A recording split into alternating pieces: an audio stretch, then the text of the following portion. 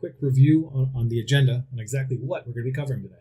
I'm going to start out with the architecture and deployment. I'm going to jump into the actual product itself and review Tenable's vulnerability priority rating, as well as begin to speak about Tenable's risk-based vulnerability management approach.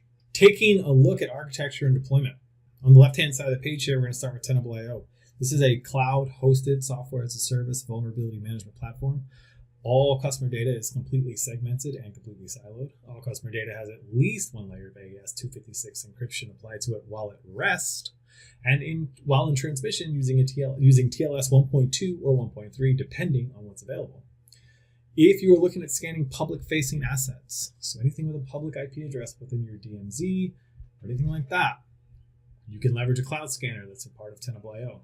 When you go to scan internal assets or anything within your internal network itself, that's where you're going to be deploying a nessus scanner. Now, you're not licensed per scanner, so feel free to strategically place these throughout your internal network, the other side of firewalls, and the other side of VPN tunnels, within different geographic locations within your organization.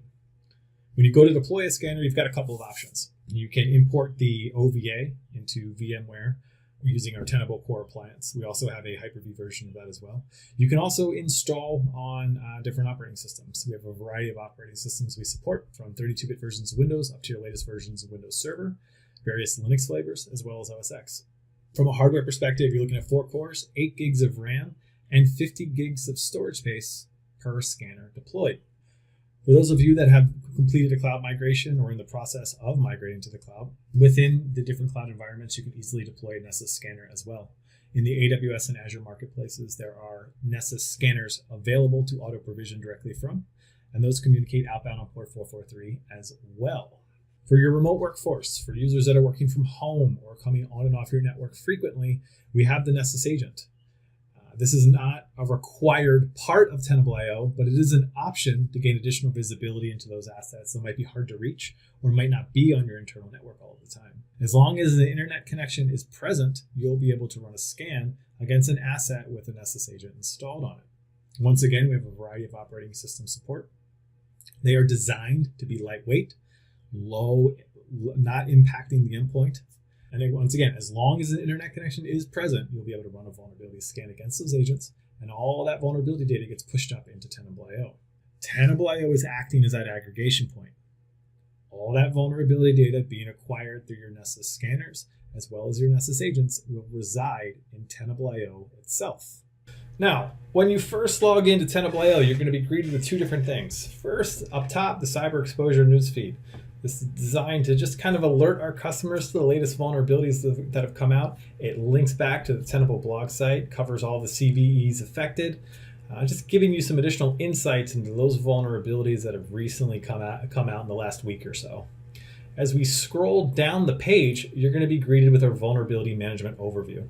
This is one of a series of dashboards that are available within Tenable IO. These are customizable from a widget perspective. What these are designed to do is give you a high-level view into exactly what's going on within your environment. We'll be breaking things down by SLA age, critical and high exploitable vulnerabilities, introducing you to some vulnerability trending as well, and showing you some additional functionality that's currently available. It's also going to introduce you to our vulnerability priority rating. This is Tenable's step into predictive prioritization. What this is doing is determining either A, the likelihood that a vulnerability will turn exploitable in the next 28 days, or if it currently has a known exploit, different attributes for that exploit. Is it something that can be executed from a remote position on the network, for instance? Or is it something that requires physical access to the asset itself? All of these characteristics are taken into consideration, and then a score is applied to that vulnerability from 0 to 10.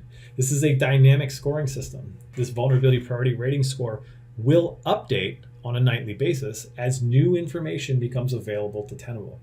We're pulling in roughly 150 different data points when we calculate this score, and we're going to be changing that on a daily basis as new information becomes available to us. All of our dashboards are designed to be exportable. So this is an easy way to start getting data out of the product if we need to, either in PDF, PNG, or JPEG format. You can schedule these exports and they can be emailed out of the platform. Take a look at all those vulnerabilities that have aggregated into Tenable IO itself. we can get a far more granular view into those vulnerabilities by pivoting over to the vulnerability workbench. This is going to be a view that's aggregating all found vulnerabilities, listing them out by severity and count, and allowing you to begin applying filters to this data so that you can begin turning these very large data sets into more meaningful, narrowed data sets. This filter I just applied is a VPR prioritization filter, where we're taking a look at found vulnerabilities with a VPR rating of greater than 9, so vulnerabilities that have been actively weaponized, and cross-referencing that with the CVSS base score of a medium-grade vulnerability between 4 and 6.9. Typically, in most enterprise environments, medium-grade vulnerabilities are not being prioritized for remediation. What Tenable is effectively saying is that a vulnerability with a VPR score of greater than 9, because it is introducing weaponized risk to your environment, should be prioritized for remediation. If we drill down into one of these vulnerabilities, we're going to list out description information and the affected CVEs, as well as solution information too, so exactly how you can remediate this particular vulnerability. On the bottom half of the page, we'll list out the affected assets, whether that's domain controllers, laptops, however you have them named, they'll all be displayed here. And if you pivot over to the output section, we'll be telling you and providing evidence as to why we're saying a vulnerability is found on a particular asset. This first asset here is pretty interesting because we queried SCCM, and SCCM is actually saying that this asset is not vulnerable. We're providing the evidence as to why we're saying it is. We're giving you the fix for this particular asset as well, either a cumulative security update or a monthly roll-up, your choice. In the case of Microsoft KBs, we are looking for 3 factors. 1, that security update or monthly roll-up has in fact been installed. 2, that if a registry key, if required by Microsoft, has in fact been modified. And 3, that server or workstation has in fact been restarted. If either one of those 3 conditions has not been met, we will provide evidences for that in the vulnerability output section here for each individual asset itself. On the right-hand side of the page, we're going to give you vulnerability information, plugin details, publication date, all the Tenable plugin specific information you'd expect to see. Exploitability information. So this vulnerability, despite being a medium-grade vulnerability from a CVSS perspective, is in fact vulnerable. There are known exploits for this. This is a vulnerability that could easily be weaponized against you, either through exploit frameworks or exploitable by malware as well. So this is something that you definitely want to prioritize for remediation to remove that risk from your environment.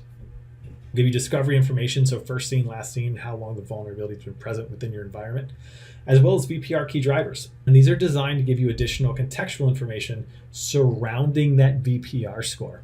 Threat intensity, threat recency, exploit code maturity, all of these different attributes come together to create that score, to adjust that score on a daily basis, as well as your threat sources.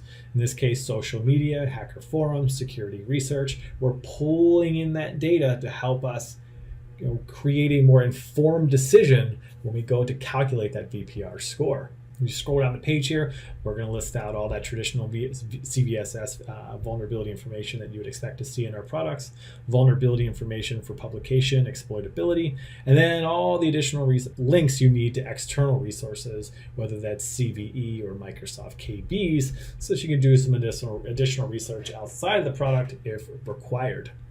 Now, from this page, we can export these found vulnerabilities if we needed to. We can also launch a remediation scan. So if I have a system administrator saying, hey, this particular asset labeled Josh is in fact been remediated, or this vulnerability found on it has in fact been remediated, you can go validate that work very easily by launching a tactical scan or a remediation scan to go out and validate that this individual vulnerability has in fact been remediated by all the assets affected by it, or for all the assets affected by it. Very quick, very easy way to validate work that has in fact the aggregation point.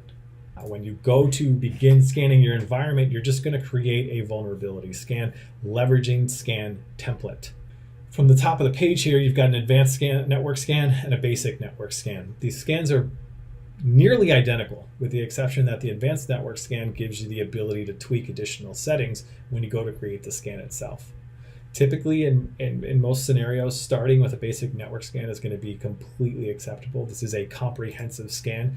This is scanning with all 165,000 plugins Tenable currently has. So all of our CVE coverage is going to be wrapped up in the basic network scan template here. When it comes to scan creation, we're taking a very layered, flexible approach. It's as simple as entering in a name, description, information, and then selecting the scanner that you want to use, whether that's a cloud scanner for scanning external resources, or if you need to scan an internal, selecting those internal linked scanners that you have linked. Now, it's important to note, you can distribute scan load across multiple scanners within Tenable IO as well. So if you decide to deploy 2, 3, 4 different scanners, you can link them up to what's known as a scanner group. Select that scanner group when you create the scan itself, and that will allow you to distribute scan load and decrease scan time. When we go to select targets during our scan creation process, we've got 3 options. First is your IP addressing, whether that's a comma separated list, CIDR notation, host name, DNS name, whatever you want to do, you can enter that in here. If you've got your network broken down by different network segments, you can enter the different network segments here, and you'd be ready to go. You can also use what's known as a target group. A target group is just a list of IP addresses that you have labeled, and you can select that label or target group here and use that for targets when you go to run the actual vulnerability scan itself. The third option is a dynamic option, and that's our tagging. That's the tagging option within Tenable IO. These are based on different rules and conditions that you've previously defined within Tenable IO, and as you run vulnerability scans, assets that meet those rules or conditions will have a tag dynamically applied to the asset. Now, you can also manually apply assets to a tag if you needed to, but it's a great way to apply ownership to different assets, or to identify different site locations based on IP addressing. However you want to do that, this is a more dynamic way of tracking assets within Tenable IO, but you can leverage that as a way to select targets when you go to run your vulnerability scans too. Another great use case here is you can use this for OS identification. So if you need to go identify all of your Windows assets, you can create a tag for that, select those Windows tags, and create more targeted scans to your Windows environment if you needed to. When we're going to create vulnerability scans, you've got the option of running either a scan with credentials or a scan without credentials. While there is a considerable amount of value in scanning without credentials, as it gives you that attacker's perspective on your network, the bulk of your scanning activity is most likely going to be a credential-based scan. That's going to pull back all those missing patches, outdated software, your Google Chrome versions, all of those low internal vulnerabilities that can be detected would require credentials themselves. There is a centralized credential management system inside of Tenable IO, so you can add in credentials, select them when you go to run a vulnerability scan, and not have to continually update it. Or you can come in here and just add in the credential set that you want to use, whether that's a pair of SSH keys for Linux operating systems, or if you're scanning a Windows-based operating system or Windows-based environment, you can enter in username, password, domain if you need to, and also this third flag right here. This is going to start the remote registry service during the scan. This is how we're going to be able to actually validate those registry keys that are required to be changed as per Microsoft's instructions to ensure that your patching program is operating at a high level of efficiency. You've got additional authentication methods available here too, with different password account management integrations, as well as leveraging Kerberos if you needed to do that. From there, it's a matter of just clicking save, and then save and launch, and you're ready to go. This is very straightforward, very easy to configure these scans. That would be an ad hoc scan there. If you want to come in and set up scan scheduling, you can do that with once daily, weekly, monthly, or yearly options here. Very straightforward, very easy to get these scans configured and set up and ran, and pulling vulnerability data back to the platform itself. Now, if there's a need to use agents, an agent scan configuration is very similar to a traditional nessus scan. The only difference being how you select your targets. Once again, it's a very layered, flexible approach, entering in name, description, information, and then from there, it's a matter of selecting the agent group that you want to use. When an agent gets linked to Tenable IO, it's going to be assigned to either a single group or multiple groups. When you go to configure a scan, you just select the group of agents that you want to scan, and then you're ready to go. When you set the schedule, Say I want to have this scan run every Thursday, 8 p.m. on a weekly basis. The scan window right here is an important part of that. This means with a 3-hour scan window that every agent has between 8 p.m. and 11 p.m. to check in, receive their scan job, run the vulnerability scan, and then upload those scan results to Tenable IO. You can modify this scan window. You can tighten it or you can expand it if you need to. You can also create custom values. If you've got scan groups that are extending into multiple time zones, it might be a good idea to extend that window up to 12 or 8 hours or something like that, just to ensure you're getting a high level of visibility with those agent scans that you've got configured. Now, if we take a look at some of these additional scan templates here, you've got your tactical scans here at the bottom. And I kind of want to highlight this because it brings up our research and development and how invested we are in pushing plugins out to detect these vulnerabilities in a timely manner. You'll notice we've got Zero Logon down here, WannaCry, Spectre, Meltdown, Solarigate. All of these vulnerabilities, we were very quick to get these vulnerability detections pushed to our product. We created separate tactical scan templates to go out and detect these vulnerabilities on an individual basis. But all of these vulnerabilities that you're seeing down here that were in the news, they were very popular, they're also a part of your basic network scan. So assuming you have a proper scan cadence in place, we're going to have you covered from a new vulnerability detection perspective, assuming you're scanning on a weekly basis. The Tenable IO is going to update automatically every night, get that latest plugin set, push that out to those Nessus scanners. All those updates are going to happen automatically, and we're going to get good visibility into all those new vulnerabilities that are coming out without the end user having to come in here and manually update, modify scans or anything like that, assuming that scan schedule is properly defined from the word go. Now that we've covered how easy it is to start acquiring vulnerability data through the creation of scans and scan templates and things like that, let's take a step back and wrap this product demonstration up. In review, we've covered architecture and deployment, Tenable's vulnerability priority rating, and how that allows our customers to prioritize remediation efforts by targeting vulnerabilities that introduce weaponized risk to their environments, as well as how intuitive and easy it is to actually configure vulnerability scans today, either using the Nessus scanners or Nessus agents to ensure we're getting a very high level of visibility across. Today in Tenable IO, we have 5 pre-configured roles. Those are basic, scan operator, standard, scan manager, and admin. One role which we do not have is a credential manager role, and what I'm going to show is how you can simulate that role using the basic role. So the purpose of a credential manager is to be able to go into the system, enter credentials, and then to share those with other users, notably people who are running scans, so they can use those credentials in scans without having to share them using an Excel document or over a piece of paper. So let me run through how you would do this. So I've created a new user and I've named him credential manager. As you can see here, I've set him up as a basic user. Now, the basic role is intended to be a read-only role. One of the very few read-only actions is that they can actually create and share credential objects in the system. So I'm going to show here that I can, I'll impersonate a user. I'll impersonate this role, and I'm going to go to the settings section, look at credentials. And what I've done already is I've created 2 credentials, and one of those credentials, these are both Windows credentials. One of those credentials I've shared with the standard user, so standard@sandbox.io. The other credential I did not share with anybody.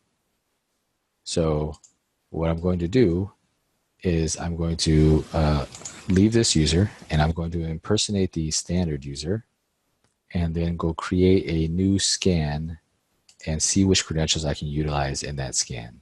So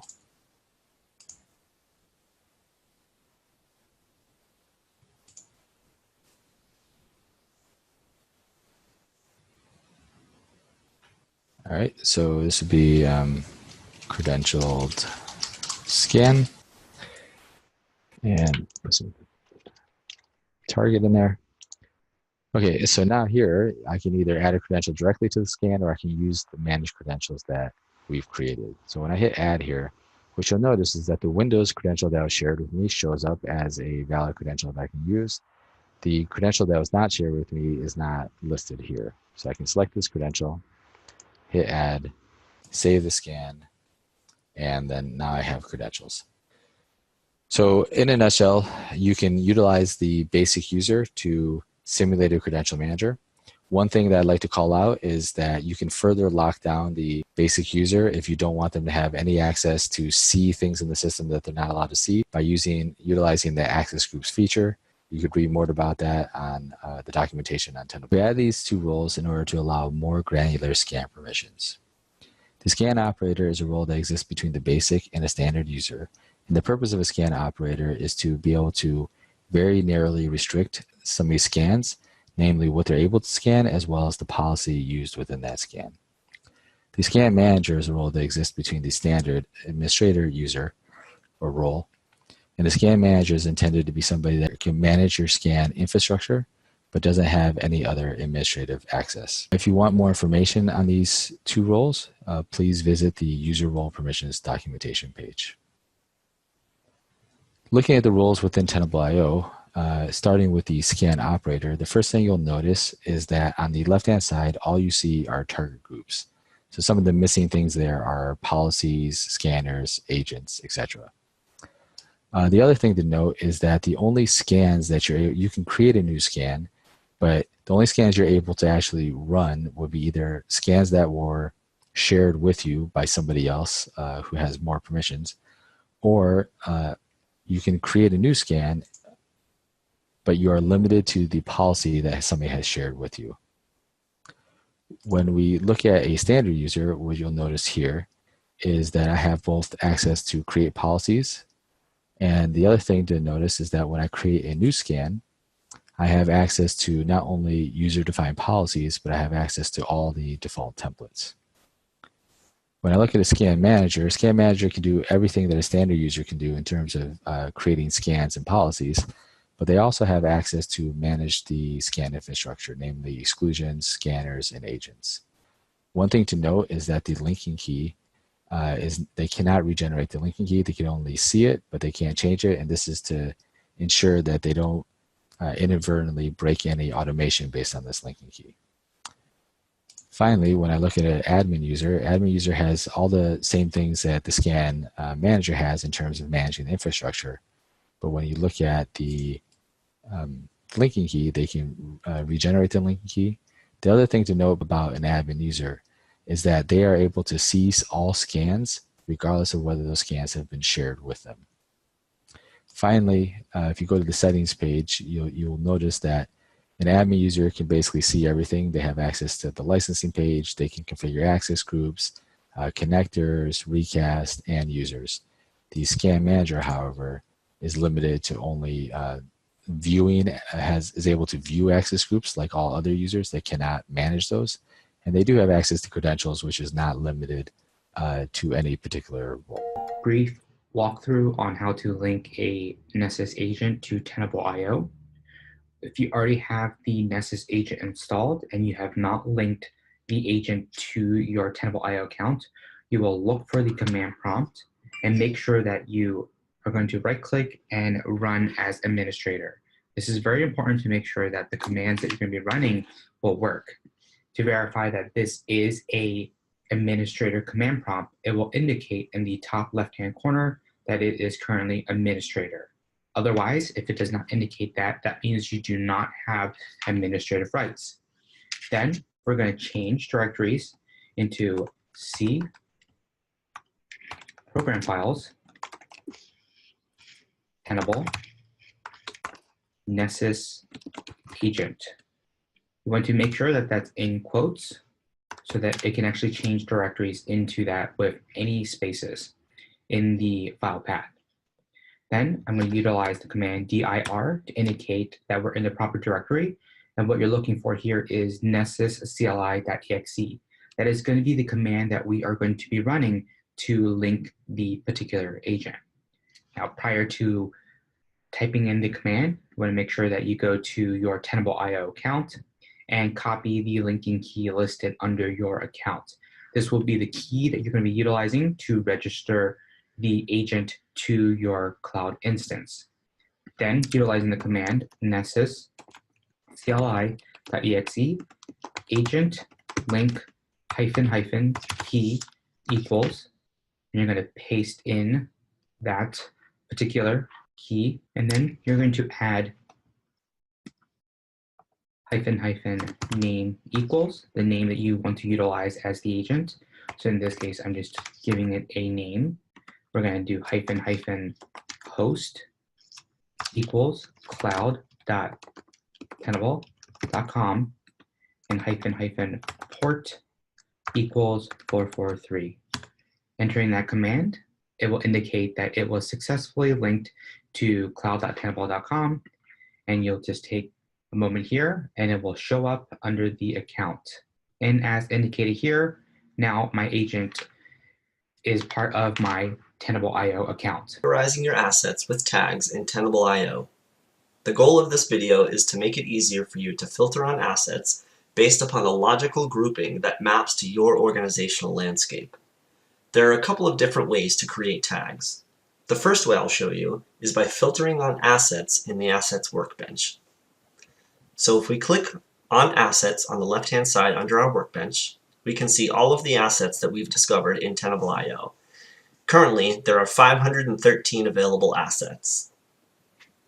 If we click the Advanced link and create a filter for a specific IP address range, we'll be able to narrow the results.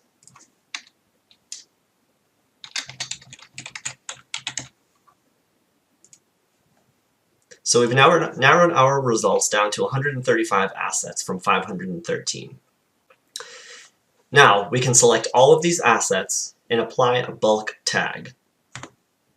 After we've selected all of the assets, we can click the Add Tags button. From here, we have to create a category and also create a value. So the top level category that I'll create will simply be called Network Ranges. And for the value, we can call this our 10 network.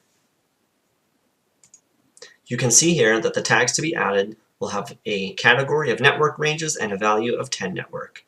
When we click the Add button, all of those assets will now be tagged accordingly. Next, let's create a dynamic asset tag. To do this, first go to Settings. Then click on Tags from the left-hand menu. You can see the tag that we previously created with a category of network ranges and the value of 10 network. Next, we'll create a new tag. For the category, let's create a new category called Operating Systems. For the tag value, which is optional, we'll choose Windows. You can also choose a category description and a value description if you'd like to be more verbose in naming. Next, we can check the box to apply automatically with rules. Since this tag will filter on only Windows operating systems, we'll choose Operating System from the filter list. In the matching section, we'll choose Contains.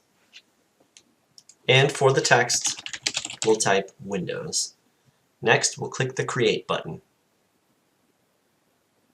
Now we have a dynamic tag with a category of operating systems and a value of Windows. This tag will automatically be applied to any new asset that has been identified as a Windows system. Next, we can repeat the process for our Linux systems. We'll create a new tag, select our existing category for operating systems, and create a new value for Linux. Again, we'll click Apply Automatically with Rules, go down to our operating system filter, set Contains and a value of Linux, and click Create. To use these tags, you can go back to the dashboards and click on the Assets workbench. If we click on our advanced filter, we can now see that these tags populate the list of available filters at the bottom. We can choose to filter on our operating system tag that contains the value Windows. This video will cover launching a basic network scan in Tenable IO. The goal of this video is to identify vulnerabilities in your assets by using a non-credentialed network scan. This type of scan is great for running assessments against assets that you do not have credentials for. To begin, navigate to the Scans section. Click the New Scan button. The template that we'll use for this is called Basic Network Scan. Enter a scan name and, if desired, a description and a folder to put the results in. Choose a scanner based upon the assets you wish to scan. If you're scanning public assets that you own, choose one of the available cloud scanners in a region that is close to your targets. If you are scanning private assets, choose a scanner that you have deployed within your network. In this example, we'll be scanning private assets. Next, enter the IP address ranges or DNS names you wish to scan. When finished, simply launch the scan.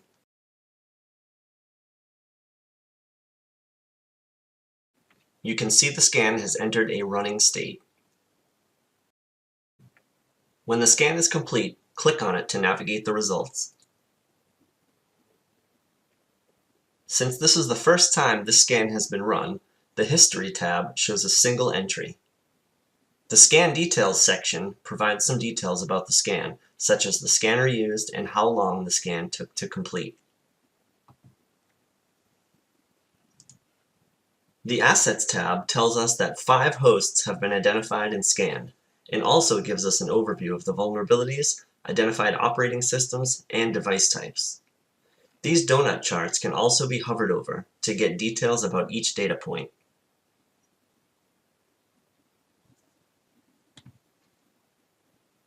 The Vulnerabilities tab lists all discovered vulnerabilities across all assets in the scan. The overview charts provide an at-a-glance view of common metrics related to vulnerabilities, such as severity, exploitability, and more. The Remediations tab provides a concise list of vulnerabilities that you can prioritize to reduce risk on assets in this scan. For example, updating the Linux kernel will resolve 11 vulnerabilities on one asset.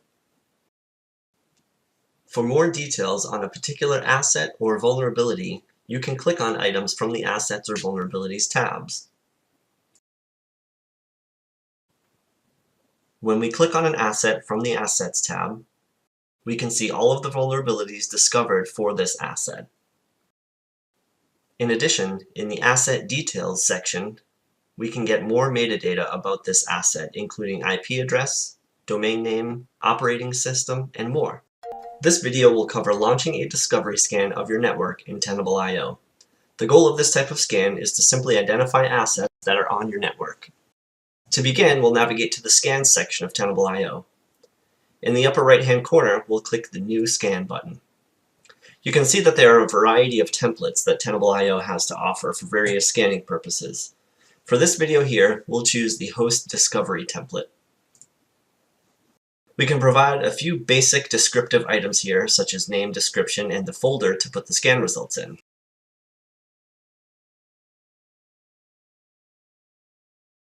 When it comes to choosing a scanner, it depends on what types of IP addresses or domain names you wish to scan. If you're scanning private internal IP addresses, you'll need to choose a scanner that is deployed locally on your network. If you're choosing to scan public internet-facing IP addresses or domain names, you can choose one of Tenable IO's built-in cloud scanners. It's a best practice to choose a scanner that's located in close proximity to your targets if they are public assets.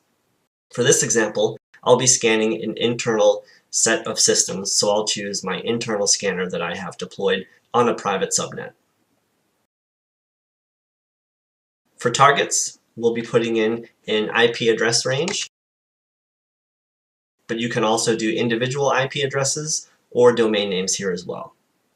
One of the things that I like to do for discovery scans is make one minor change to the scan template. In the discovery section, for the scan type, I like to change host enumeration to OS identification. This causes the scan to get a little bit more information about the assets that you're scanning instead of just returning whether or not they respond to a ping style request. From here, we can either save the policy or directly launch this scan.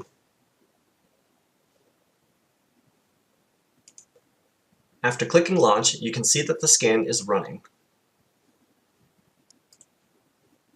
Once the scan completes, you'll be able to tell by looking at the check mark in the column to the right. After the scan completes, you can click on it to review the results.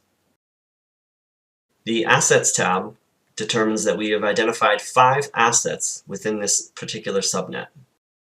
If we navigate to the Vulnerabilities tab, we'll be able to see that we have ping the remote host, nessus scan information, as well as OS identification. So this will give us information about systems that were up during the time of our scan, as well as some operating system related identification. Now the PCI ASV workflow starts with you determining the scope of your cardholder data environment. Using the PCI quarterly external scan template, you're going to want to enter all of the assets in scope for your PCI network and scan them. If necessary, you can chunk up your PCI scans into multiple scans.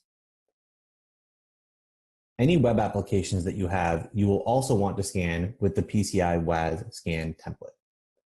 Once you've run those scans, navigate over to the Scans Results UI and view the results.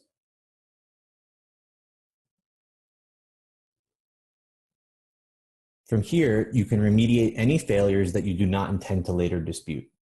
The PCI program guide requires that any vulnerabilities with a severity of medium or higher must be remediated. Once you've done so, relaunch the scan and continue that process until you've achieved a clean scan. A clean scan means that any failures that you do not intend to dispute have been remediated. And once you've achieved that clean scan, you can use the Submit for PCI button to submit the scan to the PCI application. When you submit the scan to the PCI application, they will appear on the New Scan Results tab. Select all of the scans that are in scope for your cardholder data environment and start your attestation. This will create an attestation report on the Remediation tab. And from here, you'll complete all of the forms and add disputes for each of the failures that you're disputing.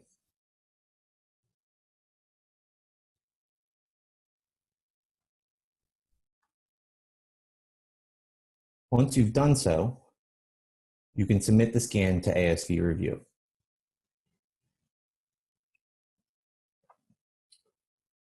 When the scan is in ASV review, you'll sometimes notice that information has been requested by the ASV, which means they need more information about the dispute that you've created. If I drill into this and look at the Disputes tab, I can see here that one of my disputes has been failed, and another one of these disputes has some information requested about it.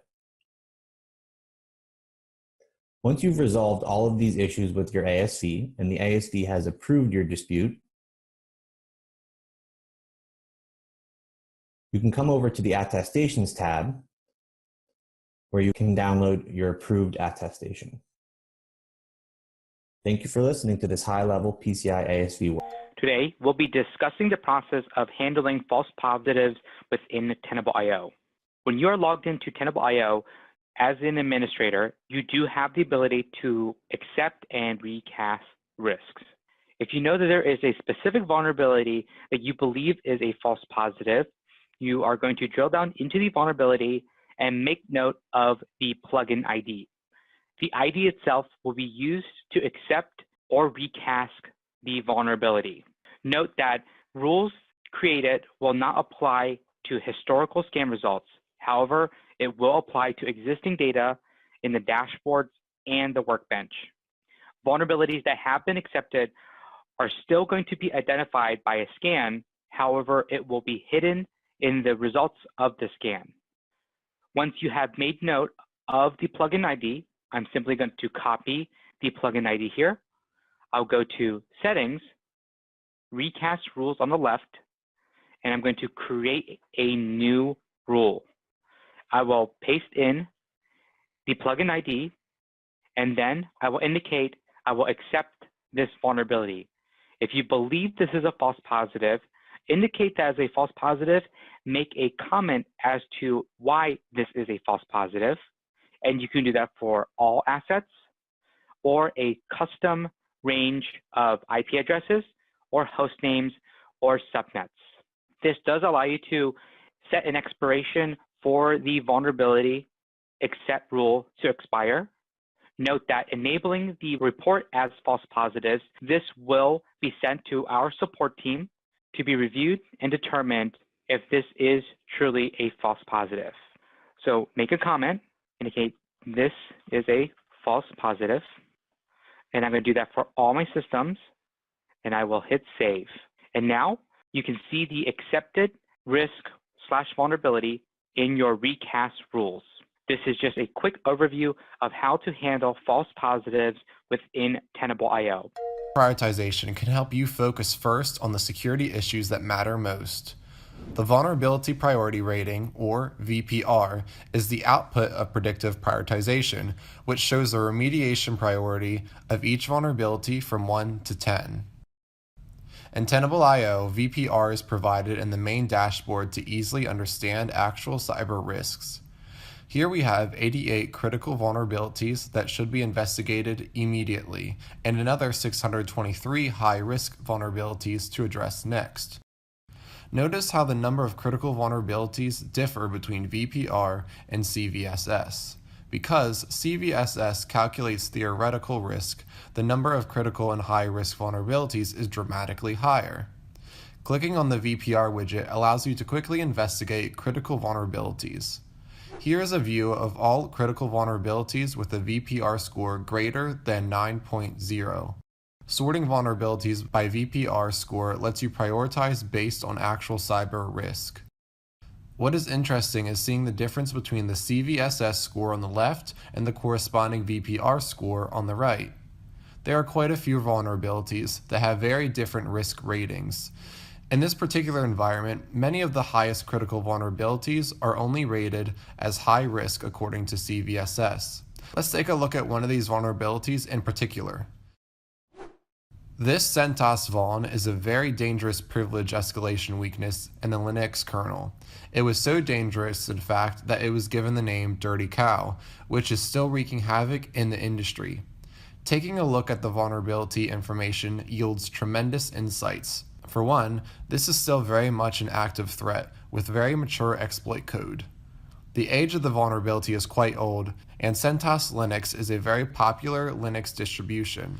As a result, the VPR score is a 9.8 compared to a CVSS score of 7.8. If you are prioritizing vulnerabilities based on predictive prioritization, this Dirty Cow vulnerability would be at the top of your remediation queue, along with other vulnerabilities that have been or will likely be. The network feature, which helps customers handle overlapping IP environments. To configure networks, first you go to the scanner section within Tenable IO, and you'll notice that there's a new tab here called Networks. Now, one of the main use cases for networks is when you have two environments that have the same IPs, same IP layouts or overlapping IPs. That often happens when you have, let's say, a retailer with multiple stores in different locations that are all configured the same way. In this case, I have a San Francisco store and a Seattle store. One thing to notice is that there's a default network for any scanner which is not assigned to a user-defined network. Now, to add a scanner to a network, you click on the network, and you can just hit the plus button, and that will move the scanner into a network. And if you click on the X here, it will move the scanner out. Now, in this case, I've added the Seattle scanners to my Seattle network. That's all you have to do to configure networks. Now, when you configure a scan job, the scanner selected as part of that scan job defines the network property that will be applied to every single asset discovered by this scan. Now, I've already run this scan, but when I go to the asset workbench, you can see here that I have 6 total assets, but really these are only 3 of these are duplicated. And the reason they're duplicated is because some of these are part of the San Francisco network, and some of these are part of the Seattle network. So for instance, if I looked at the 231 asset, you can see here that this is actually the 231 asset that's part of San Francisco. However, if I looked at the second 231 asset, you can see that this is actually part of the Seattle network. So this is the main purpose of networks, which is to allow you, when you have 2 assets that have the same IP address but are actually referring to different assets, to be able to separate those 2 and to create 2 separate assets in Tenable IO. Before the network feature, these would have been collapsed into a single asset, so you would have had a corrupted vulnerability history. Now this is an MVP feature, so one thing I want to call out is that not all features within Tenable are network aware. Some of those that are not network aware include access groups, dashboards, and recast. Places which are network aware, or features which are network aware, are the export APIs, the asset workbench. So for instance, I can go in here and select network name, and that will show me only those assets within the network. Tags, where I can do the same. I can define a dynamic tag based on the network name. And the exclusion, the scanner exclusion rules. Thank you very much. And if you have any question, please refer to the online documentation or talk to your Tenable account representative.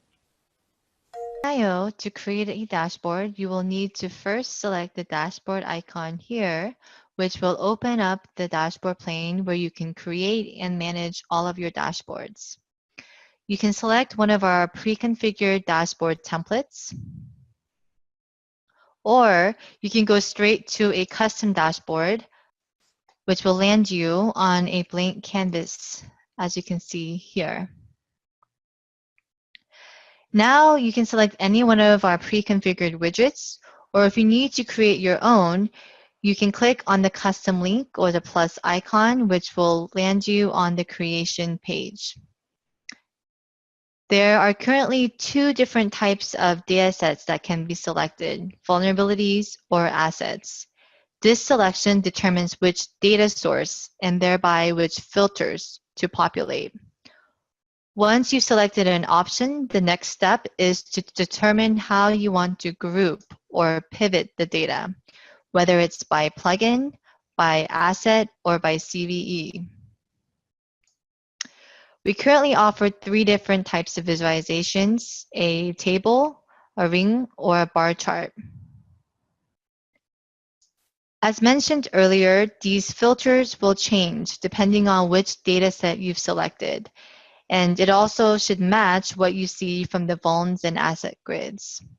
I'm going to go ahead and select VPR.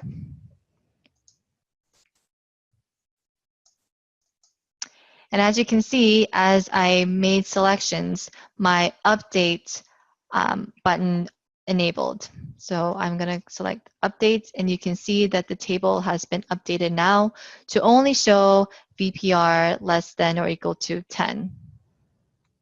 Once I've defined my widget, I can then change which columns to show, how to sort, in what direction, and how many results to display. Lastly, if I wanted to change the order of the columns displayed, I can do so by first unselecting the columns, then selecting the columns in the order that I want to display. So I'm going to select asset first, VPR next, vuln third. And as you can see, the widget has updated with the columns in the order that I've selected.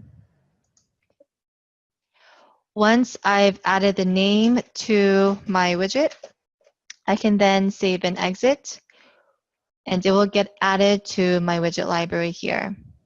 Once added to the library, I can add this widget to any of my dashboard, be it a template or a custom dashboard.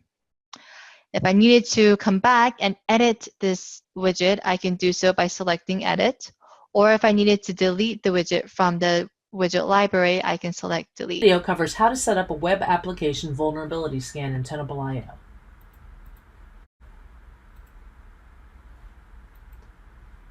The web app scan is the best template to use for a full web application assessment. Note this template is only available with the Tenable IO web application scanning module. This policy will find vulnerabilities in your commonly used web applications such as Drupal, WordPress, and so forth. While the default settings are good for most web application scans, one setting you should look at is the scan max time in the advanced section. Web scans can potentially be quite lengthy. Note this has a default value of 8 hours. You may wish to reduce this time depending upon the needs of your web application. A few types of credentials are supported. HTTP server authentication supports BASIC and NTLM. Web application authentication supports a login form, cookie authentication, and Selenium authentication. Let's look at Selenium authentication for a moment. So there's something here that says for Chrome extension. You can download the Tenable Web Application Scanning extension from the Chrome store. Just search for Tenable Web Application Scanning. This extension streamlines the creation of Selenium scripts. If you have a script, simply upload it here.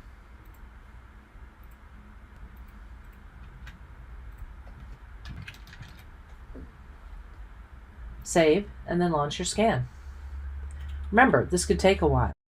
My test scan takes about an hour to run. A complex site could take much longer. Once your scan is complete, be sure to check the notes section if there is one, as it could contain valuable information.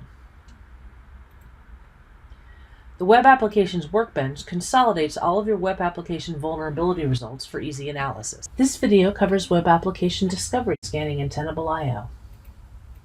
To launch a web app discovery scan, start a new scan and click on the Web Application tab from the Templates menu. For discovery, the Legacy Web App Scan is the best template to use currently. This template is basically a network discovery scan with CGI scanning options enabled. Name your scan and select the appropriate scanner. Always select the scanner that's closest to your intended targets. Since I'm going to scan internal targets, I'll choose a scanner that I have deployed behind a firewall. Enter the target IPs or host names that you wish to scan. The default options are fine for most discovery scans. I won't add credentials either, since I'm just testing ports to see what web applications are available and running. You could customize these settings further if needed to cut down the length of the scan, for instance if you have a large target network with many web applications.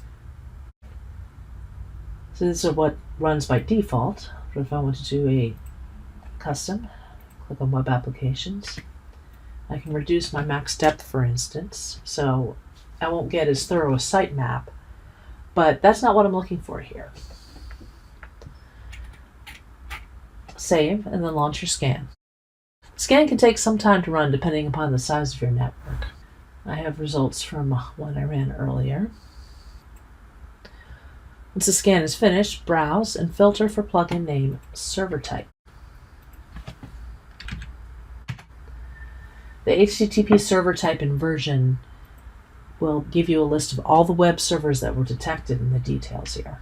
You see I have a couple different types of web apps that were discovered, or web servers rather.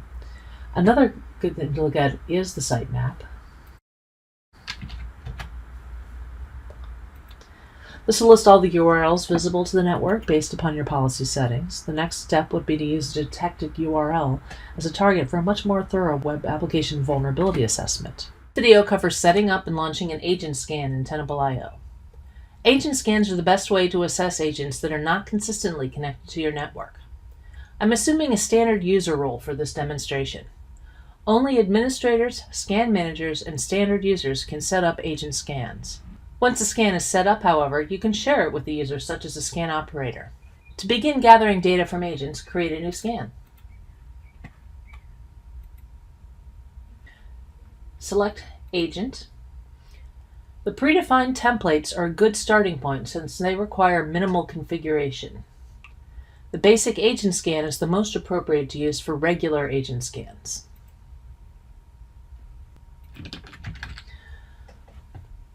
Name your scan and choose an appropriate folder in which to store results. Next, select the agent group to assess. Choose your scan window based upon the stability of the agents. For instance, if systems maintain a stable connection and are always available, you can use a shorter scan window. If you're scanning an agent group that contains remote systems without consistent network connectivity, use a longer scan window. This allows more time for those systems to report their results. It's a best practice to place these types of agents within the same agent group. For this demonstration, I have stable agents, so I'll choose a shorter scan window. Schedule the scan to run at regular intervals. I'll schedule this to run daily.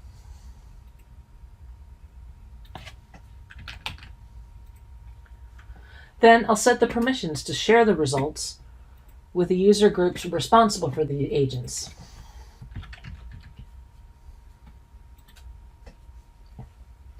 You may notice that there's no Credentials tab. That's because all agent scans are by default already credentialed scans. Save and then launch your scan.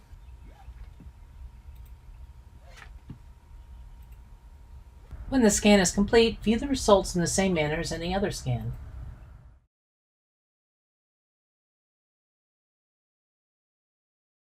Tenable IO uses connectors, including third-party data connectors, to import assets from other platforms. This furthers the reach of your asset discovery process to cloud providers and other data sources automatically and directly from the Tenable IO console. To begin, we will navigate to Settings and then click on Connectors. If we click the Add button, we can see a list of the available connector types. There are two main types of connectors, those for asset management as well as for container security. Notice the top section has a list of third-party vendors. Configuring these will import any assets that exist inside of them directly to Tenable IO, along with some associated metadata. If you are using the container security application in Tenable IO, you can also add connectors to pull in images from these supported registries, or view the image analysis gathered from your deployed Tenable container security scanners. It is important to note that using these connectors to discover your assets requires you to configure the platform the connector will integrate with first, and then create the connector. In this video, we will be using Amazon Web Services as the example, and what that means is, before adding the AWS connector, we must first configure AWS to allow the connector to function and gather data. Those instructions are available here in the Tenable documentation site for AWS, as well as all of the other connectors that Tenable supports. Looking at the configuration details of this connector, there are two methods of integrating with AWS. You can enter an access key and secret key, or use auto-discovery, which allows you to automatically discover all accounts within one AWS organization. Alternatively, you can add additional accounts manually. Next is configuring the CloudTrail's access. The connector uses CloudTrail to monitor the state of your assets, for example, stopped or running. To add a new CloudTrail, click the Add button. Tenable IO will connect to your AWS account and identify all available CloudTrails. Select the one you would like to use for this connector and click Done. Lastly, schedule how often you would like the assets to be imported.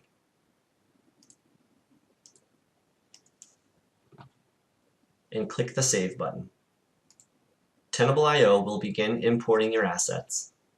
To identify assets gathered from this connector, navigate to the Assets workbench.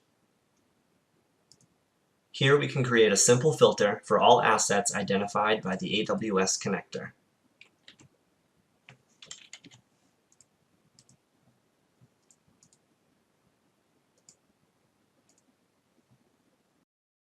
A credentialed scan in Tenable IO. Credentialed scans perform local checks on your assets using tools such as NetStat or WMI. This provides the most comprehensive and reliable data. The credentialed patch audit template is the simplest to use for this type of scan. You could also use the advanced network scan template if you want to have more refined control over the policy settings and plugins. For this demo, we'll be using the credentialed patch audit.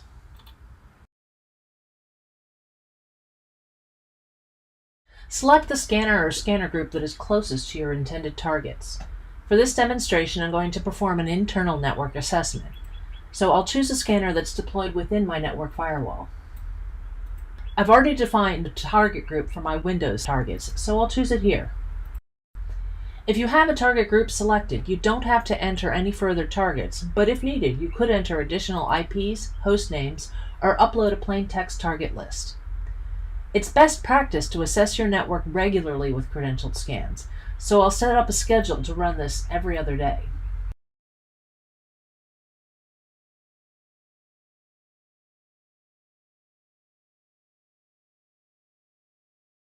Since I'm assessing Windows assets with this scan, I'll configure a notification to email scan results automatically to all members of my Windows team.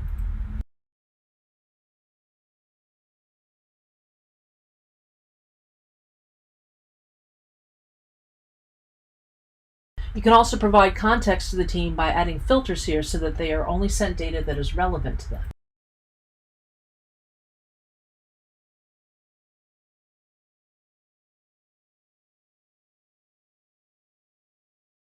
Be sure to change your operand here to say any or all, depending on what you're trying to do. Any would mean a logical or, so high or critical. In case they need more information, you could also give those team members view access to the full scan results.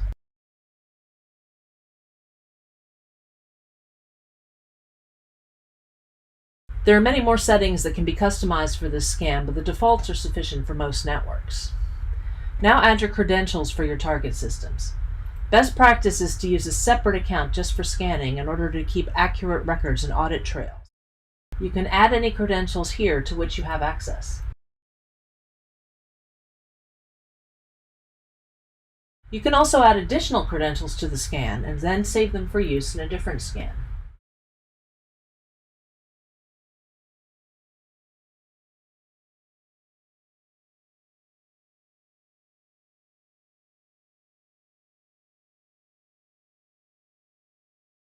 Save your scan and it will launch at the set schedule.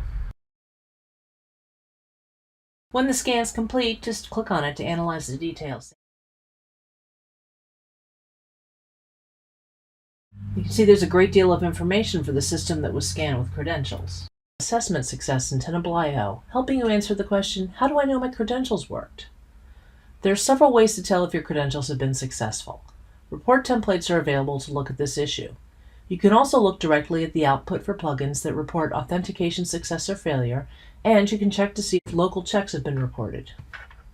Start here from the main vulnerabilities workbench. A chart shows you how many vulnerabilities have been discovered using credentials. If nothing shows here, you should check to make sure you have the proper credentials in your scans. Another thing you can look for here is whether local checks have been run. Local checks are plugins that require credentials. To do that, filter on plugin type is equal to local.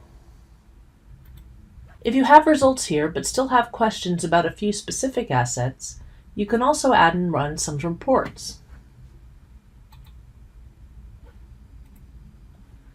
The credentialed scan failures report relies upon the output of plugin 21745. This plugin will report if credentials fail on a target. If you use SSH credentials, the elevated privilege failures report is also useful.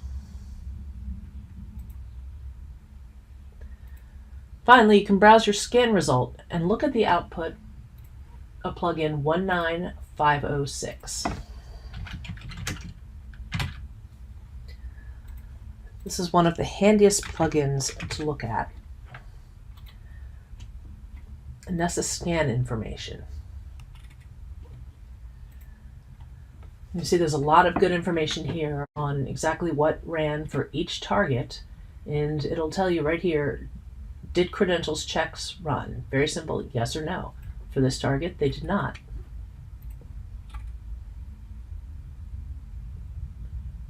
For this target, they did. This network monitor greatly increases your ability to detect all the devices that are communicating on your network. Results are automatically imported into the scan results section. Note that the hosts you can view are filtered based upon your Nessus Network Monitor settings. You can drill down into the details of a particular host. You can export into a variety of report formats. By default, Nessus Network Monitor imports results every 60 minutes. However, you can adjust that setting to align with the report frequency in your Nessus Network Monitor. For instance, I'm going to adjust it here to import every 15 minutes. These results also import into the Assets workbench. Here, I am going to filter on the source so that you can see what has been detected only by Nessus Network Monitor.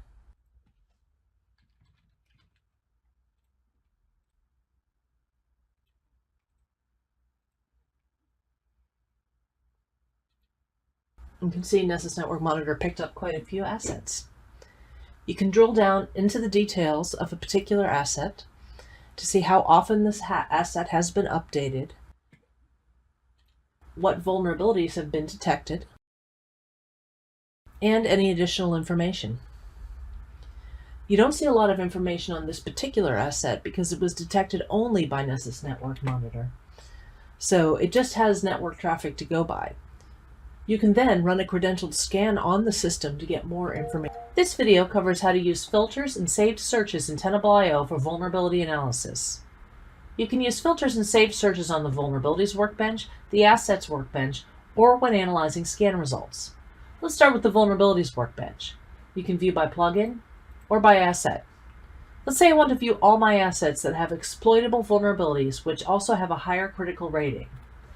So I can click here on Advanced.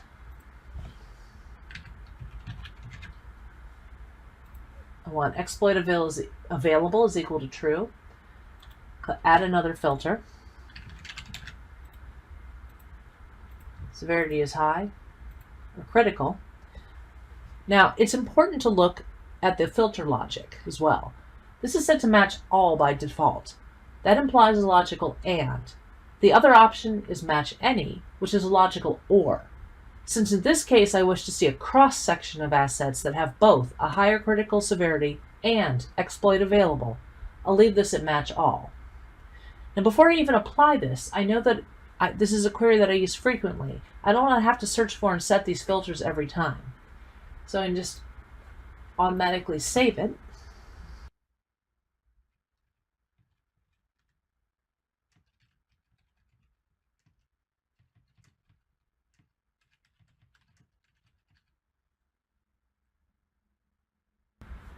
Now it's applied. But if I log in and have no filters, I just now can click on my saved and the filters automatically load and apply. Now, since scan results and workbenches have separate databases and different filter sets, the saved searches are also separate for those. So let's look at a scan result. I don't have any searches saved for scan results yet, but you can also set them the same way here.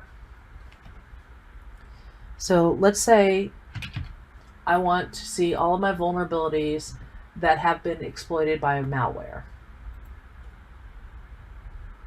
Now I've applied it, but I haven't saved the search yet. But I can go back up here. The number one it means that there is one filter set. So you can see 2, 3, etc. It just means the number of filters that are set. So I click on Save Search.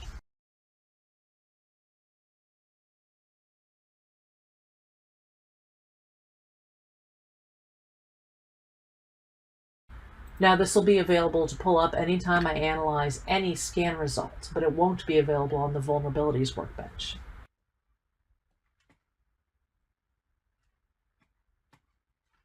The Assets workbench also has its own filters and saved searches. Here, I want to look for any assets that have been tagged with the operating system contains Linux that I have not performed a Nessus vulnerability scan on.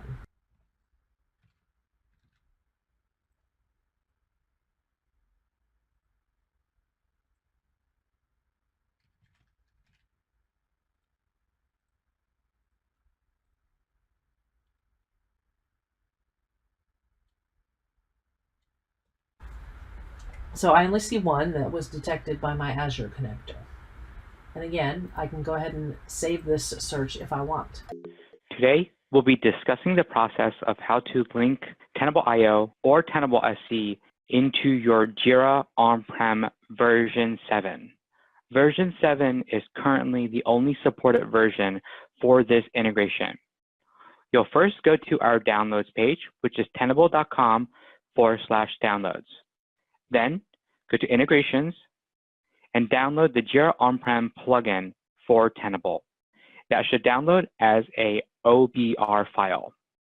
Once the file is downloaded, you'll go to your Jira as the administrator and go to settings and add-ons. Then you'll be taken to manage apps and you'll upload the OBR file. You can then proceed to upload the file and the add-on will now be installed on your Jira on-prem. Once installed, you'll be able to see that the add-on plugin is now included. Then you can go into the modules and see what has been added. If you are strictly using Tenable IO, you can disable the Tenable SC portion. If you're using Tenable SC, you can disable the Tenable IO portion. Refresh the page, and you'll now see Tenable IO configuration and Tenable SC configuration that is available. Go to Tenable IO, and here is the address for Tenable IO, which is cloud.tenable.com. You'll enter your access key found in Settings, My Account, API Keys, and generate your key. You'll see your access and secret key. That is where you'll enter the access and secret key for the Tenable IO configuration. You can also specify the vulnerabilities and the sync time. In this case, I'm going to set for June 1st. And you can determine what the lowest severity will be imported, either that be low or informational. You can set the interval, default being 60. I will then select the project. You can create a project for the Tenable IO vulnerabilities so that there is a separate section in your Jira for the Tenable IO vulnerabilities. I will then save, and that will now link Tenable IO vulnerabilities into your Jira on-prem. For Tenable SC, very similar process. You'll enter the Tenable SC IP address, the username, and the password. The sync of the vulnerability since, the lowest severity, the interval, and then similarly, you can create a project for your Tenable SC vulnerabilities, and you can save. Now I'm going to drop down, and I can see my projects, and you'll now see the vulnerabilities from Tenable IO or Tenable SC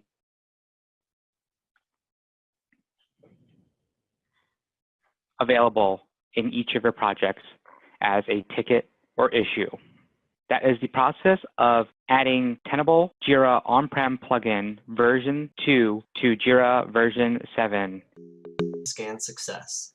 The goal is to ensure all discovered assets have been scanned and to identify assets that do not have scan data associated with them. There are multiple ways to do this, and you should start with the simplest method, which utilizes the Assets Workbench. The Assets Workbench is a great place to start, as it lists all assets discovered by Tenable IO. These assets can be discovered through integrations with cloud providers, third-party products, Nessus scanners, and Nessus network monitors. Here you can see that there are 293 assets across the environment. The Assets Workbench lists the domain name, IP address, operating system, last seen timestamp, and the discovery source. For example, the assets in this list have been identified using the Amazon Web Services connector. Now that you have a list of assets, you need to determine which assets have been scanned for vulnerabilities. The easiest way to accomplish this is to use a filter. Click on Advanced in the top navigation bar. For the filter criteria, choose Has Plugin Results. Leave the operator as is equal to, and leave the value as true. The results show that only 10 assets have been scanned by some method. The top half have been scanned by a nessus scanner, as shown in the source column. In the bottom half are web applications, which have been scanned by the web application scanner.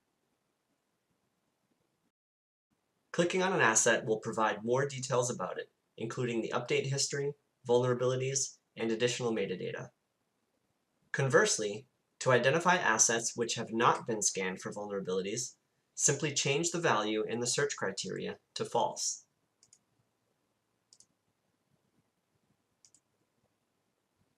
The result is a list of assets you need to scan for vulnerabilities, as they present an unknown risk to your organization. It can also be helpful to tag these assets for easy identification. Simply select all of the assets in the list and click Add Tags. For the category, create a new one, such as Assessment Status.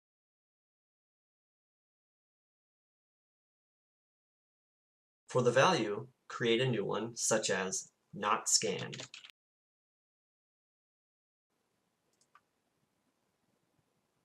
Now you are ready to begin conducting vulnerability assessments on these assets.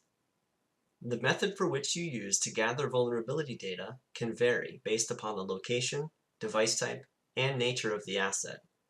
A combination of deployed nessus scanners and nessus agents. I'm going to show you how to launch a malware scan in Tenable IO.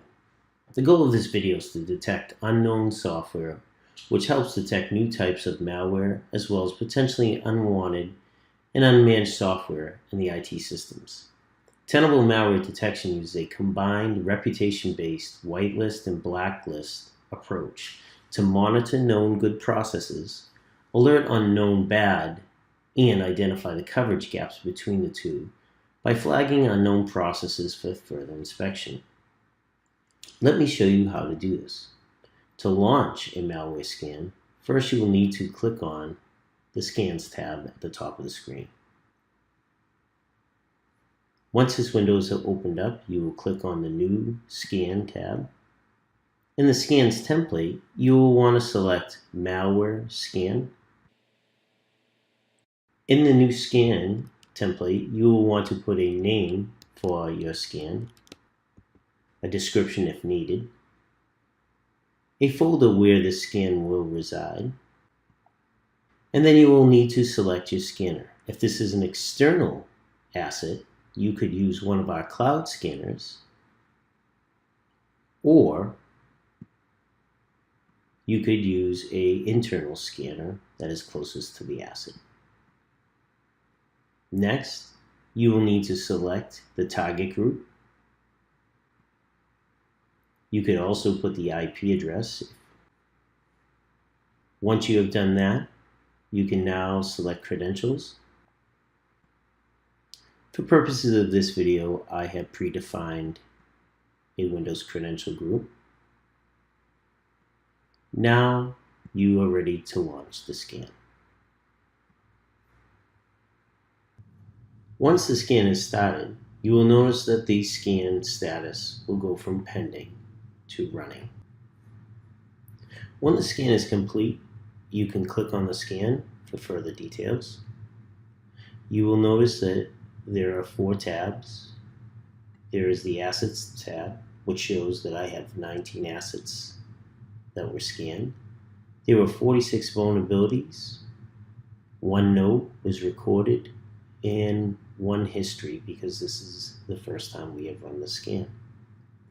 If you want to see additional details about an asset, you can click on that asset. And now you can see all the vulnerabilities that were detected on that asset, as well as further details such as the IP address, DNS name, the OS, when this scan was started and stopped, and how long it took. This video will discuss using Vulnerability Priority Rating, or VPR, to effectively prioritize remediation efforts in your organization. The VPR functionality in Tenable IO does a great job of identifying the real-world risk of vulnerabilities in your organization. As you can see, based upon CVSS scores, there are 119 critical and 623 high rated assets in this environment. However, based on the VPR calculations, this comes down to 91 critical and 194 high assets, greatly reducing the amount of remediation required across the two severity levels. Even with this reduction, it can be helpful to further narrow down the data, as different analysts may need different types of information. For example, to narrow down the most critical assets based on VPR to Windows system vulnerabilities, we can chain filters together. First, create a new filter and set the first filter criteria for a VPR of 9 or greater.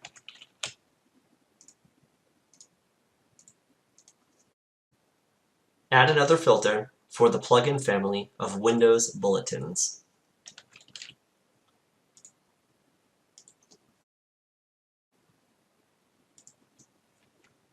As you can see, the number of assets have been narrowed down even further to Windows patches that need to be applied, which can easily be disseminated to the appropriate team members. Another useful method is to combine a VPR filter with tags. We'll choose the same VPR rating of 9 or greater. Next, we'll add another filter based upon a previous tag that we have created based on operating systems. In this example, we'll choose Windows. The benefit of this type of filter is that it will show vulnerabilities which affect both the operating system as well as third-party packages such as web browsers. A similar filter can be applied for Linux systems by leveraging pre-existing tags. Another helpful filtering method is to combine VPR rating with existing tags that are based on integrations. In this example, we'll create a filter that shows VPRs with a high or critical rating that exist in Amazon Web Services EC2 instances located in the United States. These filters can be as specific or as broad as you would like, depending on how your organization is laid out and who is responsible for your assets. This video will discuss scanning assets using the pre-authorized Amazon Web Services Nessus scanner. The pre-authorized scanner can be deployed through the Amazon Web Services Marketplace and provides tighter integration with your AWS environment. For deployment and configuration, consult the Integration Configuration Guide for the pre-authorized scanner in the Tenable documentation. Once the scanner is deployed and connected to your Tenable IO environment, you can use it to launch a scan. Navigate to the Scanners section and verify the scanner has connected. Here we've given it a name to easily identify it as an AWS scanner. Create a new scan. Choose the desired scan type, such as a basic network scan or a credentialed patch audit.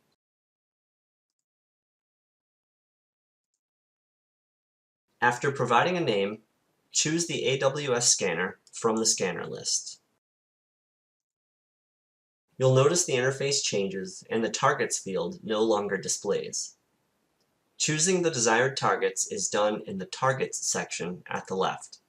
Because the scanner is integrated with your AWS account, EC2 instances in the same VPC as the deployed scanner will be displayed. Note that this scanner also supports targets in peered VPCs if your configuration is set up in such a way. There are two options when selecting targets. You can choose individual targets to scan by checking their boxes, or select the option to scan all targets. Scanning all targets will automatically scan any running EC2 instances that the scanner can access at the time of the scan. Configure any additional scan options as desired and launch your scan.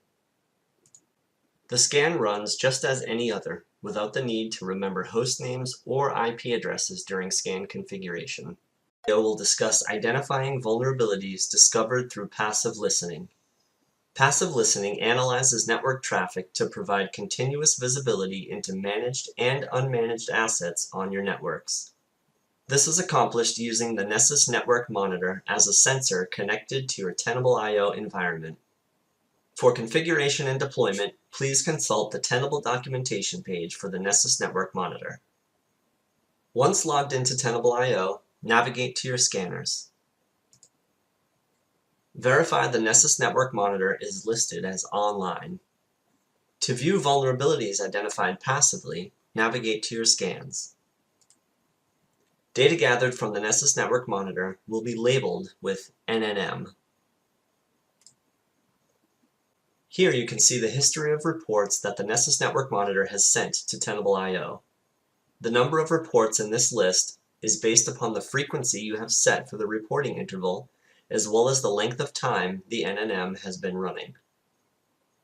As you can see, this NNM has reported to Tenable IO 4 times. The other 2 tabs represent the number of discovered assets and vulnerabilities. The current report from NNM shows 744 vulnerabilities across 343 assets. Clicking the Vulnerabilities or Assets tabs provide a similar view as their workbenches in the dashboard. This familiar view allows you to easily use the same filtering options. For example, you can filter on critical severity vulnerabilities. Analyzing the data is easy, as clicking on an item in the list provides more details about the vulnerability. For example, the Nessus Network Monitor has detected an older version of Mozilla Firefox being used on the network. Here you can see rich information about the vulnerability, including metadata as well as a list of hosts which were observed using the outdated browser. These vulnerabilities have been discovered without running any active scans and are gathered by monitoring network traffic across your environment. This video will cover using tags to create meaningful asset groupings for the purpose of identifying gaps in scan coverage and leveraging additional data sources. First, navigate to the Tags section. The first set of tags we create will relate to the type of data gathered on our assets. When creating a new tag, we must first define a category. We will call this one Data Gathering. For the value, we will start with identifying assets which have Nessus scan data but no data from the Nessus Network Monitor. We will call the value Nessus without NNM. We can dynamically apply these tags to assets by clicking the checkbox. For the filter criteria, we want to define the source as coming from Nessus.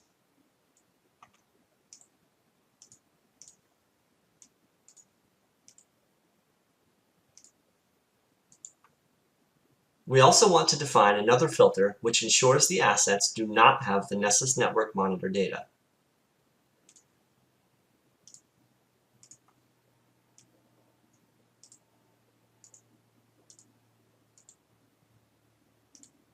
Click Create. Assets matching this tag can give you an idea of where to place additional Nessus Network monitors to passively monitor your assets in between scans. Now, let's repeat the process to identify assets which have Nessus Network Monitor data but no Nessus scan data. We'll choose the existing data gathering category and add a value of NNM without Nessus. Set the source filters to contain NNM and not contain Nessus.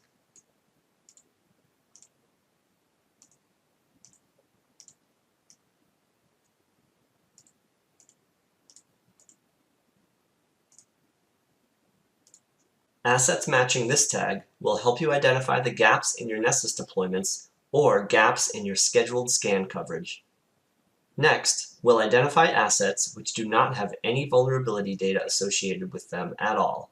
Choose the existing category and define a value as no vulnerability data. We will exclude all sources of vulnerability data, which include agents, Nessus Network Monitor, and Nessus.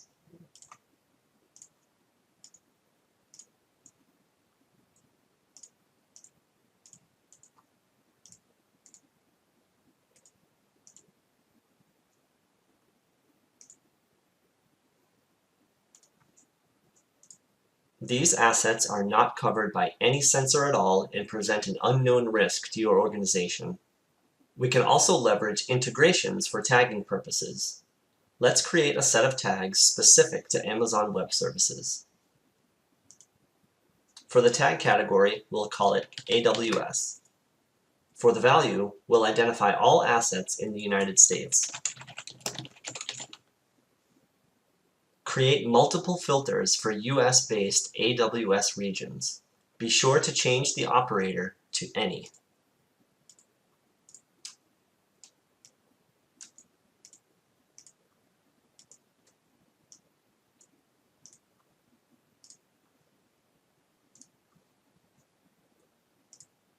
Lastly, let's identify all US-based AWS resources which have not been scanned by Nessus. Use the existing category and create a new value such as United States no Nessus data. For the filter, use the existing tag we just created, as well as a filter for no Nessus data.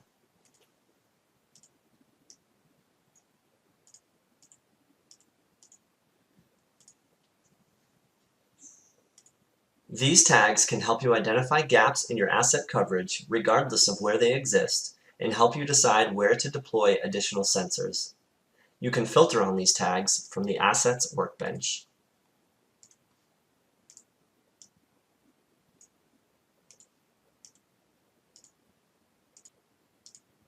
Today I will demonstrate tag-based scanning, which allows you to use asset tags to define targets for your Nessus scans. Tags allow customers to create dynamic groups of assets based on business criteria or asset ownership. An example would be a tag based on operating system values. Make sure your tags are properly configured before you use tag-based scanning. For this demonstration, I will use a tag based on operating system values. Let's configure a basic network scan. Give it a name. Select the scanner that you want to use. From this drop-down, you can see all the asset tags that are available to you.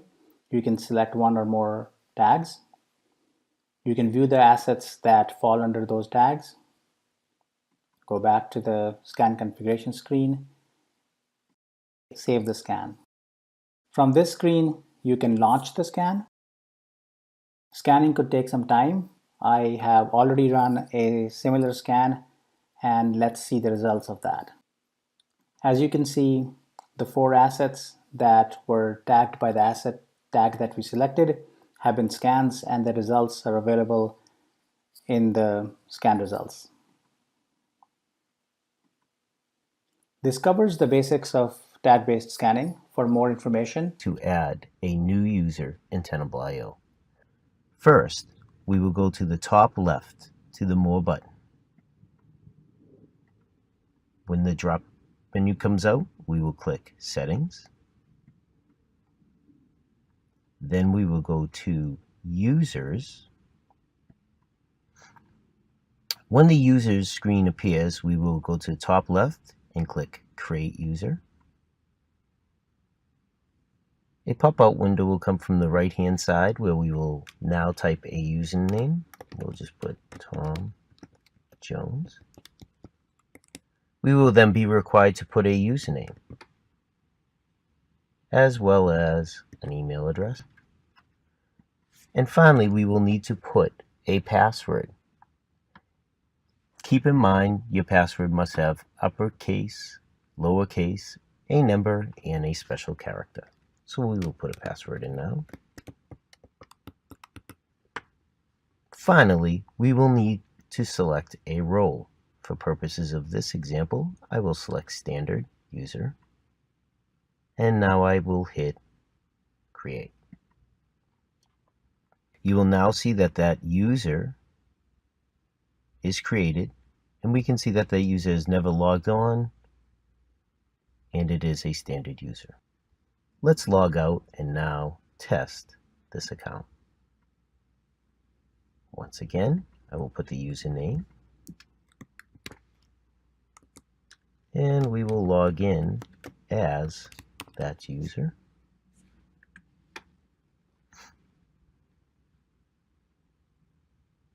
When the dashboard appears, we will go in to check the permissions. We will go down to settings, and you will notice that this standard user does not have a lot of the same account management that the administrator. Credentialed scan, log into Tenable IO and click on the scans at the top of the nav bar. Then click New Scan. In this example, we're going to use credentialed patch audit, but credentialed scanning can be done with any template. So we want to give the scan a name. I'm just going to call it credentialed patch audit. Now make sure to select one of your scanners, not our cloud scanners. So I'm going to use my demo scanner and then enter your target. I'm just going to scan one particular asset, but you can scan multiple assets with credentialed scans. Next thing we do is click on the Credentials tab. We'll be doing a credentialed scan of a Linux system, so we'll need SSH. And in this particular example, we're just going to use a username and password, so I'm going to select the password option. Now we enter in the username and the super safe password. Now, entering the username and password is great, but most Linux systems are not going to let you see very much as a non-privileged user. So you'll also want to elevate your privileges so you can get more detailed information. So we're going to change this elevate privileges with from nothing to SU. And then we're going to give it the root password for the system. Now, what you can do is you can also save these credentials into the Tenable Credential Manager so they can be reused in other scans. But in this case, I'm just going to use it in this scan, so I'm just going to click on Save. And then you can launch the scan. I have a credential patch audit that I've already completed in my credentialed scans folder. So let's look at this one here, Credential Patch Audit with SU. Now, if I click on the Vulnerabilities tab, we can see all the various vulnerabilities that we've discovered, but there's also the Nessus Scan Information plugin. And if we click on this, we're going to see down here a part called Credential Checks. And we see, yes, it was done with the user JSmith via SSH. Now let's look into some of the issues you might run into when doing credentialed scans. One of the things that I often get asked about is what this message scan forbidden means. This indicates that you were using a cloud scanner from Tenable IO, so trying to scan from an external scanner into your internal systems. That's not going to work. You need to use an internal scanner. So you're going to see this scan forbidden message if you've selected the wrong scanner. Now, provided you selected the correct scanner, you could still have some failures. If we look at, what do we have here? Unsuccessful credentialed audit. Okay, so in this example, if we click on vulnerabilities, we're going to see a plugin fired that says authentication failure, local checks not run. So that's an indication that it couldn't log in with my JSmith account. Could be that I gave it the wrong account name, that account doesn't exist, or password's wrong. You'll also notice there's a lack of vulnerabilities being reported from this scan because it wasn't able to even log in to see anything on the system. So definitely keep an eye out for this. And then there's one other issue that can come up if you have elevated privileges that aren't actually elevating. So if you go under vulnerabilities here, you will see SSH command required privileged escalation. And if we click on this output, we can see that it's saying the commands failed due to lack of privilege escalation. So this is an example of either I gave it the wrong password for the root account, or if I was using another method to escalate privileges, the credentials were wrong or I wasn't allowed. This video will discuss measuring data quality with Tenable IO. The best case scenario for data gathering is to conduct credentialed scans or agent scans. If a credentialed scan cannot be conducted, a remote network-based scan is the next best method. Using Tenable IO, you can determine which assets have been assessed by each method. On the Vulnerabilities workbench, click the By Asset tab. The Authentication widget provides an overview of the number of vulnerabilities discovered using local versus remote checks. In this example, many more were discovered using remote checks. A large discrepancy such as this implies that credentialed scans may not be happening on all assets. To dig deeper, navigate to the Assets workbench. As you can see, there are 3,637 assets in this environment. Create a new filter. Set the parameters to asset assessed is equal to true. This brings our total to 1,078 which have been assessed by either Nessus, Nessus agents, or a Nessus network monitor. However, specifically looking for credentialed checks which yield the best results requires a different filter. Navigate to the By Asset section of the Vulnerabilities workbench.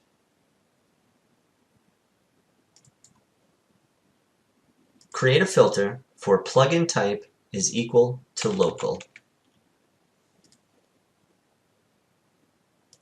This brings the total down to 109 assets. Therefore, there are 3,637 assets in the environment, of which only 109 have local plugin results.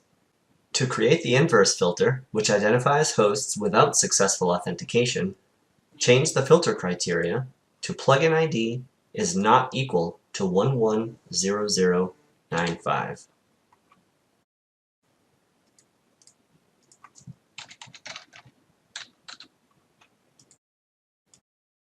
You can export this list and create a process to obtain credentials and conduct scans against these assets. Tenable IO, we're presented here with our dashboard. We can see all of the data that we've gathered throughout our scans. We're going to select the scan option here at the top. We will locate the scan that we would like to export. Here we can see the history of the scans that we've conducted on these assets. We'll go ahead and we will choose one of those scans. We'll go up here in the top right to the export button. And we can see that we have 4 separate options here to export the data: a .nessus file, a PDF, an HTML file, and a CSV file. We'll go ahead and select CSV for this particular example. We'll give it a moment as it starts to gather that data, and we can see that down here in the bottom left, our data is beginning to be exported in CSV format. So our data has been exported, and that is how you export a scan from Tenable IO. In this video, I'll discuss dashboard templates in Tenable IO.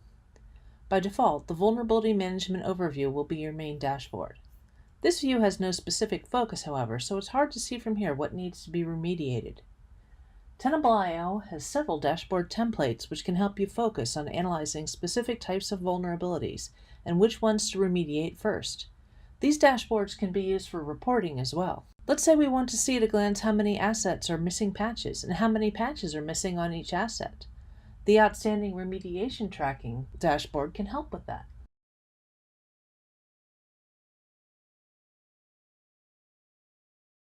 Once it's been added, there are several further actions you can perform.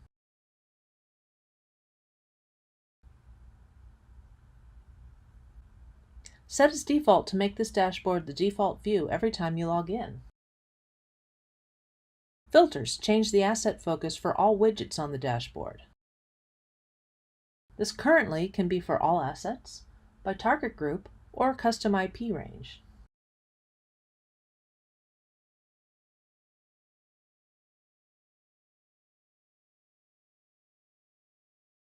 Widgets allow you to add additional widgets to this dashboard for further customization. Once you have your dashboard set up the way you need, you can use it to create reports. manually export, or set up a schedule that can automatically email a PDF report.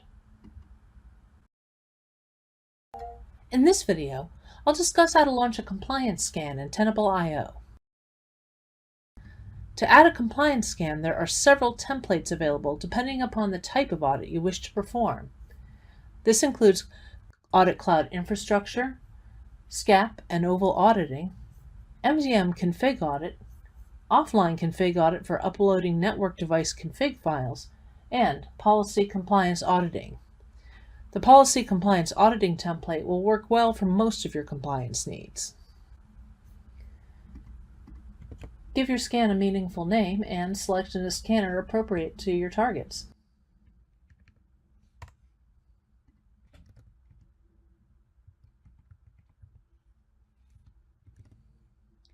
If you scan multiple targets, the scanner will automatically check the operating system first before attempting to run an audit.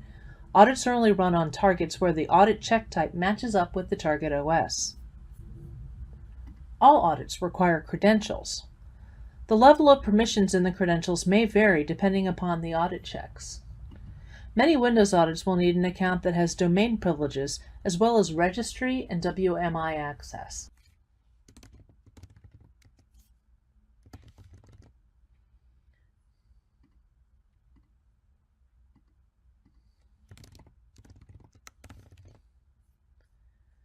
SSH credentials should generally have root access or use privilege escalation.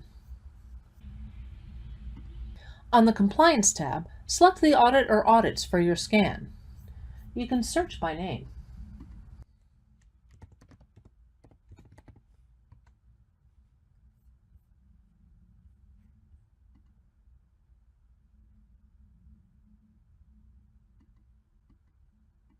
Several audits allow for further customization within the UI.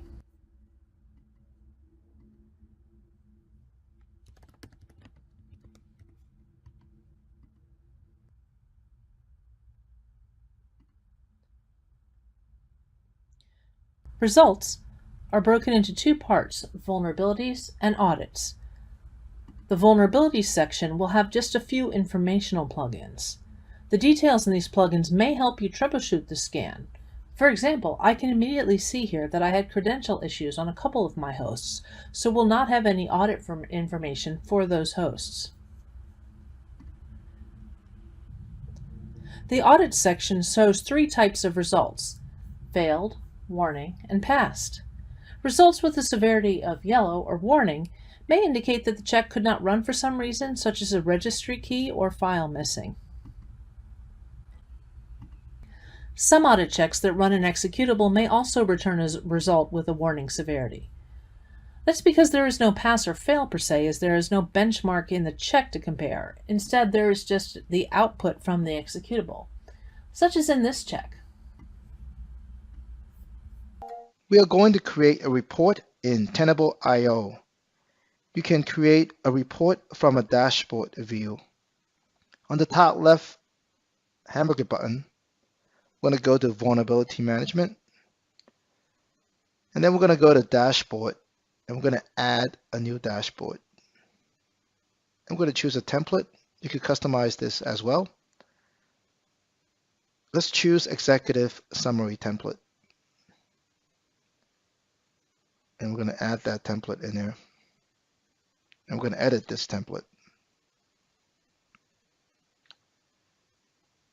We'll call this Demo Executive Summary. You could add additional information in this report or this dashboard. And on the top right, hit More. You can export this into a report. You can schedule this or download this as a PDF. Let's download this.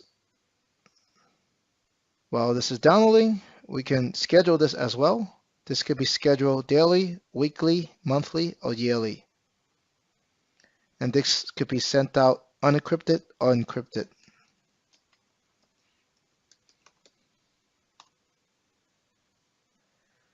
And you can schedule this.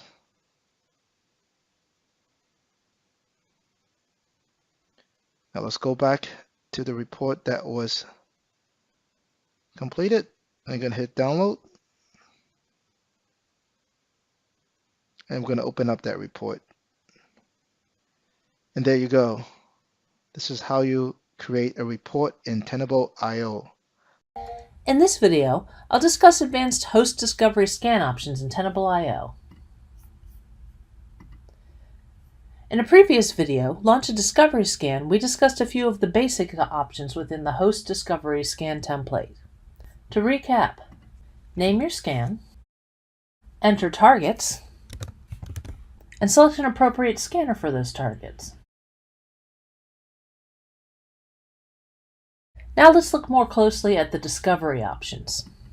As well as simple host enumeration and OS identification, you can use the scan template to enumerate all the open ports on your hosts. Common ports instruct the scanners to scan approximately 4,790 commonly used ports. The list of ports can be found in the nessus-services file on your local Nessus scanner. All ports means just that, all 65,535 ports. Note selecting this option can greatly increase your scan time. Selecting Custom Discovery allows you to further adjust ping and port scanner settings. The scan is already optimized for the fastest and most accurate scan for most networks, but your network administrator can tell you what works best for your environment. Take care especially with UDP. A UDP ping, especially against Linux targets, can immensely increase your scan time. In port scanning, while UDP ports can be exploitable, save this setting for later assessments. UDP should generally never be enabled for a discovery scan. One thing you can do here is limit the ports more by specifying only a few with a comma delimited list. Finally, in the report options, you may find it useful to designate hosts by their DNS name. You can also choose to display unreachable hosts, though in that case I would set up separate scans for unreachable hosts or for hosts that are live.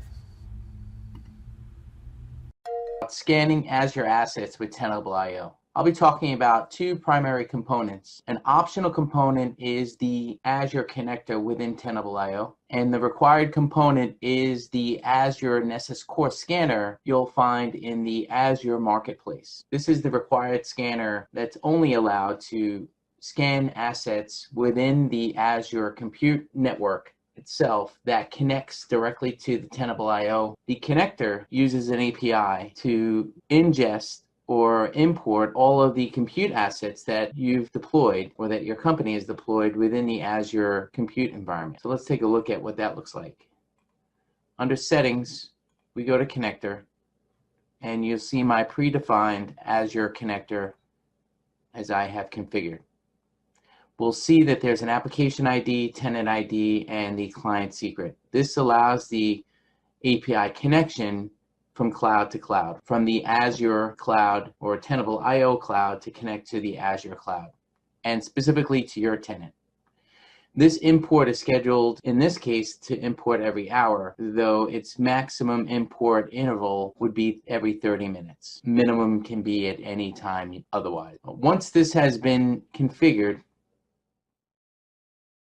and an import has been successful, we'll be able to go and see those assets that have been imported using filters. We can confirm those assets by using the source category containing the Azure connector.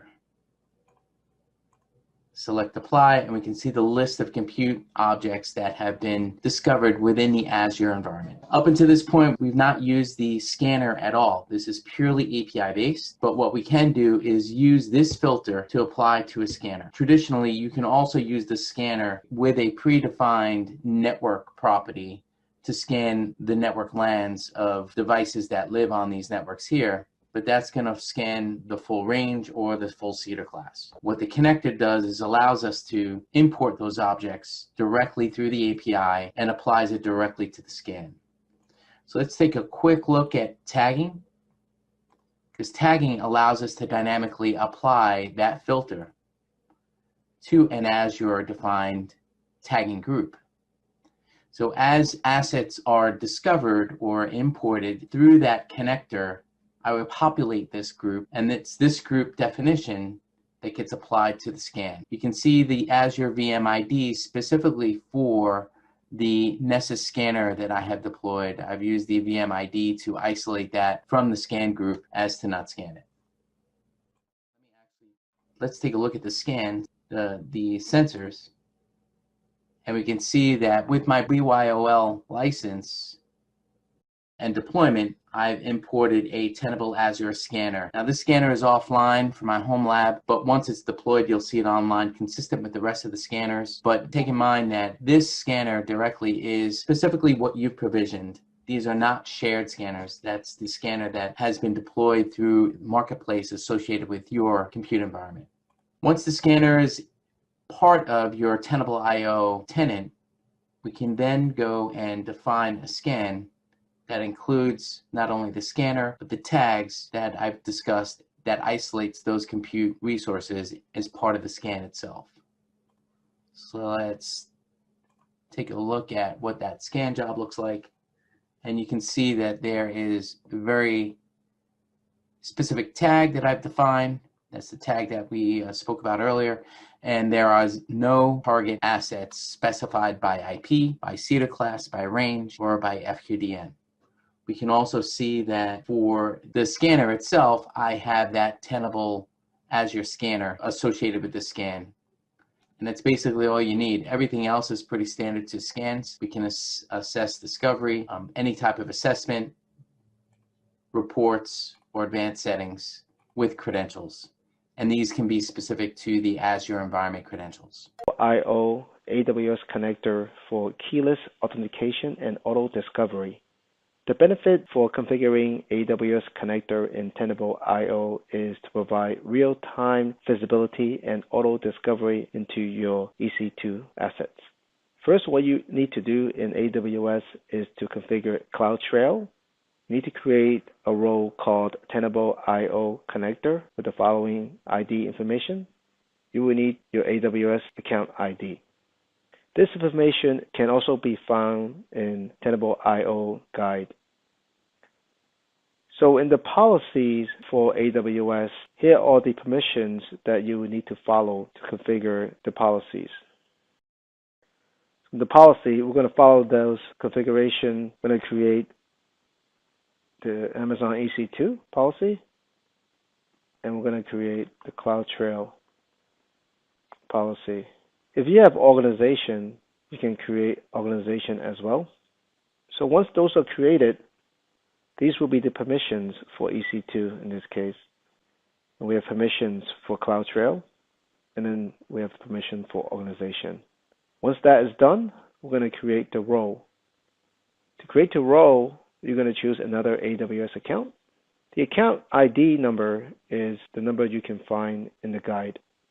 And then you're going to check off require external ID. So you're going to copy this external ID from your Tenable IO connector portal.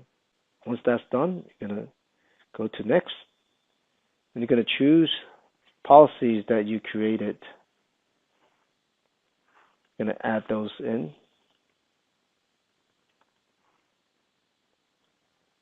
Check here. And check here. You could create tags, but that's optional. And once that's completed, the role name will be Tenable IO-connector.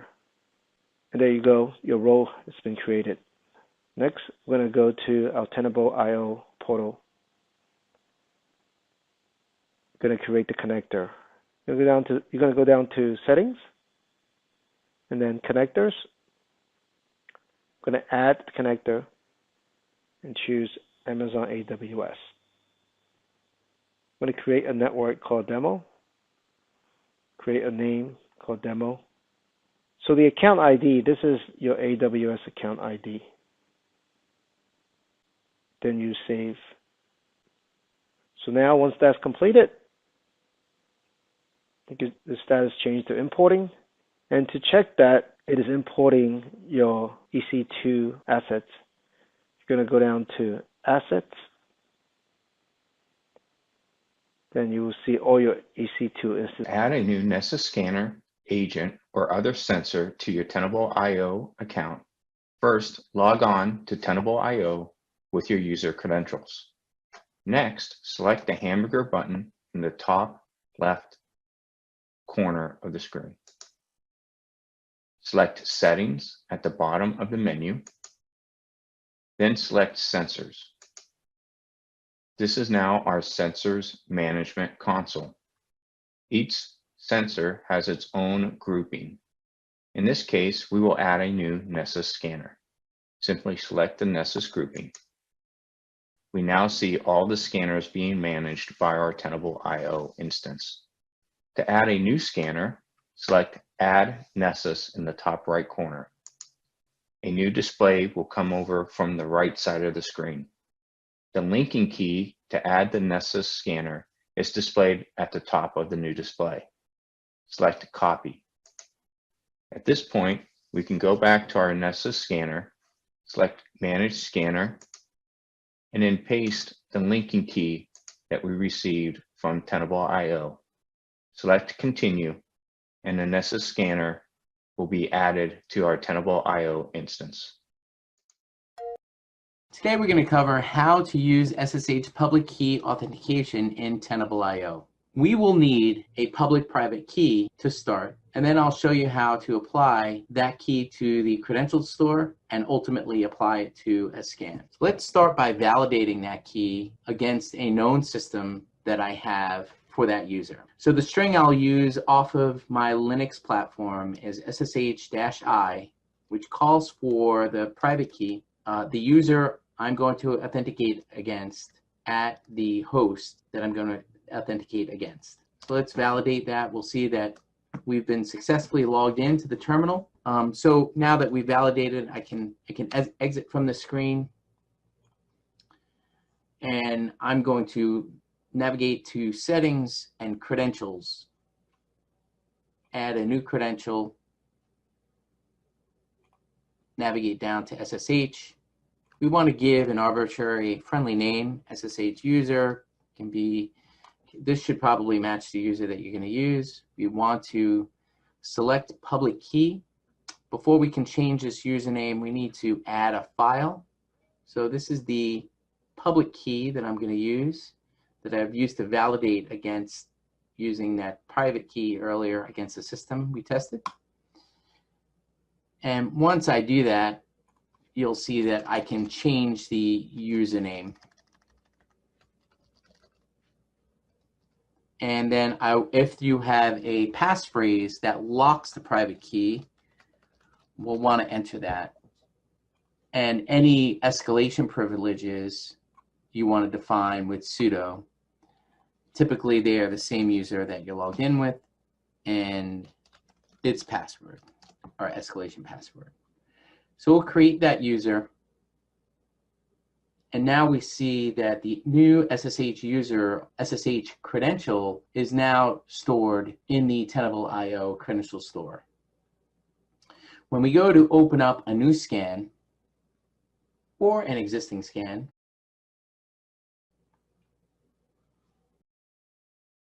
we go to Advanced Scan.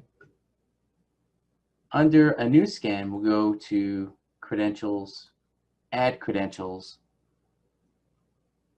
Manage Credentials, and we'll see the SSH user that we've just created.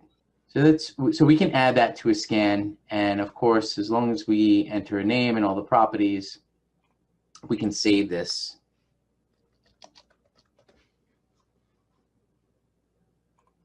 Let's home that. Let's save this.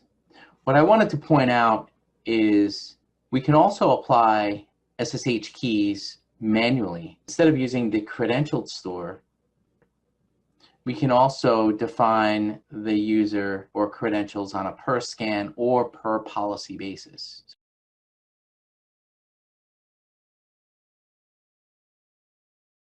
So if we add credentials, we saw I can select from Manage Credentials, or under Host, I can add SSH with the public key mechanism the same way. And of course here I can define a little bit more by the communication port, even the client version of SSH.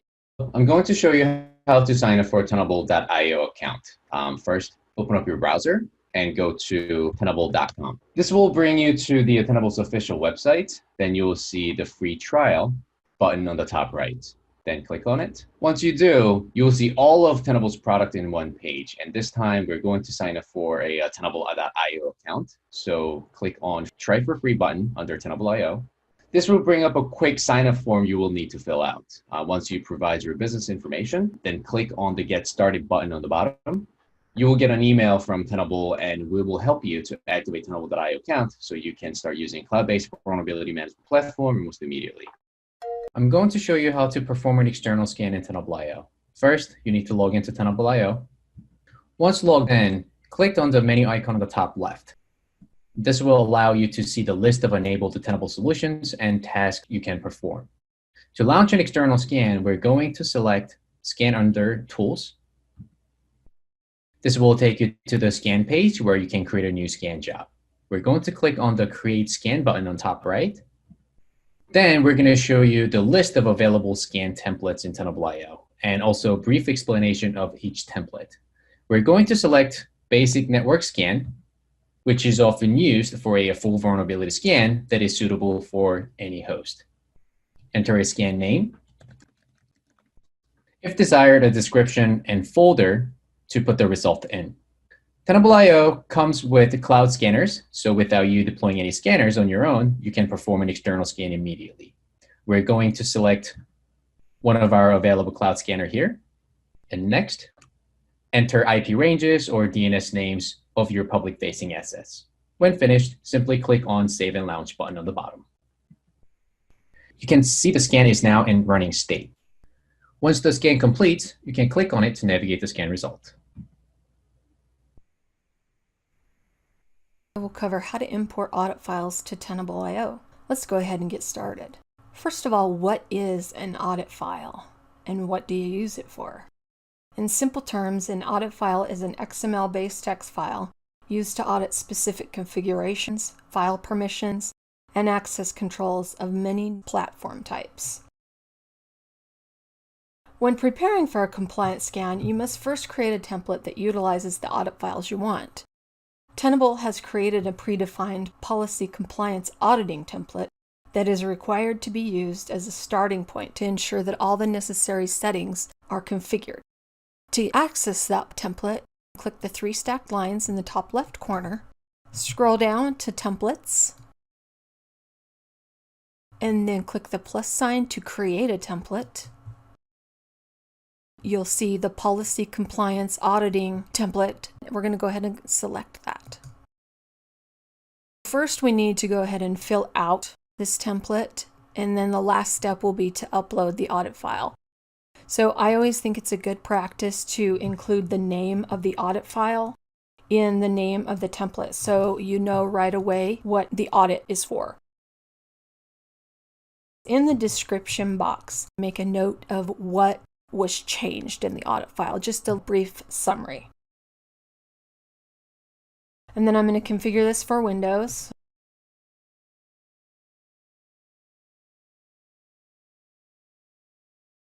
And then all templates that you create that use an audit file require administrative or root-like credentials. I'm going to go ahead and input one for Windows and hit Save at the bottom. And then the last step is to configure your compliance audit. So we're going to go ahead and choose Add. And then in the pop-up window, you're going to go ahead and select the platform that you're going to be scanning. So in my case, it's a Windows server, so I'm going to click on Windows. And when you click on that down arrow, it drops down a list of all the current audits that Tenable has available to you. And if you've taken one and modified it, you're going to use the top option, which is Upload a Custom Audit File. Then you go ahead and add the file and browse to the location where your modified audit file lives. Select it and choose Open. It's important to save at the bottom. That actually uploads the file to the template. And then hit Save again. That saves the actual template. Now you should see your template listed under Templates, so it's now ready for you to use in a scan. we'll be going over how to configure and register a Nessus scanner to your Tenable IO account. First off, you will need to install Nessus on your operating system of choice, and then access the web interface of the Nessus scanner through HTTPS, the IP address of the system, port 8834. Now, once you are in this particular interface, you'll then select Manage Scanner, and you'll hit Continue. There are a few options that are available. We're going to select Tenable IO specifically. Then we'll log into our Tenable IO account and go to the menu on the top left, pivot into Settings, then go into Sensors, and then on the left, you'll see Nessus that is available. We'll hit Add Nessus, and then there will be a linking key that is available that is specific to your Tenable IO account.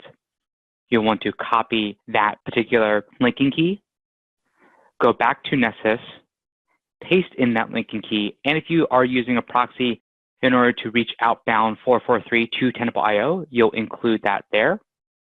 Hit Continue, and create a username or password for the Nessus scanner.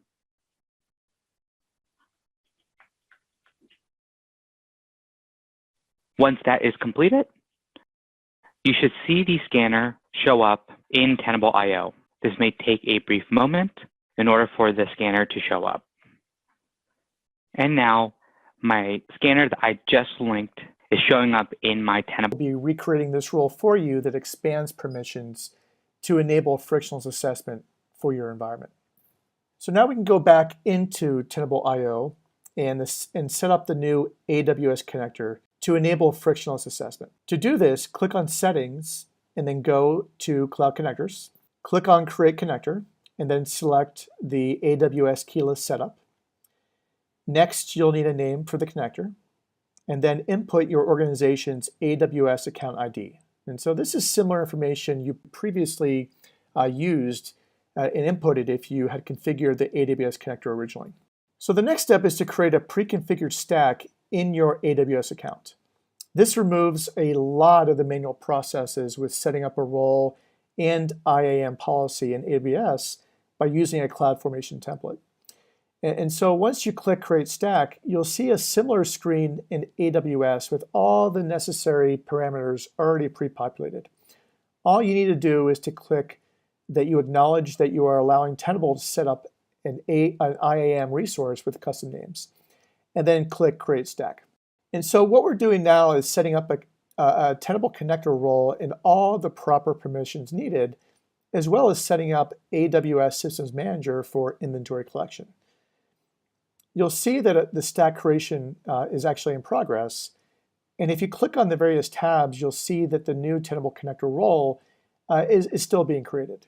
So just give it a few short seconds to complete. And then in the Stack Info tab, you'll finally see that the connector role has been successfully created. Now let's go back into Tenable IO to finish the rest of the setup.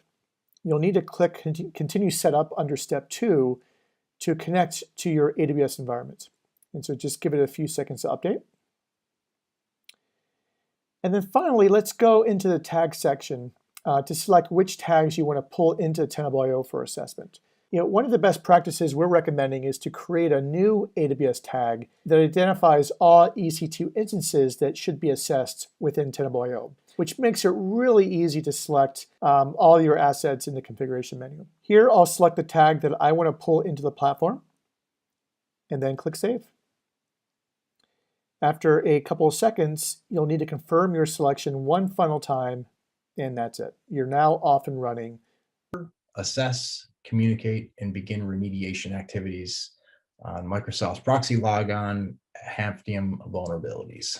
So looking at the new proxy logon Hafnium vulnerability, first thing what we want to do on our network is actually go into the scans page and configure a scan policy that would allow us to test for this vulnerability. We can do that by clicking on the create scan, go into the scanner defined templates, which is your default screen. And you can get here a couple different ways. So if you wanted to run a tactical scan that was just immediately looking for this particular vulnerability and its associated plugins, you could absolutely select proxy logon, MS Exchange. That brings up a template that has kind of the minimal defined plugins that we would need to use to run the scan.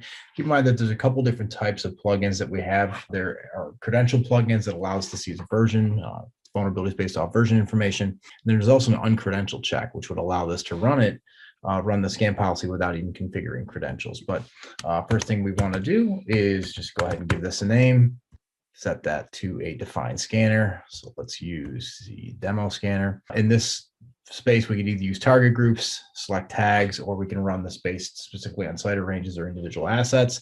And once that would be configured, we can go ahead and do that. If we wanted to run this with credentials, we would simply add the credentials in, either based on something that we already have, or we would jump in and create host credentials for this particular use case. Once that was configured, I'll go ahead and cancel out of this because we already have the results. You'd run that scan and you'd be all set to determine what sort of vulnerabilities exist on your network from this particular associated CVEs.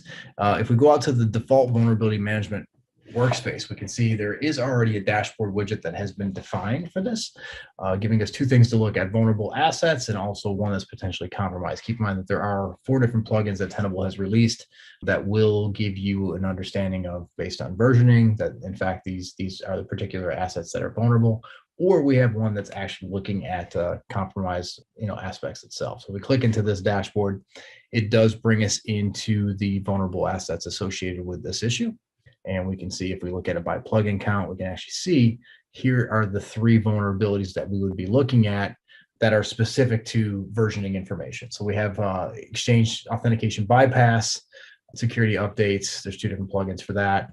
And you can see the counts associated. Now, keep in mind, one of the interesting things to focus on here is the difference between the vulnerability priority rating, the VPR score, and the traditional CVSS score. Remember, CVSS is really defined rather statically. It doesn't update all that much after a vulnerability is published, whereas vulnerability priority rating is updating on a day-to-day basis based upon new threat intel that we see. So we can see the differences, and there's a little informational icon which denotes that any CVSS difference in scoring between that and vulnerability priority rating that exceeds 3, we'll actually put that little indicator there to associate that. So those are the 3 plugins from that particular portion of the dashboard. If we go back and look at the other search and click on potentially compromised, we can see that there is one under there as well. And when we look at the plugin, it is the actual check that we're using to identify the fact that there's a potential exploit been run on this individual host. And if we click on the more, we can actually see the ASPX files that were listed that have been associated with the indicators of compromise that's specific to the happening attack. Now, one of the things that I also do here is we can create a saved search. So there are 4 particular plugins that we would look at that are related to this. So if I just type in proxy, you can see the one that I've already created, which is a saved search based on these 4 potential plugins. So these are the set of plugins that Tenable has produced based on or associated with the CVEs from the proxy log and happening vulnerability. Once you have that information, you should be good to go. Creating customized dashboards and things like that with your saved search, it just automates that, makes it a little easier if you want to create customized views of this particular issue. In this video, we will be walking through Tenable's provisioning portal, which allows customers to directly assign IPs and assets to their purchased consoles and containers, and also to create Nessus agent managers. To access the portal, head to provisioning.tenable.com and log in using your community account credentials. When you first log in, you'll land on the Tenable SC page. The flows for Tenable SC and Tenable SC CV are the same, so we'll just walk through the steps for Tenable SC followed by those for Tenable IO. What's displayed here are all the parent license codes you have for Tenable SC, in this case just 1. And you can see the total number of IPs and consoles that you have under each parent license. When you click on a particular parent license code, you will see all the child consoles that are grouped under that parent. To create a console, use the Add Console button in the upper right, optionally set a label, and either use the slider bar or type in an IP count to set the number of IPs. To edit a console, hit the 3 dots, select Edit Console, and then use the slider bar again or type in your number of IPs to adjust the IP count. If you reduce the number of IPs, those will be freed up to be used on another console.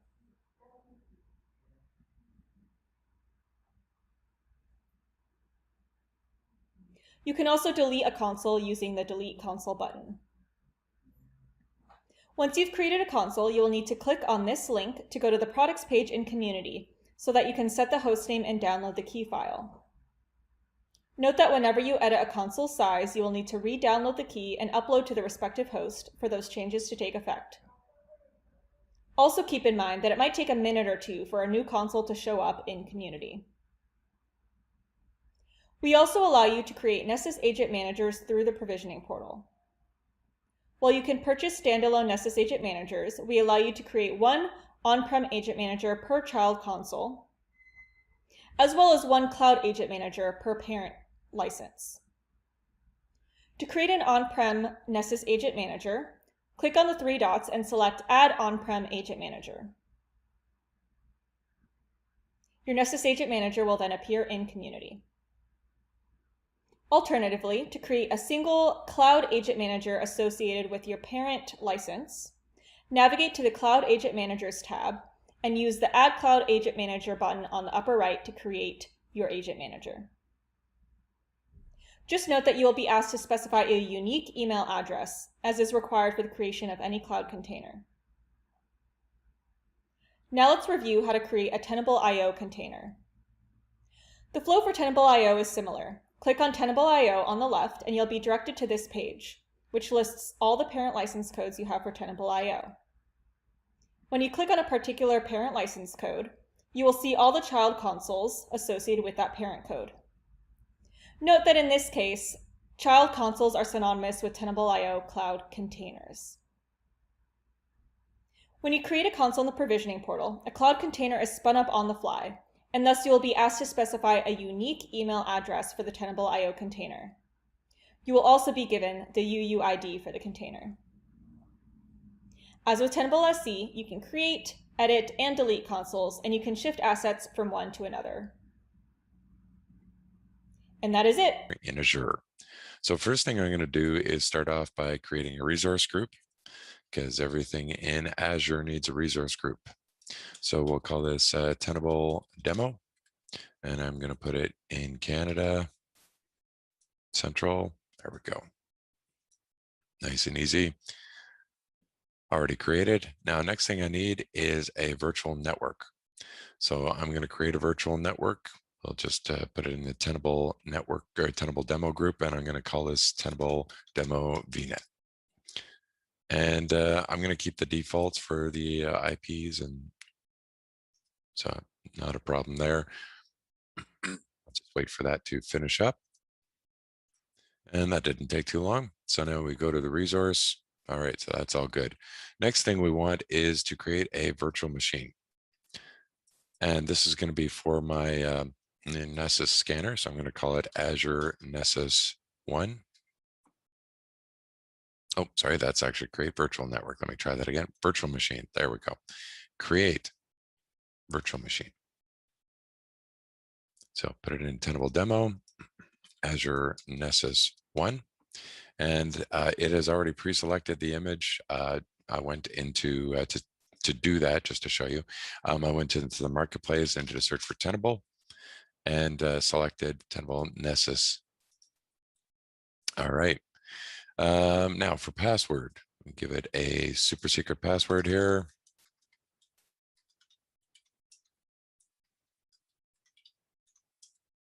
All righty.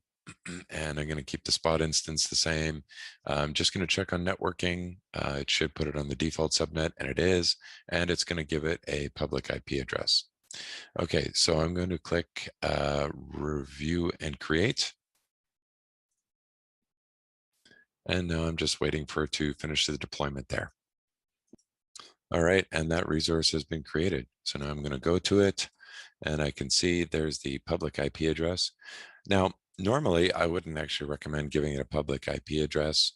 Give it a private IP address instead, and do something like connect to it by SSH or Bastion host, or RDP if you can. But in this case, I'm going to just go to it directly, and that's on port 8000. So this is Tenable Core. So it should be my password that I entered in earlier.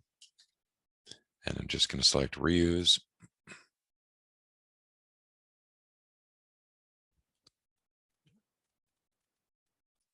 Great, and I am logged in. Now I'm simply going to go to Nessus, and I could have gone here directly. I'm just showing you how this would normally work.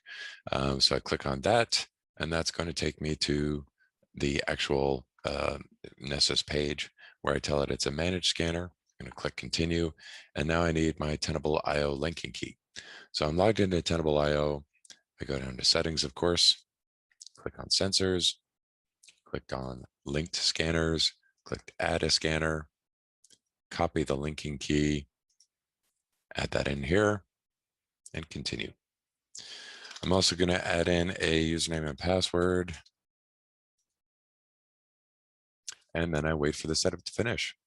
I can now turn off the Azure public IP address. So let me go back to Azure, and under networking, I'm going to find the public IP address, click on that, and I'm going to say disassociate.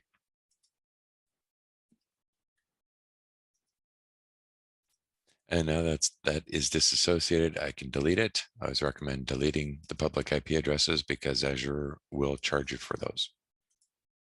All right, and that is now deleted. So if I go back here and try and refresh this page, it's not going to work. So everything's been secured. But if I go into Tenable IO and refresh the linked scanner page, let's see if we've got anything connected yet. And it is connected. Great. So we've now installed a video. I'm going to be showing you how to do a compliance scan of a SQL database hosted in Azure. Now, this is an Azure SQL database. It is slightly different than a on-prem Microsoft SQL database, but it is still an SQL database. So we are able to do a configuration compliance scan through Tenable. Whatever you do, do not run a full vulnerability scan on this because this is not a server that you own. This is a shared server. There are other customers on it. So you cannot run a vulnerability scan on it, but you can run a configuration compliance scan that will assess your particular instance on this shared server. So one thing I want to point out, if we go into our Tenable demo resource group, we have the database down here. We also have a Nessus scanner in here. Now, you would think normally the Nessus scanner should be able to connect to the SQL database, but these SQL databases do have firewall rules on them. So in order to get our Nessus scanner to be able to communicate with it, we have to go into the SQL database and click on Show Firewall Settings. And you see this box down here that says Allow Azure Services and Resources to access this server. It's currently set to no. So if I set that to yes and save that, then the Nessus scanner is going to be able to actually communicate with the server and do that configuration compliance. All right, I'm now in Tenable IO, and I'm going to create a vulnerability scan. So just to understand where I did this, I went under vulnerability management and clicked on scans. And then I clicked in the Azure folder where I like to keep everything I'm doing for Azure. And I'm going to click create scan. And from this, I'm going to select the policy compliance audit. And I'm going to provide a name of the scan. We'll just say policy compliance for Azure SQL Server. And for the scanner, I'm going to select my, it's a little off the screen there. Let me just move things around. Azure Nessus Scanner. Now for the target, I've got to go back to my SQL database, and we'll see the target name is right there. So I'm just going to click on that and copy it and paste that in there. All right. Now, next thing we have to do is the credentials section. So I'm going to click Add Credential. From the database section, I'm going to open that up and select database. Now the database type is going to be SQL Server. We're going to use password authentication. I'm not taking it out of a vault or anything like that. And I'm going to put in the username. Now, in this case, the user on here is SQL admin, but I have to also add in the @ and then the host name of the SQL server. If I don't have that host name in there as well and that @ symbol, it's not going to work. Now, I also have to add in my super secret password and the database port, which by default is going to be 1433. For authentication, this needs to be changed to SQL. I don't believe these Azure SQL servers support Windows authentication. And then for instance, I don't have a particular database instance I want to look at everything. So I'm just going to leave it blank and click Save. Now, under the next step, we're going to check on compliance, and we're going to select a configuration standard. Now, the easy way to do this is I'm just going to type in SQL. That's going to narrow things down. And under database, I can see there's a whole bunch of SQL servers. Now, the one that I found that seems to be closest to what's running in Azure is the 2016, but we'll see how that actually works. And my version here, I've done the scan a little bit before, so I already know it's 12.0.2195.0. And then I'm going to save that. And I should now have everything I need to launch this scan. So I'm just going to click Save and Launch, and we'll let that run. Okay, now we have the completed scan done. So let's click on that and look what happened. So it was able to see some ports open. And if we click on audits, we're able to see it was running the compliance checks on that. So that is how to run a compliance check with Azure SQL servers. Now, if you do run into any trouble, one thing I would say is edit the scan information, and under advanced, change this to custom. And if you scroll down to the bottom, you're going to find the enable plugin debugging and add all audit trails. That's going to be really useful to finding out what's going on with your database connection. All right, so I ran another scan just to show you what the plugin output looks like for the debug logging report. So we can see I've got this here.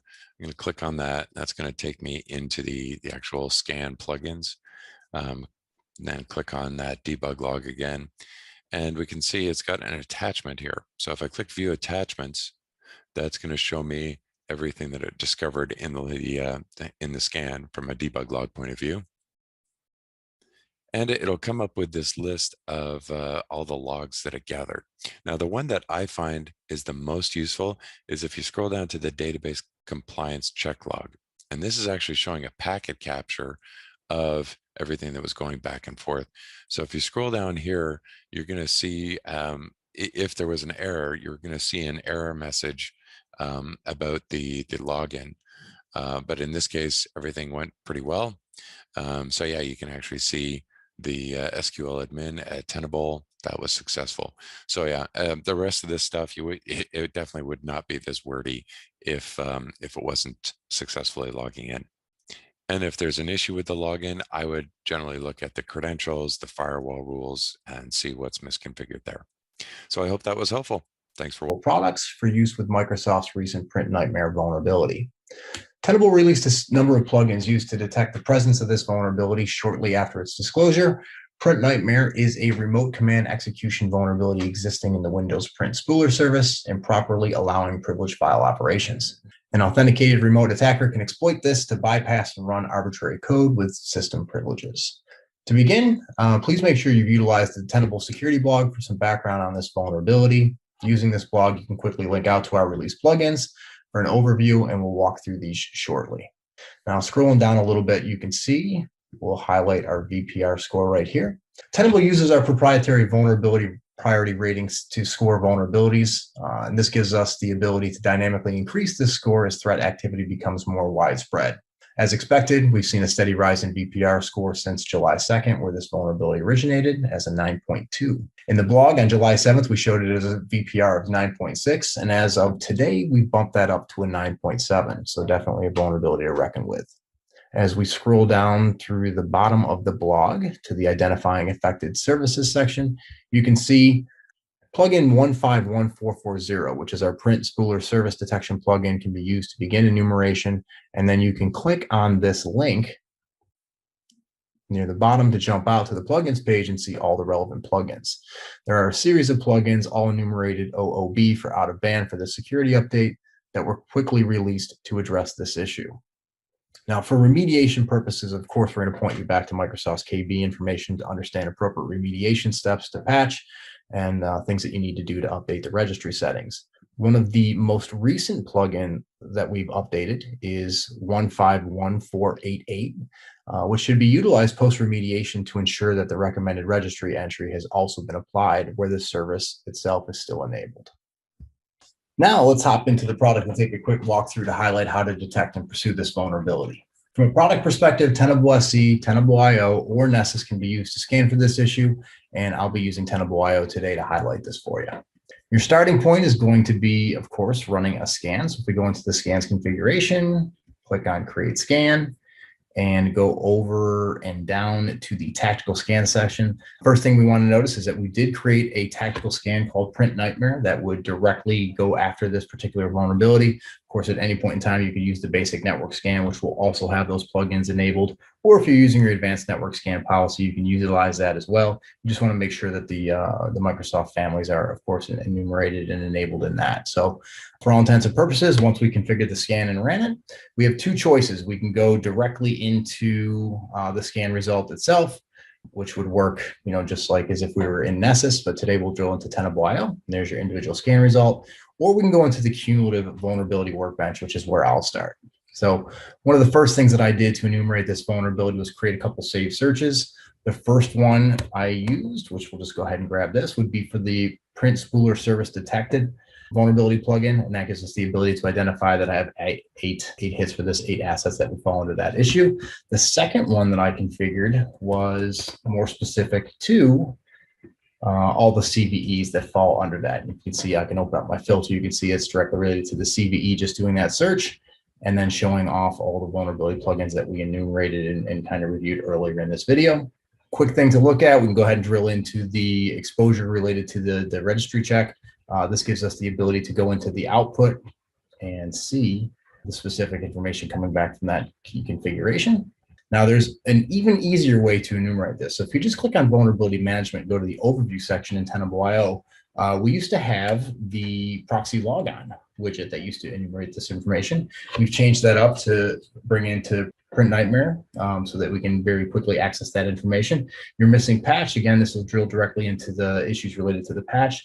And then the vulnerability configuration item you've seen just before I clicked over, that will take us into the registry check that we were just looking at. Now, one other way that you can get to this data, very, very easy, but specifically if you're a Lumen customer, so you go over to the Lumen side, and if you utilize the cyber exposure alert widget right here in the middle, this gives you the ability to do two things. One, I can drill directly out to the security blog and read that information from here. Or of course, if I go back and click on the 5% that I have that are currently impacted by this vulnerability, I can open up that filter and it brings me back to that same CVE we were looking at earlier, and it drops me into the asset view. And I can also switch over to the plugin view to begin my investigation. So thanks for your time reviewing this demo. Happy hunting.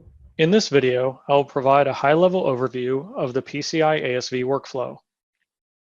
The PCI ASV workflow starts with determining the scope of your cardholder data environment. Using the PCI quarterly external scan template, scan all of the in-scope assets. If desired, you can divide this into multiple scans. Once your scans are completed, navigate to the PCI scan results.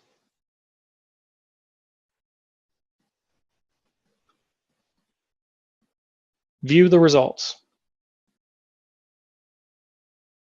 The PCI program guide requires remediation of all vulnerabilities with a severity of medium or higher. Once you have done so, You may relaunch the scan. Continue this scan remediation cycle until you achieve a clean scan. A clean scan means that any failure you do not intend to dispute has been remediated. Once you achieve a clean scan, use the Submit PCI button to submit the PCI scan to the ASV application.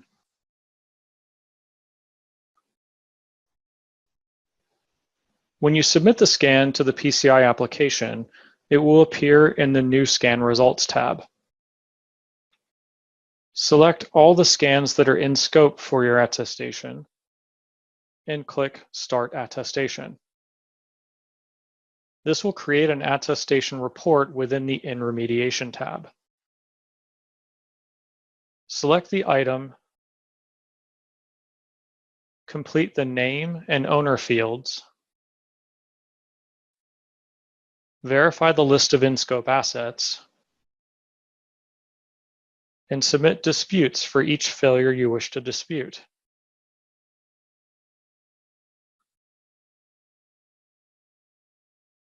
Here you will need to select a reason for the dispute, an explanation, and upload evidence.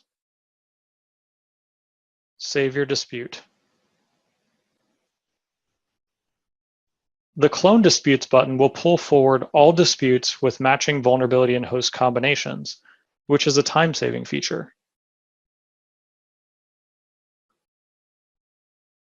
Once all disputes have been entered, you can submit to ASV review.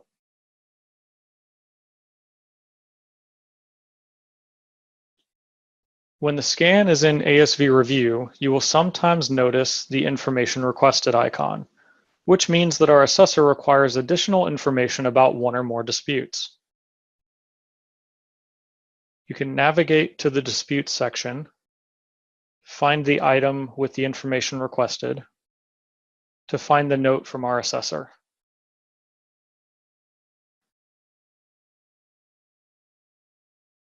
Once you have resolved all issues and the assessor has approved your disputes, you may navigate to the Attestations tab to download your attestation.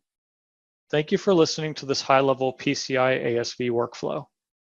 I'm going to talk about using Tenable to discover, track, and help mitigate the vulnerabilities currently monitored by the U.S. Cybersecurity and Infrastructure Security Agency, also known as CISA, in their new Exploited Vulnerabilities Catalog.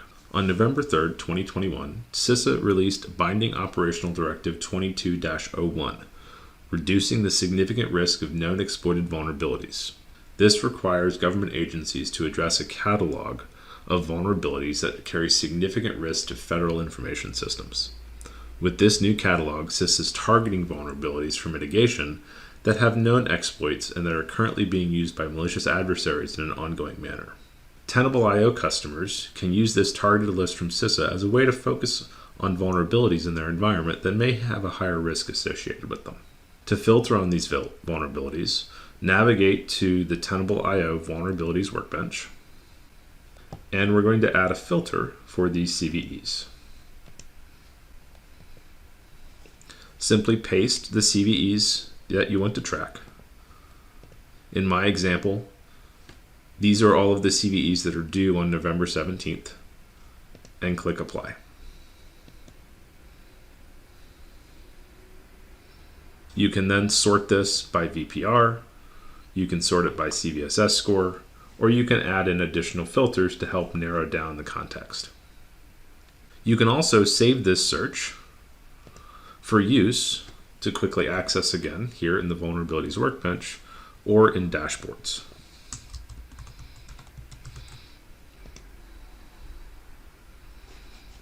Now, if I clear these filters, I can quickly go back and load in that save search.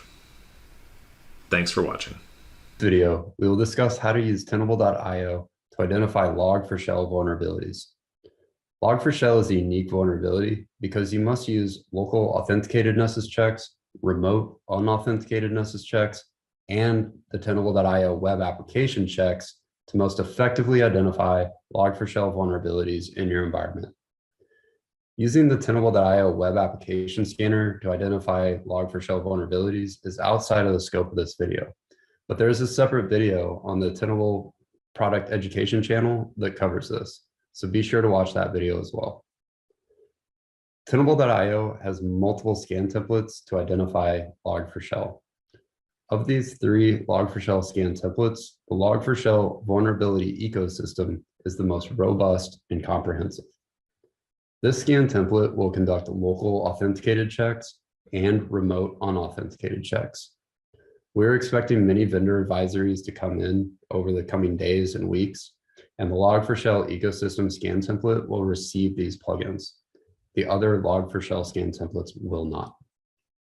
In fact, this Log4Shell scan template will be deprecated and removed from Tenable.io in favor of the ecosystem scan template. The Log4Shell remote checks scan template consists of our primary remote unauthenticated checks. Although this scan template will move very quickly through your environment, it will not necessarily detect all instances of Log4Shell. The general best practice is to use the Log4Shell vulnerability ecosystem scan template configured with credentials. Let's configure this scan. The first step to configuring the Log4Shell scan is to go ahead and give it a name. The next thing you need to do is set which scanner you want to run the job. If this is an external scan, scanning your internet-facing IP address space, then you would want to use the Tenable.io cloud scanners. If this is an internal scan, scanning your internal environment, then you would want to use one of the linked nessus scanners or nessus scanner groups. The next thing you need to do is set your targets. And finally, it's a recommended best practice to go ahead and configure this scan with credentials. You can set both SSH and Windows credentials on this scan. Once all that is complete, you can launch the scan. Now, once the scan results come back, they'll be made available in the Tenable.io Log4Shell dashboard. The most important part of this dashboard is up in the top left here, where we are reporting on the total number of Log4j instances detected, and more importantly, the total number of Log4Shell vulnerabilities confirmed in the environment. I will go ahead and drill into my 6 confirmed Log4Shell vulnerabilities. Here we see the different findings. And I'll go ahead and drill into one of the primary remote unauthenticated checks that fired during the scan. Now on this page, we see a description of the vulnerability, solution for the vulnerability, and also which hosts are affected. We can click Output to get a lot of detailed information about the finding. Here you see the exact payloads that Nessus injected into the HTTP headers to confirm the presence of this vulnerability.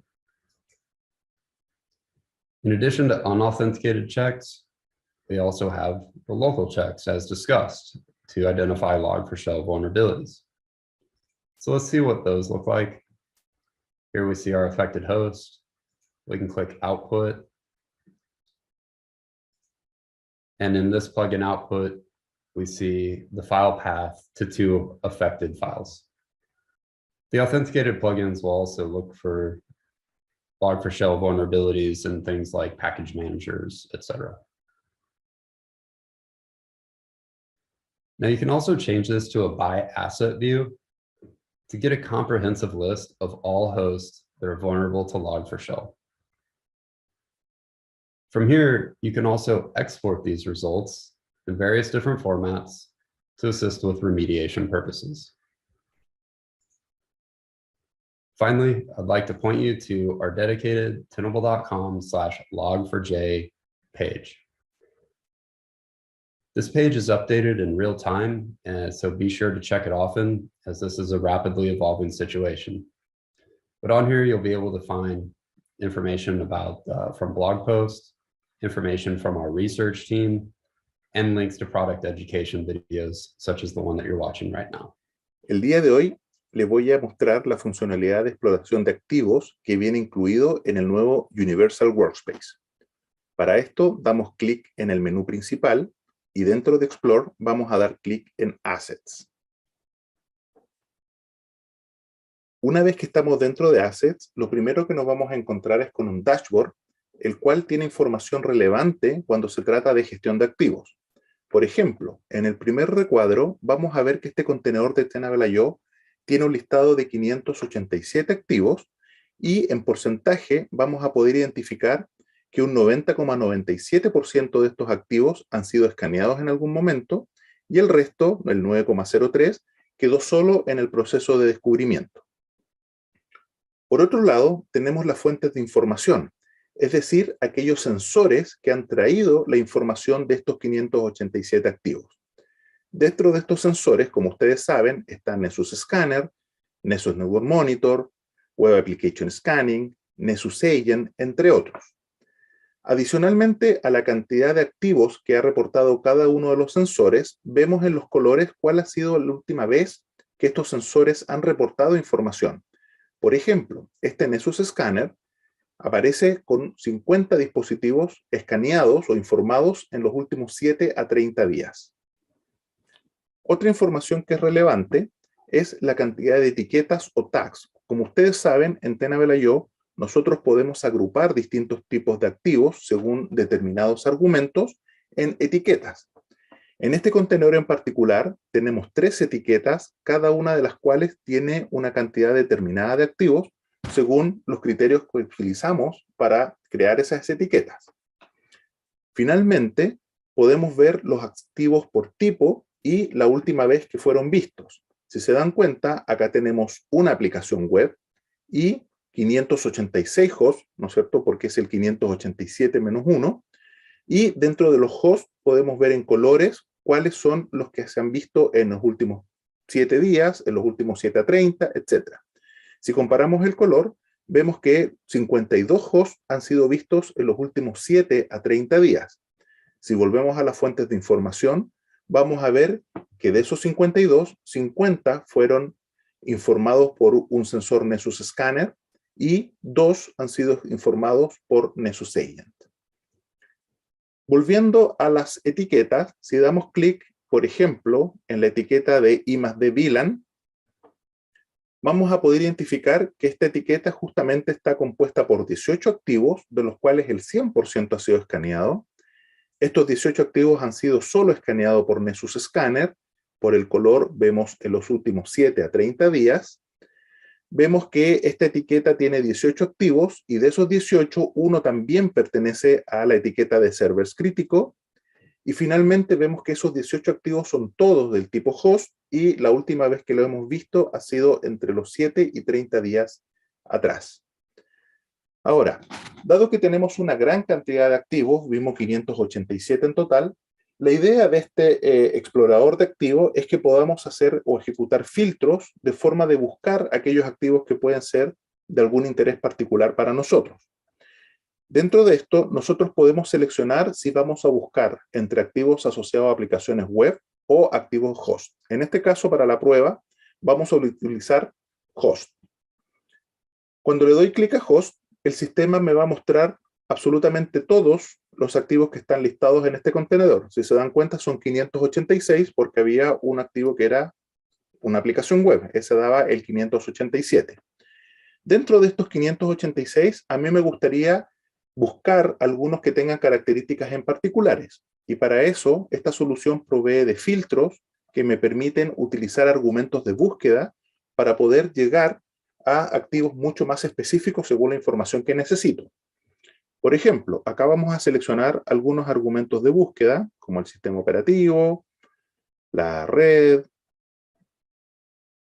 el direccionamiento IP, etc. Y una vez que tengo definidos los argumentos de búsqueda, le doy clic a Edit y quedan, ¿no es cierto?, todos los filtros disponibles para mi uso. Lo primero que yo voy a hacer es tratar de identificar cuáles son estos 18 dispositivos que estaban asociados a la etiqueta VLAN I+D y con el tag dispositivos de ingenieros. Una vez que doy el argumento de búsqueda, le doy clic en Apply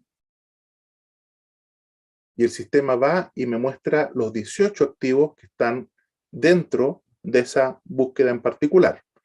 Ahora bien, podría yo requerir tener información un poco más específica de algún activo en particular. Por ejemplo, en este caso, dentro de los 18 activos que están asociados a ese tag, voy a buscar aquellos que tengan solo sistema operativo de Linux.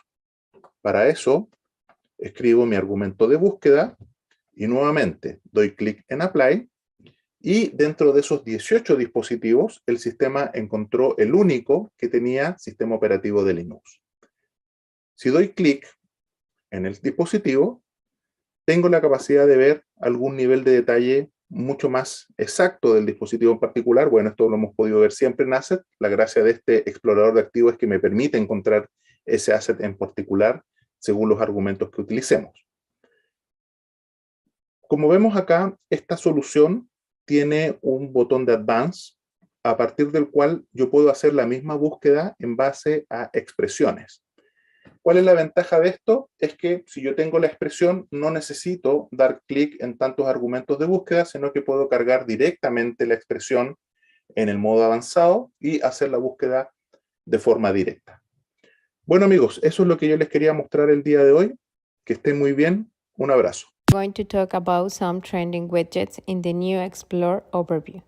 The new trending widget wakes up periodically and measures the statistics. This is one per day, so depending on when the scans run. Let's take a look to come over to the Explore overview and look at the landing page here in the main menu. The first widget is related to the trend about vulnerabilities, where you can see the trend during a time frame. You can explore it here by simply rolling the cursor, or you can do this manually and accurately change the time frame with the scope that you want to see. So if you want to look at the last month of activity, you can do this very easily. Just click here on the dates. Let's see, for instance, from December 1st to January 1st, and the trending widget will show you the specific time frame. You can do that and see the data that is relevant here in 3 different areas in just one landing page. As we are showing here, from a trending perspective about the vulnerabilities, number of assets, and the average scan duration. The average scan duration shows all the history of the time, so this trending can help to see and lead to the scan management. The objective of putting them side to side is to give you visibility into understanding vulnerability trends, usage, and behavior by time frame. As we showed, the Explore overview brings all measurements taken between any 2 days with a breakdown on any interval, like daily, weekly, or monthly. Additionally, the default landing widgets will show the vulnerabilities among by severity, asset counts, and data on the duration of scan. Thank you for your time. That is all about the Explore overview in Tenable IO. Enhancements coming to Tenable IO. In this session, we are going to be looking at tagging and the changes that have come in tagging. So before, the ability to configure tag rules was consistent, but it lacked some of the ability to quickly and granularly define an advanced rule set. So this then required users to manually add together individual rules and apply to an add or an operator. So this can hold back some limitations. So what's new? So the new feature that's coming is to be able to add a new creation. So it's a whole new ability to create tags. So this capability allows the user to select basic or more advanced filtering capabilities, which is seen within the product, which we'll look at in a minute. And this advanced capability will be used universally throughout any area of the platform where filtering is enabled. We're going to jump in and take a little look. So within the platform itself, the best way when we're looking in the Explore, the new workbench, we're going to have a look into our assets. So this is where we're going to be able to filter and then use those filters to create new tags. So I'm going to swap over from the visual to to a list view. And then I'm going to apply some filters. These filters, of course, can be anything that you guys need. So I'm going to specifically look for assets that are found with a nessus or an agent scan, and they have been seen from a particular date. So I'm going to do the number of days of 7, so within 7 days. And I'm going to be, it's a host type. I don't want a web application scan. I'm going to just look for those. So when I apply, you will see the, I would always call it a grid line, but you'll be able to see the different assets there. And then this icon then appears to allow me to create or update a tag based on these filters. So when I click here, a pop-up will appear. It then allows you to either create a new one. So like before, you would create a category. I'm going to just type it as new because I want to create a new one. And then I'm going to say seen within 7 days. And I'm going to actually put as a bit more descriptive, nessus seen within 7 days. So this tag is going to be a new category, and it's going to be seen within 7 days. And it's going to set or add a tag based on these requirements. So my last seen, I have put as days, which is 7 days ago. The sources, which is a nessus scan or a nessus agent, and it is a type. So I'm doing a host, not a web application. So I'm going to save that. That then will go away. It will say, okay, I have created a new tag. Then when I go down here, you will be able to see new, and then this is my tag, my new tag. So there are new, so then I would add that and then click apply. And again, you're going to be able to see that. This takes some time. So this new tag takes time to replicate. And then I can add and remove things from the status pane as well.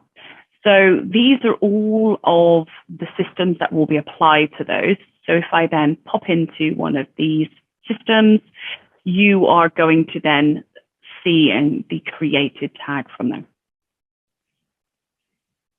So when you then looking at a more advanced view, you have the ability to do and or. This then or not. And so this then gives you more ability to look at granular level even more.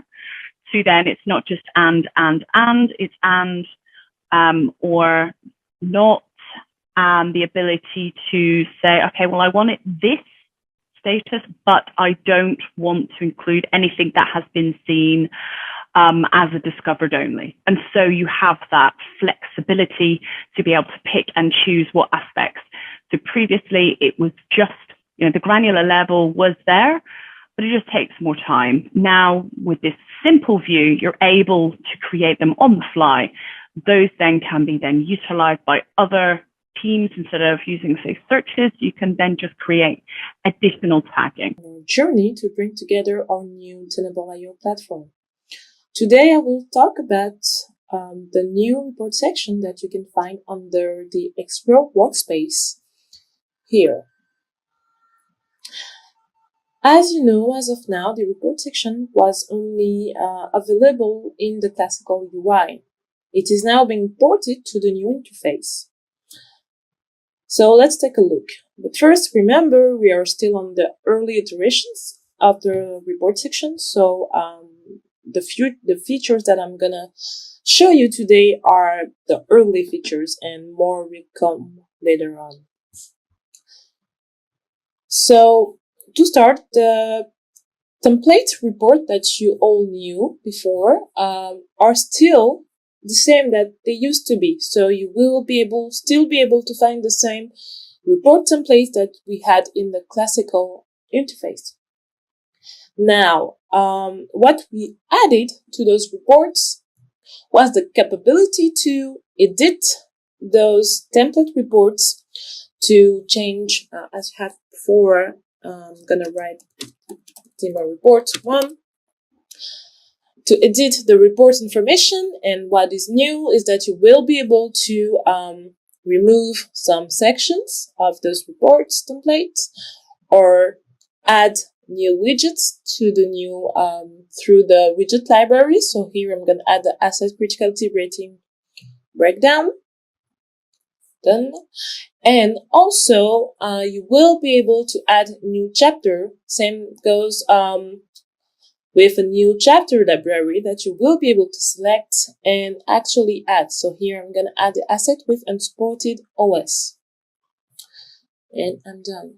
So once that is done, and that once you've edited your demo template, you will be able to save it and to work on it afterwards.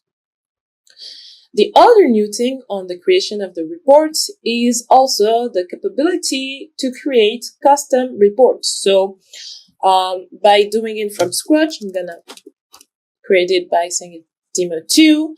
I will be able to actually create from scratch my own report template and add actually widgets from the library here, and also, as before, add chapters from the chapter library. So I'm going to add the first one here for the demo and then save it. So on that, I have now my my 2 new report templates. What I will be able to do is generate reports on those 2. So as you can see here, they will be here on report results, and they are queued and running. If you have created a report template and you want to trash it, this is a new feature actually that you can do, is trash those report templates, and you will be able to find it again on the trash section. Well, you will be able to restore them or delete them completely.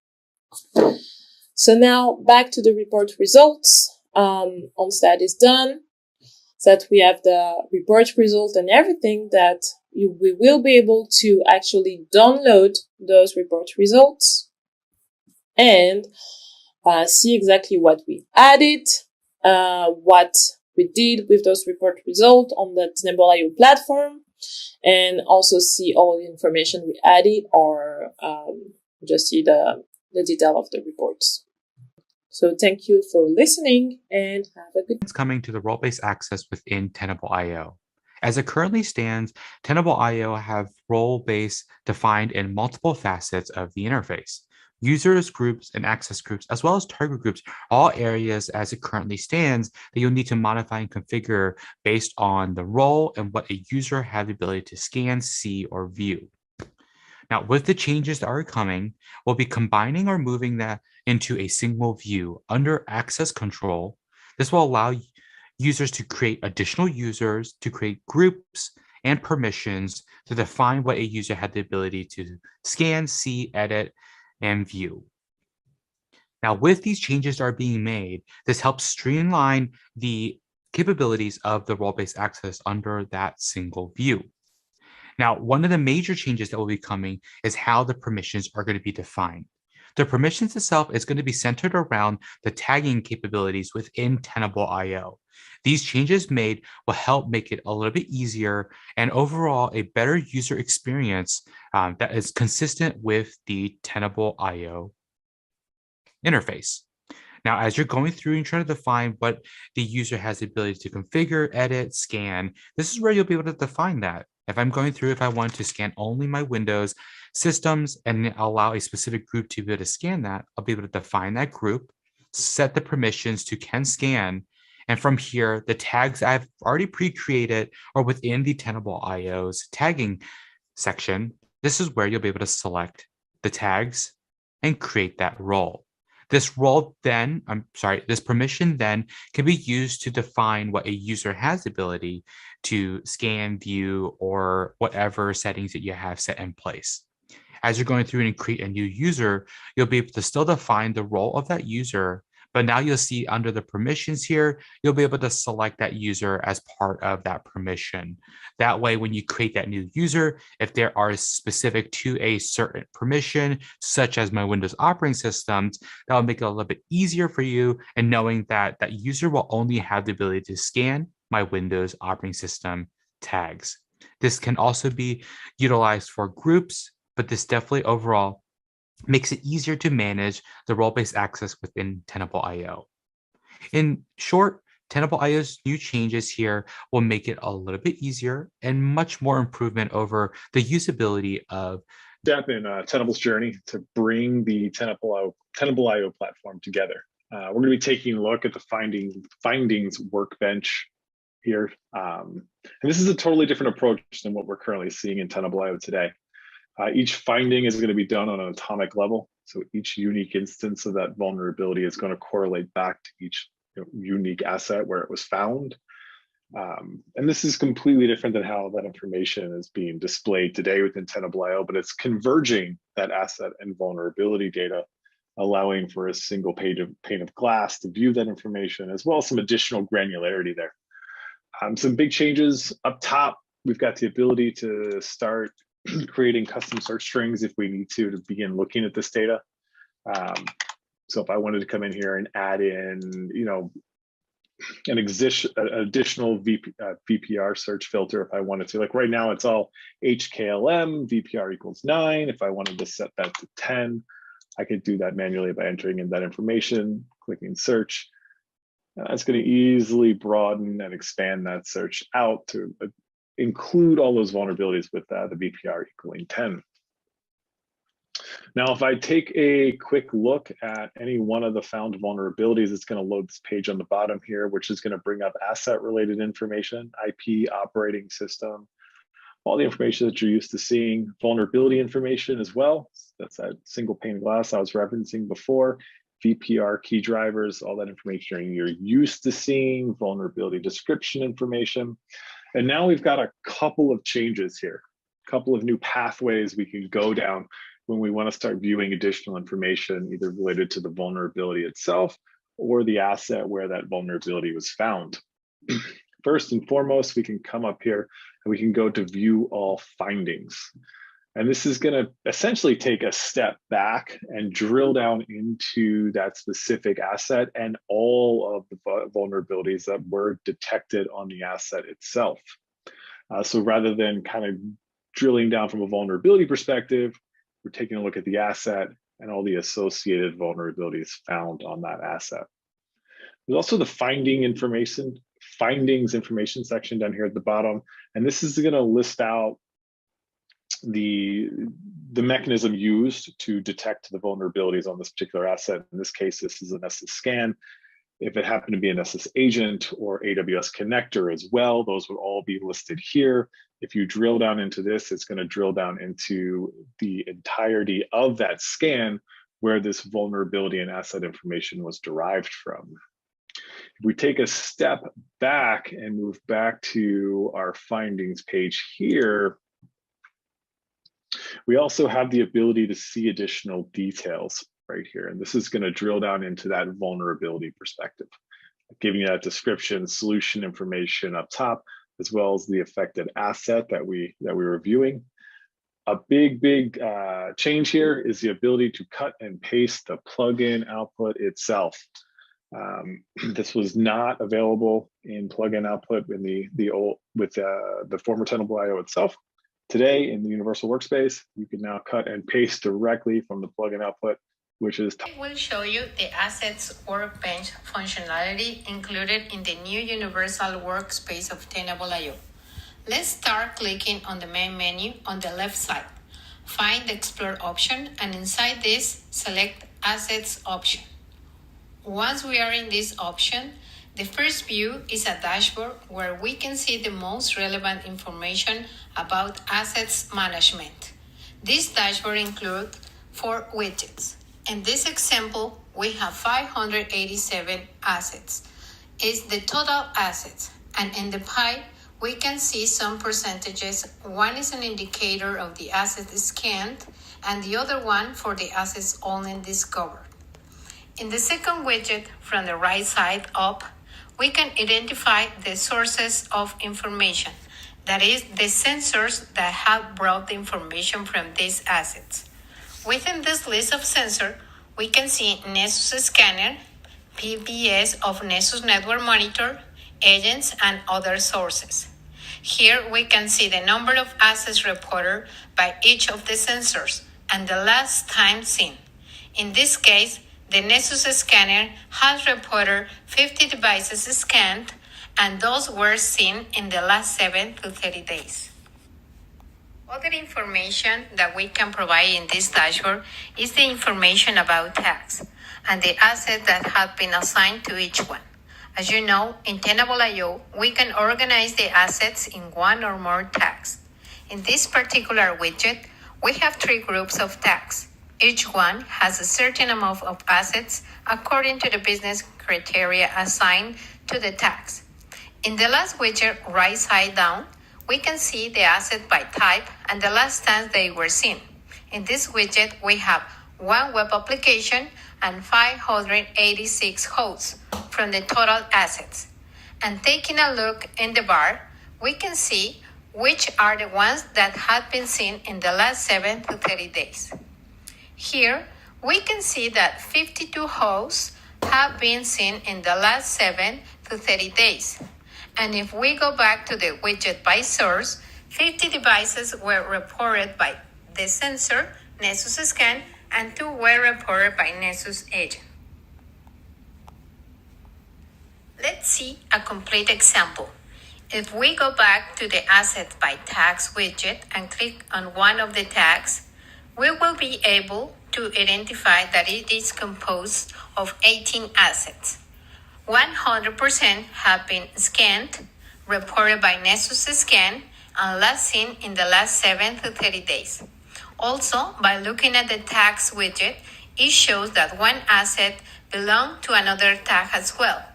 And finally, in the right side down widget, we can see that these assets are of type hosts and the last times they were seen. As we showed in the main dashboard, we have seen the default view in the total number of assets. As an additional functionality in the Assets workbench, we can use filters for a specific search or a more precise view. In this browser, if we go to the upper right bar, we can see some preloaded options. In the drop-down list, we can search by hosts or web application. In this example, we are going to show the filters that apply to hosts. Now, at the host option, the system will show all the assets or devices that we have identified by Tenable IO. At the host option, we can perform a search by filters to get a specific view. To generate a view, click on Edit Filters, and you can see the number of filters available. Let's see an example with some search arguments.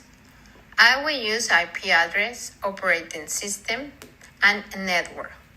Once we have selected the search option, click on Edit Filters again to enable the filters that I have selected to use.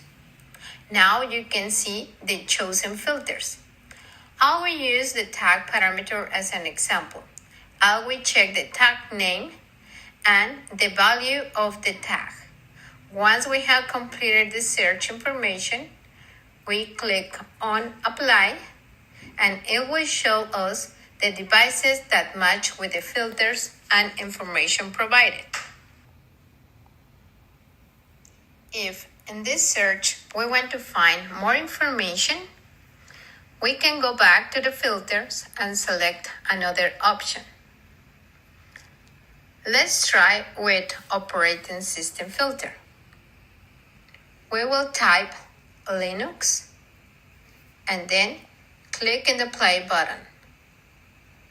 Now we can see that we just have one asset that matches with the search with Linux operating system. After applying the filters, if you want to see the details of the assets, just click on the asset itself and the detailer information of the device will be displayed. Okay, talking from the filtering perspective, we use the basic option in this demonstration, in which we saw the list of filters. Additionally, we can use the advanced option. It can be used just by clicking into things or choosing the filters, or if you know exactly what you want to do from the advanced perspective, you just go ahead and type it in, as we are showing in this example. Okay, this is everything that we have for now about Assets Workbench in Tenable IO. Thank you for your time. Been made to the platform would be the introduction of the ability to do more advanced scanning and more advanced agent-based scanning. So within the platform, within both the advanced and basic agent scan, you have the ability to have a new scan type. So previously, this would have just been a window, as you can see here, scan window. You also have, this can be set to different times and can be configured in minutes. So you have the flexibility that you need to if you have set requirements. But we've introduced a triggered scan. This trigger can be an interval as well as a file name. So the interval, again, can be set in days, but can also be set in hours, as you can see here. We do give you guidance that needs between 12 and 1,000 hours. If we set this, I can set it to an hour, but we also can set it with a file name. So when this rule-based criteria is met, it will then trigger a scan. So based on this, you can see with regards to trigger scans, trigger scans, we have the ability to do that. Where that trigger file is based can be found on this information. You do have the link here that puts you through to where the file needs to be done based on operating system, so where our system is looking for that file. And that file can be named anything. So I could do, an example would be if I had issued plugins, patches to the machine, and if it has been successful, you can then pop a file on there. And after that point, then of course, this scan that I will set up will pick up that file and then notify to be able to be scanned. So, and you can add multiple rules. So if I put in that it has been patched, so it's looking for a file named patched, and then I can say, well, the interval is going to be every day. So it's going to look every day for that file called patched. And if it sees that, it is then going to trigger a scan. So the ability to have more flexibility, to know when things have changed, and these, I would look at it and probably do, if I'm looking at my Windows and if I've done my patching for my Windows estate or my Linux estate, or as you can see here, you have your Mac OS estate, you've popped in a file in that location, it's going to be able to pick it up and then going to be able to issue for a scan. So this will give you and your infrastructure teams the ability to trigger when those scans on those machines are being done. So it gives you even more flexibility and even more knowledge of when scans. Do a first look into the improvements of Tenable IO. In this session, we are going to be looking at the agents in more detail. This is to be able to see your license and how they're being utilized by your agents, as well as looking at the census view and the changements and enhancements in this view. Also, we're going to have a deep look into the advanced features and the advanced settings that you have. These would normally have done by CLI, but we've now brought them into the platform. Let's dive in and look at it now. So within the IO platform, if you go down into settings, you'll be able to utilize the license section. This will be able to tell you how your license is being utilized, whether that is for your normal nessus scanning and how your assets are being related from there, or whether it is from your agents. Within your agents, you'll be able to click through and visualize the agents that you have installed and being utilized within the platform. The other aspect that has had significant changes will be in the form of the sensors. What we've done is we've also made improvements on this platform. These can be noted in regards to your columns that you have here. The columns that you have can be added and removed. So take, for example, you can remove the platform or the network, especially if you've not utilized any of the networking sections. With regards to the columns, they can move. So it can mean that you can be in charge of where you want the data to be looked at. Of course, all these items can be done in tandem. You can then look at this as a platform. You can see what grouping that they are. Of course, you can look at that through your agent group. And again, the columns can move. We also have included being able to remove any columns that you have in any of these items. You also have the ability to, of course, add networks and then add agents to particular networks. This can, of course, then be utilized within tagging.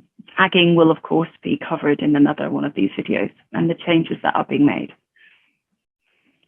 So the other aspect that has had significant improvement is to utilize the settings. And some of these agent settings were only being able to be utilized by the CLI. Again, these are advanced settings that would have been having to be installed on the CLI when it's either installed or following that. And that can cause some administrative pain. So we've listened to our customers and we've included some of these within the platform itself. So ad hoc, you can change these. So whether that is looking at the logging level, to change it from normal to debug, if you are investigating an issue that you need to have those from your agents, or whether it's looking at your compilation and how long that is taking, then of course it notes to you, it gives you the information that you can make a decision based on your business requirements. So it tells you, of course, if you make some of these adjustments, they will have an impact. If you change your logging, the back-end load is going to be higher. And it's going to take more time to do running scanning if you're going to have an increased debug scan. You have the ability to also change the performance. So if you notice, taking information from what I would have done, if I had a system that had an agent on there and my infrastructure department said that it was having a significant performance issue, you had to go through the CLI to make those adjustments. Well, now what we've done is we've given you the power within the platform. So you're able to then change the scan performance, whether that is high to low. You can then advise what that is. And of course, as you know, the performance changes how quickly a scan can be done. We've also given you the ability to change the agent update plan. So this could fall in line with, okay, well, where do you need it to go? Well, how do you want to be utilizing it? Are you happy? Is your business happy to be part of an early access releases for either plugins or for a system update or an agent update? Well, it gives you now the ability to request that within the platform. So, you might choose to have a delay because, you might have different groups. One might be your dev environment that you're happy with early release. Others are a live production environment that you don't. And so we give you the power to make adjustments either on one or many of your agents. And then, of course, you have the ability to adjust your host name. So what this will mean is that it will be up to date as often as possible. So if you've installed a plugin, a agent onto your machine, sometimes that host name will change. You can set whether that is correlated within the platform or whether it stays as a static name. So you have that ability there. These settings can be performed on multiple. So I could select a few. I can then change the settings for this group of people. So then again, you're getting even more. So I've got 3 agents that have been selected. As you can see, I have selected 3. It then gives you the ability to then select, okay, well, which option do I want to change for all 3 of those systems? So I can go, okay, well, I want those ones to be on different logging, or I need to have them as early release. So you have the ability to select multiple systems and then be able to perform that. So if we take, for example, I have some systems here, as you can see. They're all part of different agent groups. So if I select the agent group that I want, you'll be able to pop in and see that it's part of my Linux test group. These details, of course, stay up and stay relevant. You can then edit the settings again in here where you can edit them, but it's same settings that are also based on this button here, the actions button. We try and make it as logical as possible. So when we go, all right, I want to go to my group test, we can then select these, and then I can do more based on my agent group, not just based on single agents. I can go and look at it from a group level and make the changes to per group. You might have that, it might be beneficial, but we give you now the option. In this video, we are going to talk about exports functionality in Tenable IO. Now, you can export nearly all data sets on the platform, including access data, vulnerability data, scanner and agent data, and even exported data. The process to export data is consistent across Tenable IO. Exports integration throughout Tenable IO is found in the settings page, from which you can review your historical exports, retrieve and export, and start or delete a given export. Let's see the functionality by clicking on the settings page and select the exports option. The export feature has set in 3 particular areas in the platform. The first one is here at the settings tab. Here is where all exports on the platform will be maintained. Here you can see the history of all exports, and you will be able to start, stop, or pause depending on the status of the export, if it is in progress or not. You can download, renew, or delete the completed exports of the list. As you can see, you have the same capabilities available over here on the right-hand side of the Actions tab. Also, in the exports list, there is an expiration date for these exports. So you have the possibility to renew the specific export to reset the expiration date. An additional important point here is the allocated quota. It means the available storage. So as you can see in the exports list, there is a field about the size of each export. The second area is related to the expiration days on the platform, which is based on the container level. Go back to the settings page and let's go to the general tab. Click on the export option and you will see a default expiration of 30 days, which is the default maximum expiration time. So the admin can modify the days according to the time required. Now, the third area is related with the source of the exports that are generated from the workspaces. So if we go over the findings or assets, let's try in findings to get an export from vulnerabilities data. Anything that you click on or anything you actually drill into, you will have the ability to export anything that you want to get. Once you have selected the information and or the filters, click export and you have available the CSV and JSON formats. So let's go ahead and let's drop a CSV in this example. Click on configurations and then it opens up the field set. So there are some fields that you can choose as part of the information of the export. Those fields are arranged alphabetically, but also if you want, you can use the search box so you can type in. Okay, after that, we can go ahead and just download the export, or you can specify the expiration time. This is between 1 to 30 days.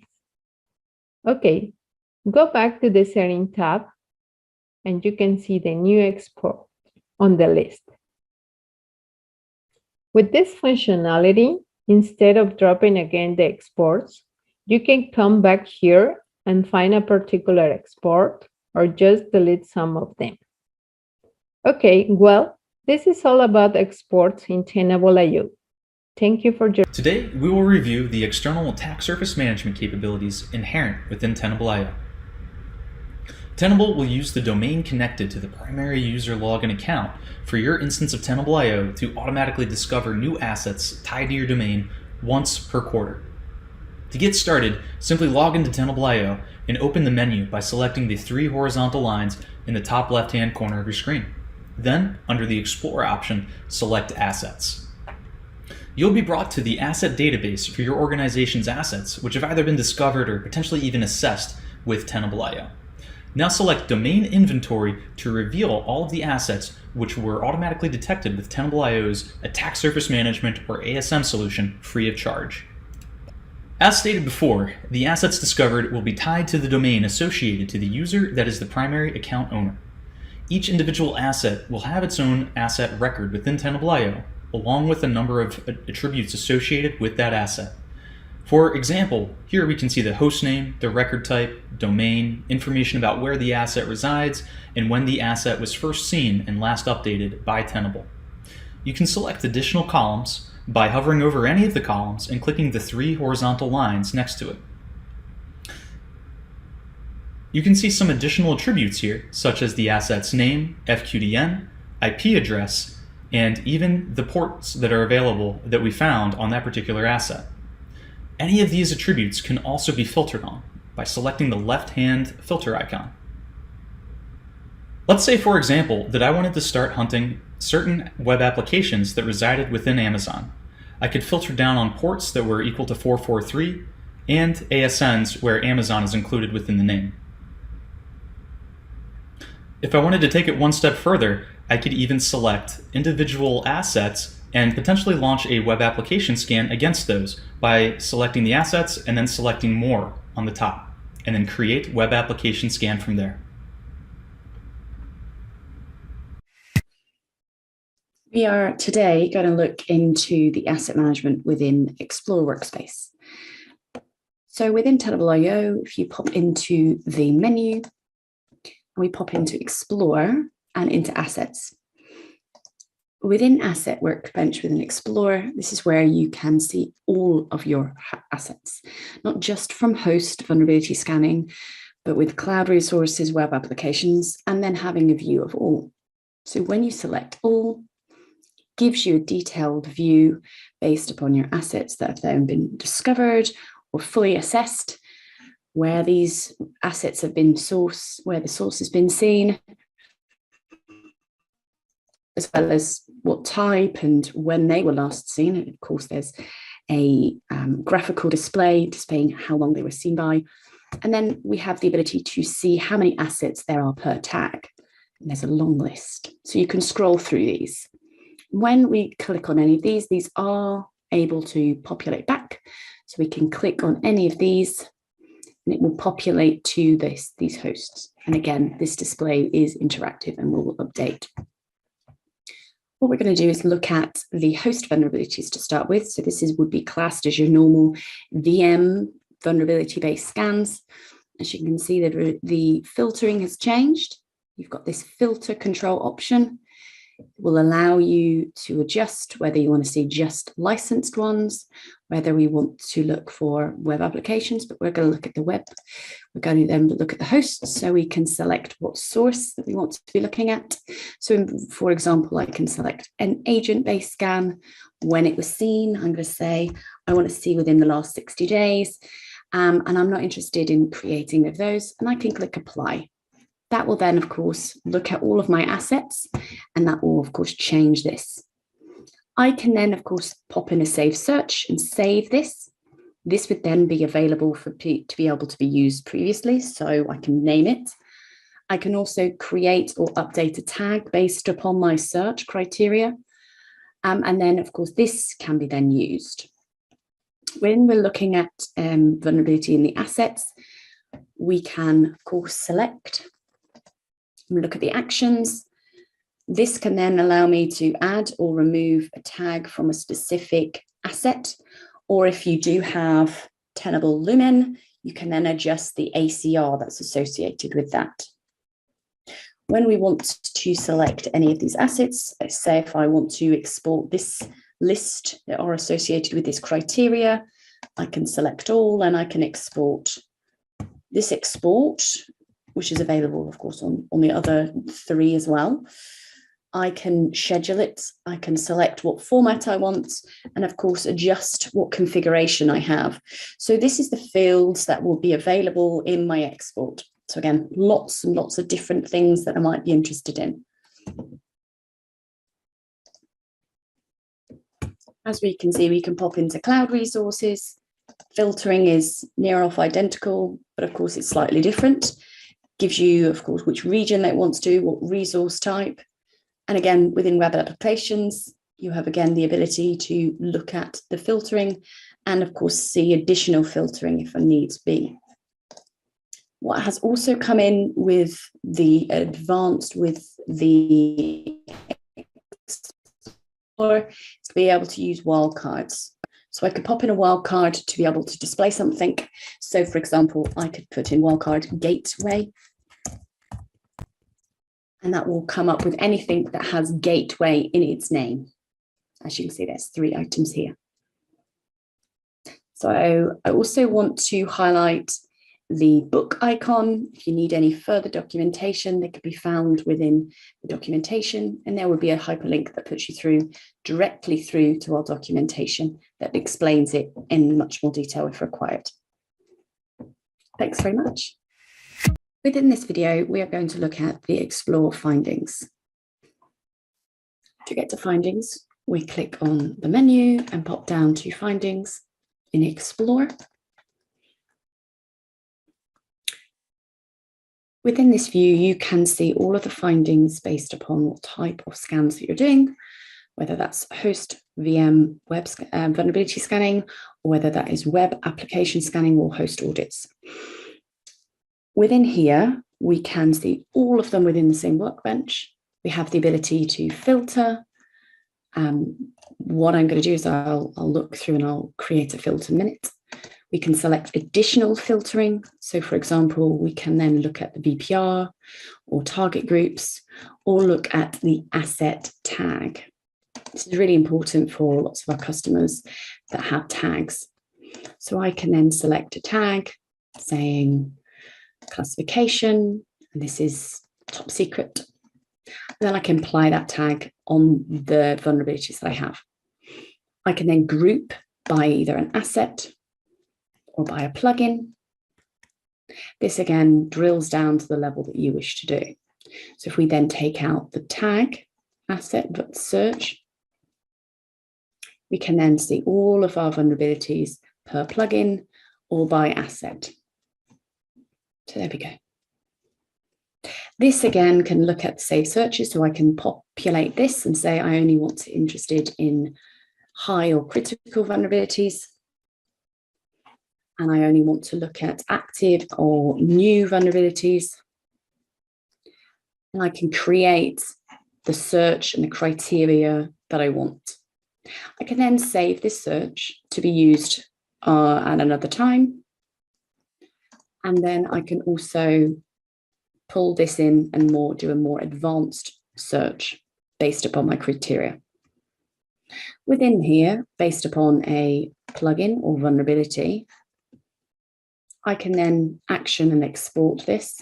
If I don't want to have any groupings at all, I then have the option to recast, to view all the findings that are associated with this one, or I can create a remediation project.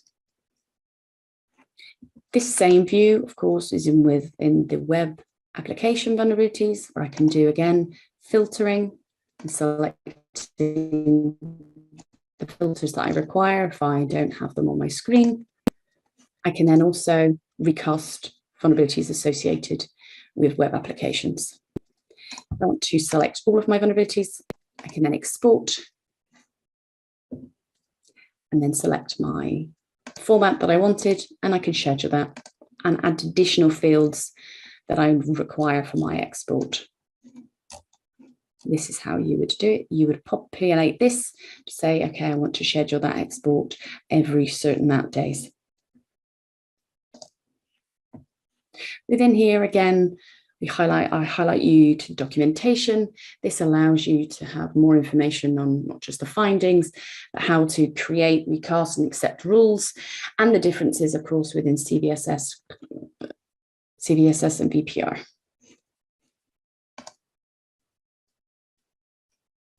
I hope you found this session interesting. Thank you very much for listening. To begin, click on your main menu and select Remediation under the Act section. You'll be brought to the Remediation Projects page inside Tenable IO, and to create a new project, click Create Remediation Project in the upper right-hand corner. We'll give our project a name and optionally a description. Click Next. And by default, some filters are selected that define the scope of the project. Some of these we'll want to keep, and some of these we may want to change. The first filter that's filled in by default is we're taking a look at vulnerabilities that have not been accepted. We're also looking at all vulnerabilities that are not informational, so we'll see all critical, high, medium, and low vulnerabilities. For the purpose of this demonstration, I'm going to change this to display critical and high vulnerabilities. We'll save that. And the last filter that's filled out by default is the state of the vulnerability is not equal to fixed, which is something we would want. We don't want to see vulnerabilities that have already been taken care of in this example. I'm going to add one more filter to narrow down our findings a little bit. And notice right now, with the filters applied as they are, we have 5,107 findings to remediate. I'm going to use the IPv4 address filter to define two machines that I want to take a look at to narrow the scope of this remediation project.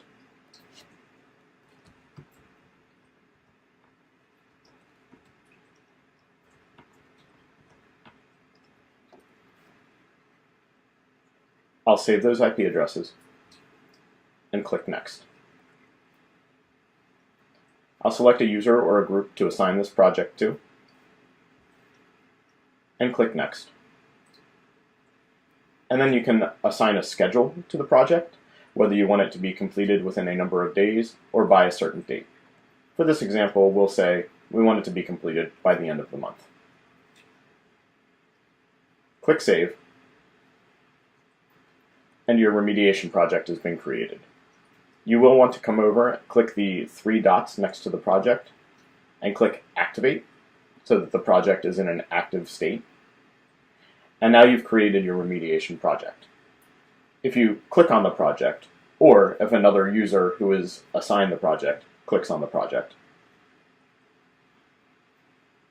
you'll be brought into a view that shows you the findings that need to be remediated in the bottom pane, as well as some information about the project on the right. When the project was created, the findings that have been remediated, findings that have been resurfaced, meaning they were fixed and then came back into the environment, and how much longer you have to complete the project.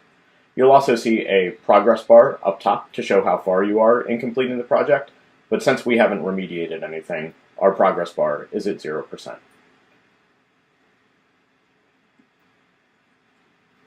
And that's all there is to it. That's how you create a remediation project in Tenable IO. I started us on the details of this particular asset because it's the asset we'll be focusing on during this demo.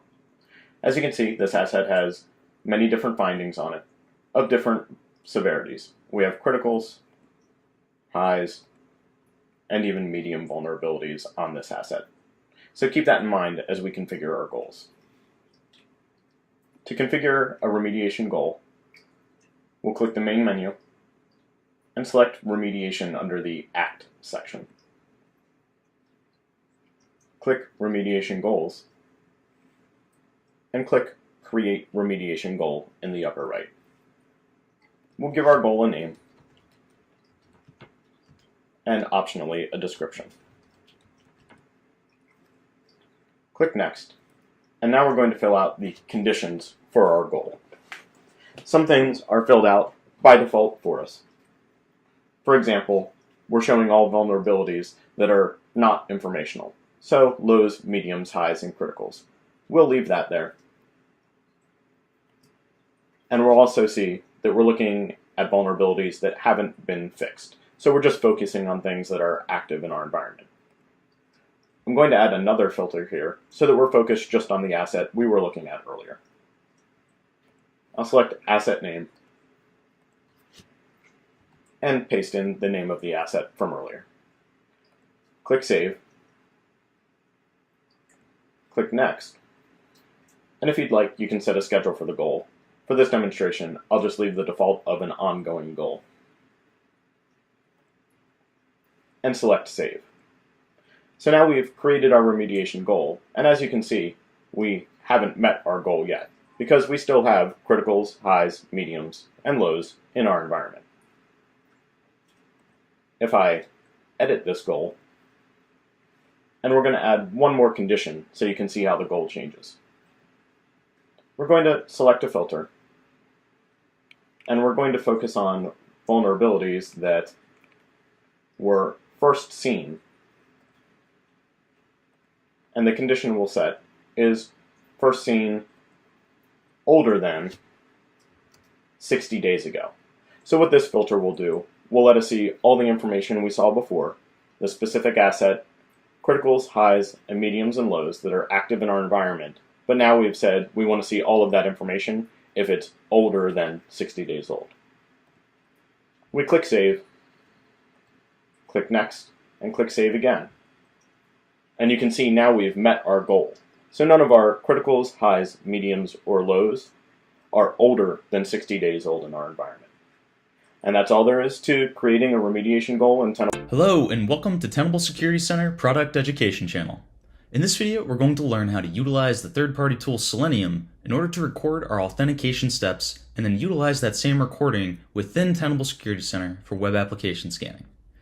As stated earlier, Selenium is a third-party tool. Now, we highly recommend utilizing this tool in the vast majority of authentication scenarios, except for those defined by the HTTP protocol itself, such as basic, digest, NTLM Kerberos, and also certificate-based authentication. Otherwise, please utilize Selenium.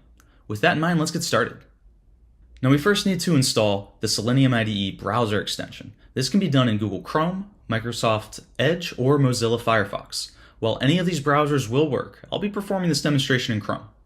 So first we're going to head to Google Search, or the appropriate search for your browser, and simply type in a meaningful search query such as Selenium IDE browser extension for Google Chrome. Now let's go ahead and click into it. Once selecting, you're going to see Add to Chrome over on the right-hand side. Please select that, and then Add Extension. Now once it's been added, you can go ahead and start using it immediately. I like to click on the extensions and then add it as a pin, or the equivalent for your browser.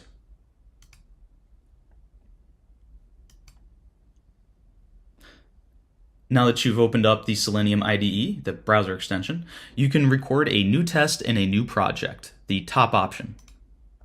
We're going to give this project a name. For this particular example, I'm going to be using a purpose-built vulnerable web application called Google Gruyere.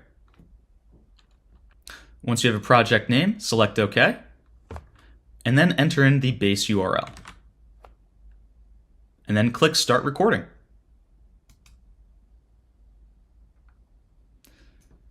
Now you can walk through all of these steps in the authentication.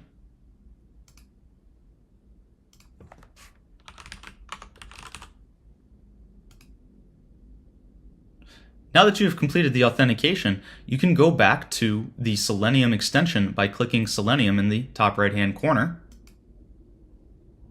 and then clicking the stop icon. You can give this test any name. The name is irrelevant. Now, before we save this and enter it into the scanner, we want to first check to make sure that the authentication has worked correctly. To do this, we're going to log out of the web application, then go back to Selenium, and then we're going to hit the play button, run current test. The next step is to click the save button in the top right-hand corner. It looks like a floppy disk. As a quick note, the file will be saved in plain text, so the values of the username and the password will be saved to your machine in plain text, and proper precautions should be taken. Now, once this has been saved, we can head back over to Security Center.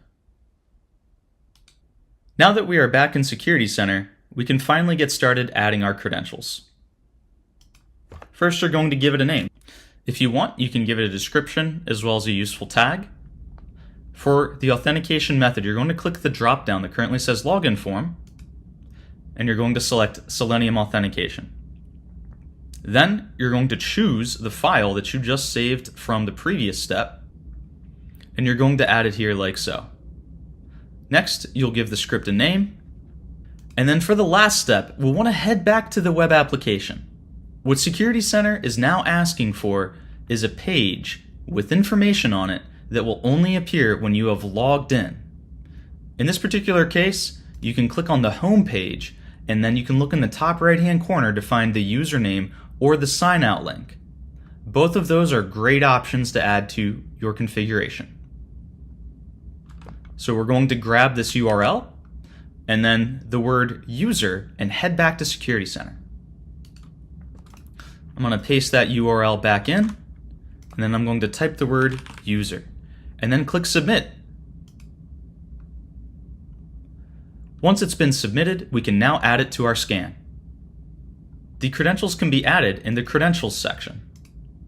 First, you're going to select the drop-down and then web application authentication, and then you'll select the credentials which you have just saved. And that's it. Thank you for watching this video within the Tenable web application scanning. This is for both Security Center as well as Tenable and Nessus Expert. First up, let's talk about the HTTP methods of authentication. The supported methods are basic, NTLM, digest, and Kerberos. Indicators that you may need to utilize this type of authentication are if there is a pop-up box when you go to reach the application, or if you're on an internal network or using an environment such as a dev environment or a QA environment. These environments typically require you to log on to the domain before being able to access the applications. As well, you could also utilize the Tenable Web Application Scanner to scan first. After the scan is complete, in the post-scan, you could find the following plugin in the results: HTTP server authentication detected, or 98024. Once you have found out that it is the HTTP method supported by the web application, then you need to add these into the HTTP authentication section of the credentials within the web app scan policy. Next, let's discuss application authentication. This is used in the vast majority of cases across all the internet-facing web applications. You can think about this type of authentication as when you enter a username and a password and the application returns with a session ID. Tenable supported methods for this type of authentication is recording via Selenium, a third-party application, which supports multi-step authentication as well as application authentication for single sign-on servers and single-page applications. Tenable's web application scanner also supports the login form, cookie-based authentication, bearer tokens, and API keys. Lastly, let's go over some helpful tips and tricks. First, let's talk about identification of what type of authentication is used by the particular web application. If there's a pop-up box, there is a good chance that you are utilizing HTTP authentication. Let's take a look at an example. In this example, we see a pop-up box that is very traditional of the basic and NTLM digest and Kerberos style of authentication. Next up, try to scan the application. Once you've scanned the application, check for the results. There are a bunch of other helpful plugins beyond the one listed earlier. Let's take a look at those. As you can see, I'm now on the plugins portal. This plugins portal is completely accessible to anyone. There's no login required. You can see I filtered down on the Web Application Scanner, and I filtered down on a family of plugins, Authentication and Session, as well as informational level plugins. As you can see, there are a whole host of plugins which, after the scan is completed, would be very helpful in identifying the potential application's authentication mechanism. Another trick could be to ask the application owner themselves. The application owner should be able to tell you the method of authentication utilized for the various web applications under their purview. As well, if the authentication mechanism being utilized is application-centric, then we highly recommend using the Selenium recording most of the time. When dealing with two-factor authentication, try to work with the app owner for a bypass account. This is the only scenario where Selenium recording will likely not work. In this case, you may need to utilize cookie authentication when unable to bypass two-factor authentication. While login form is also available, it is rarely utilized as an authentication method. Lastly, we highly recommend enabling plugin debugging. This will give additional screenshots at the end of the scan to help troubleshoot potential issues. Thank you. Today we are going to discuss how to use Tenable SC to identify hosts with web applications that you may want to scan with the Tenable SC Web Application Scanner. Log into Tenable SC with a security manager or other account which has sufficient privileges to create scan policies, scan jobs, and the ability to initiate scans. Navigate to Policies and create a new scan policy based on the basic network scan template.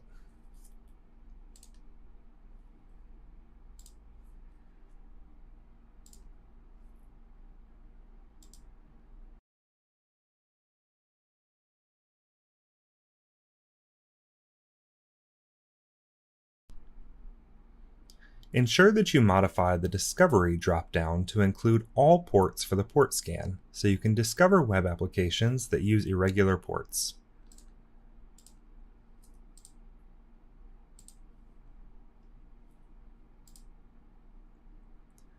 After saving the policy, navigate to Active Scans.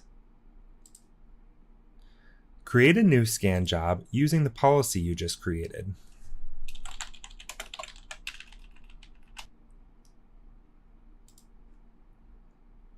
Walk through the normal scan job creation process and save the scan.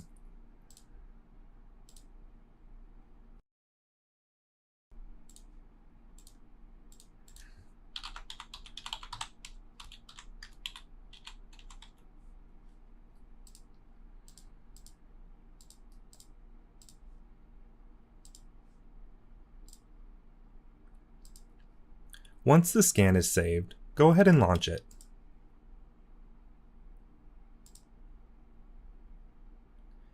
You can monitor the status of the scan using the Scan Results tab.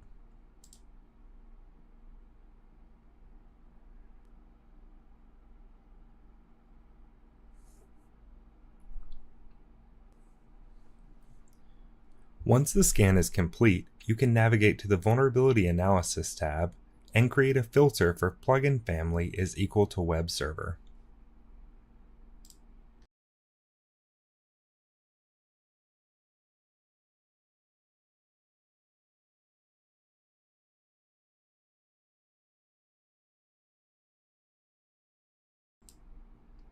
Feel free to save this as a query for later use. Useful views from this point would be the vulnerability list or summary to view the different services or HTTP responses found, or you can view the IP summary to get a good idea of the IP addresses that are hosting web applications.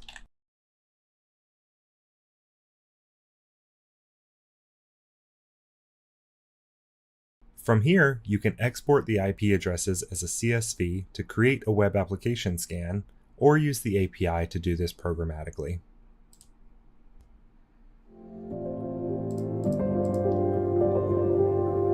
Hi everyone, and thanks for tuning in. Today, we're going to take a look at how to configure a discovery scan in Tenable One or Tenable Vulnerability Management. A discovery scan is essentially a ping sweep of a network so that we can see what assets are out there before we scan them for vulnerabilities. To get started, we'll go to our main menu, select Scans, and click Create Scan on the right-hand side. We'll select the Host Discovery Scan template, and we'll be brought to a page where we can configure our scan options. We'll name our scan, select a scanner that we want to use, and put it in an IP range of the network that we want to scan across to look for assets.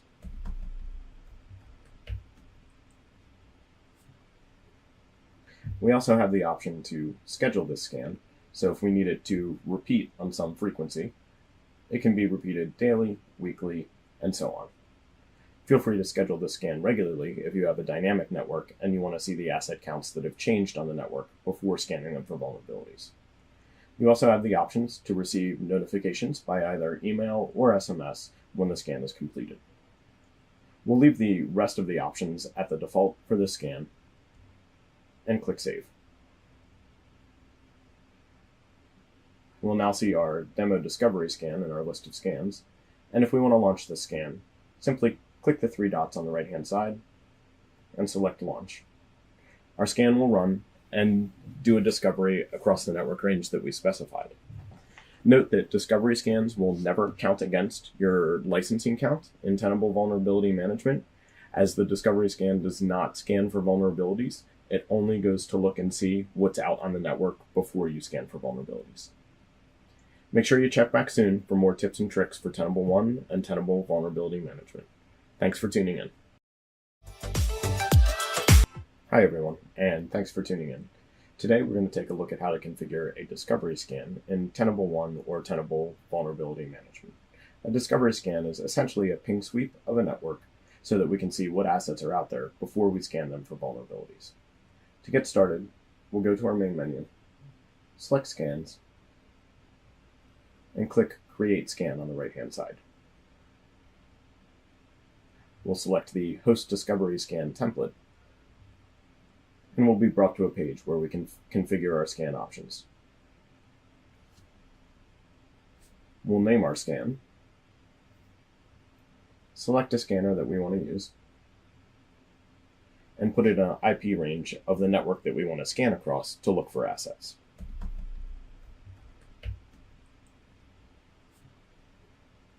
We also have the option to schedule this scan, so if we need it to repeat on some frequency, it can be repeated daily, weekly, and so on. Feel free to schedule this scan regularly if you have a dynamic network and you want to see the asset counts that have changed on the network before scanning them for vulnerabilities. You also have the options to receive notifications by either email or SMS when the scan is completed. We'll leave the rest of the options at the default for this scan and click Save. We'll now see our demo discovery scan in our list of scans, and if we want to launch this scan, simply click the three dots on the right-hand side and select Launch. Our scan will run and do a discovery across the network range that we specified. Note that discovery scans will never count against your licensing count in Tenable Vulnerability Management, as the discovery scan does not scan for vulnerabilities. It only goes to look and see what's out on the network before you scan for vulnerabilities. Make sure you check back soon for more tips and tricks for Tenable One and Tenable Vulnerability Management. Thanks for tuning in. Hi everyone, and thanks for tuning in. Today we're going to go through some simple steps to creating custom dashboards inside Tenable Vulnerability Management. The examples we'll use today are very simple examples, but hopefully we'll get some ideas flowing about how you can utilize custom dashboarding in your environment. To get started, we'll go to our main menu and select Dashboards. On the right-hand side, select New Dashboard and Custom Dashboard. I'm going to rename my dashboard to Environment Overview. Select the check mark, and that will rename our dashboard. Down in the widget box, select New Custom, and we're going to create a few widgets. The first widget I make is going to be a donut chart. And I'm going to name this operating systems. For our data set, I'm going to use assets. And I'm going to limit the results to 10 results so that my donut chart doesn't get too crowded. I'm going to group by operating system. And under the stats dropdown, we'll select count because we're going to get a count of the operating systems in our environment. And under sort fields, I'm also going to use operating system. Now there are two ways you can select filters to narrow down the results. You can either click the select filters button, select a filter, and fill it out using the drop-down information. What we'll do today is we're going to create an advanced filter. The filter that I'm going to use is a filter that will look for Windows Server 2012, 2016, or any Linux operating system in my environment. Now you notice when I pasted in that advanced filter, our chart type reset. That's because we were unaware of what type of filter was going to be dropped in, so we just had to make sure that we're using an appropriate type of chart. But you notice that donut chart is still available. So I'll select that. And when I click Update Preview, you'll see a preview of our donut chart. You can see here I have Windows Server 2016 machines, 2012 machines, and different Linux kernels listed. So this chart's finished. I'm going to click Save and Exit. And we're going to create another custom widget. This one is going to be a table. And I'm going to name it Vulnerabilities by Severity. Our data set that we're going to use is going to be findings. We're going to use vulnerabilities, and I'm going to limit it to 5 results. When we're grouping by severity, there really are only 5 possible results: critical, high, medium, low, and informational. I'm going to leave the group by box to say severity, and stats to say count. The sort field I'm going to leave at severity as well. One thing I do want to do is select a filter. We're going to select state. And I want to show the counts for everything that is not equal to fixed. So I want to see all the counts for the severities in my environment, but I don't want to show issues that have been fixed already. I'll select Update Preview. And you can see we have a very simple table that shows how many criticals, highs, mediums, lows, and informationals are in your environment. I'm going to save this widget as well. And we're going to create one more custom widget. This one will also be a table. I'm going to name this Vulnerabilities by Plugin. Our dataset will still be our findings, and I'm going to limit this table to 20 different rows. Under Group By, I'm going to group by Plugin ID. And the columns that I want to show are count,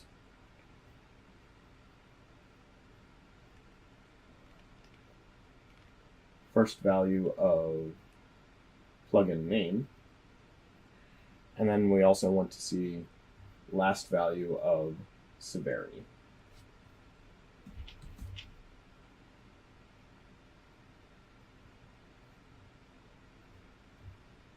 Under sort fields, we'll select count.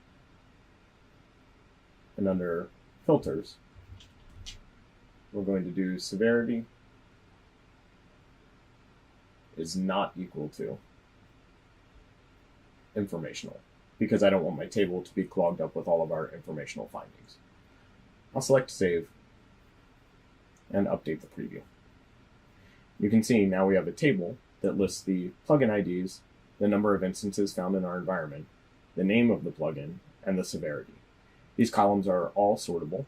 You can sort by count if you want to address instances that have the most counts in your environment first. Or let's say you want to tackle your critical and high findings first. You can sort by severity as well, regardless of how many instances there are in your environment. I'm going to save this. And back on our main dashboard page, I'll select Done Editing. And now I have a dashboard that shows the overview of vulnerabilities and operating systems in my environment. Feel free to play around with this, set some filters that are appropriate for your environment, and this should get you started with custom dashboarding and Tenable vulnerability management. Be sure to check back soon for more videos like this and some other helpful tips and tricks when operating inside Tenable vulnerability management. Everyone, and thanks for tuning in. Today, we're going to go through some simple steps to creating custom dashboards inside Tenable vulnerability management. The examples we'll use today are very simple examples, but hopefully we'll get some ideas flowing about how you can utilize custom dashboarding in your environment. To get started, we'll go to our main menu and select Dashboards. On the right-hand side, select New Dashboard and Custom Dashboard. I'm going to rename my dashboard to Environment Overview. Select the check mark, and that will rename our dashboard. Down in the widget box, select New Custom, and we're going to create a few widgets. The first widget I make is going to be a donut chart, and I'm going to name this Operating Systems. For our data set, I'm going to use Assets, and I'm going to limit the results to 10 results so that my donut chart doesn't get too crowded. I'm going to group by operating system, and under the Stats dropdown, we'll select Count because we're going to get a count of the operating systems in our environment. And under Sort Fields, I'm also going to use Operating System. Now there are two ways you can select filters to narrow down the results. You can either click the Select Filters button, select a filter, and fill it out using the drop-down information. What we'll do today is we're going to create an advanced filter. The filter that I'm going to use is a filter that will look for Windows Server 2012, 2016, or any Linux operating system in my environment. Now you notice when I pasted in that advanced filter, our chart type reset. That's because we were unaware of what type of filter was going to be dropped in, so we just had to make sure that we're using an appropriate type of chart. But you notice that donut chart is still available. So I'll select that. And when I click Update Preview, you'll see a preview of our donut chart. You can see here I have Windows Server 2016 machines, 2012 machines, and different Linux kernels listed. So this chart's finished. I'm going to click Save and Exit. And we're going to create another custom widget. This one is going to be a table. And I'm going to name it Vulnerabilities by Severity.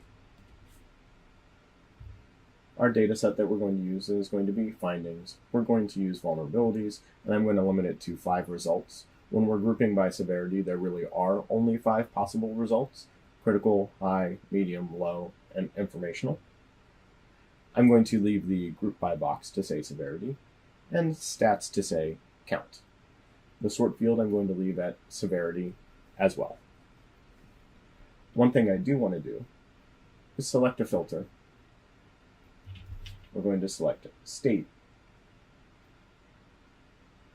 And I want to show the counts for everything that is not equal to fixed. So I want to see all the counts for the severities in my environment, but I don't want to show issues that have been fixed already. I'll select Update Preview. And you can see we have a very simple table that shows how many criticals, highs, mediums, lows, and informationals are in your environment. I'm going to save this widget as well. And we're going to create one more custom widget. This one will also be a table. I'm going to name this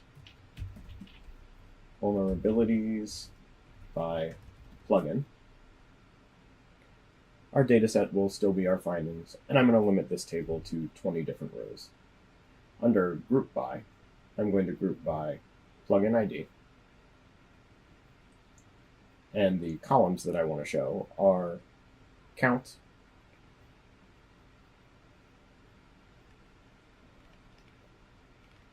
first value of plugin name, and then we also want to see last value of severity.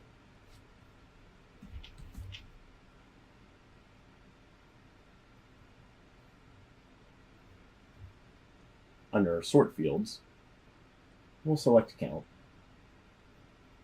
and under filters, we're going to do severity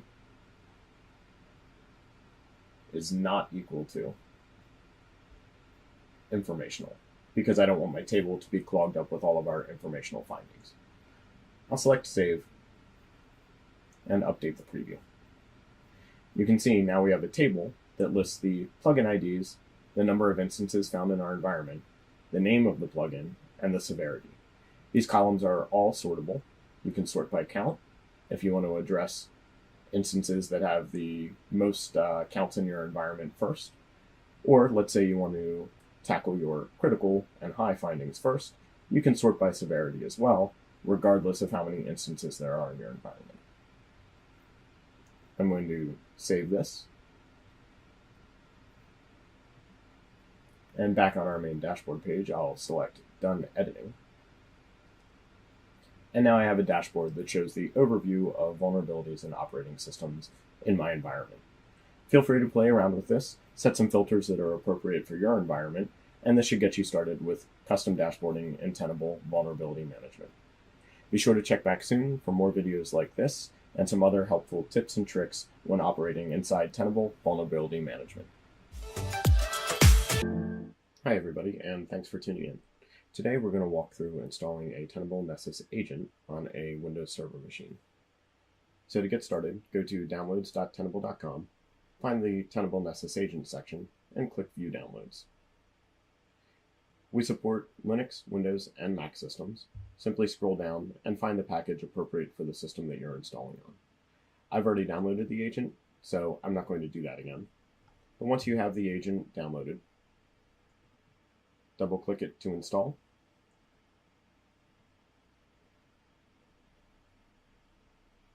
You'll be brought to a typical setup wizard.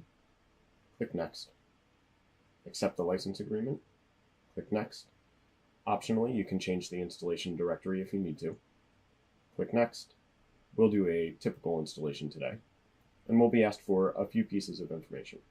The first thing we'll be asked for is our linking key. That can be found in Tenable Vulnerability Management by selecting your main menu, going to Settings, scroll down to Sensors, select your Nessus Agents section, and select the Add Nessus Agent button in the upper right-hand corner. A window will fly out from the right. Simply copy your linking key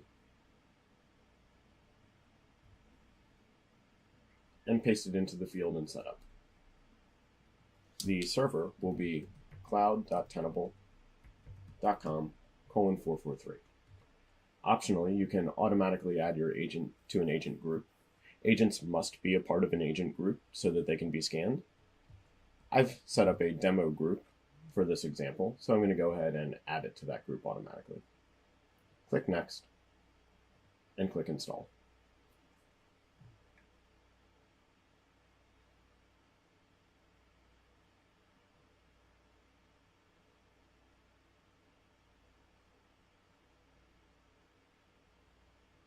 Once the installation is complete, click Finish. And back in our Tenable Vulnerability Management interface, if I refresh this page,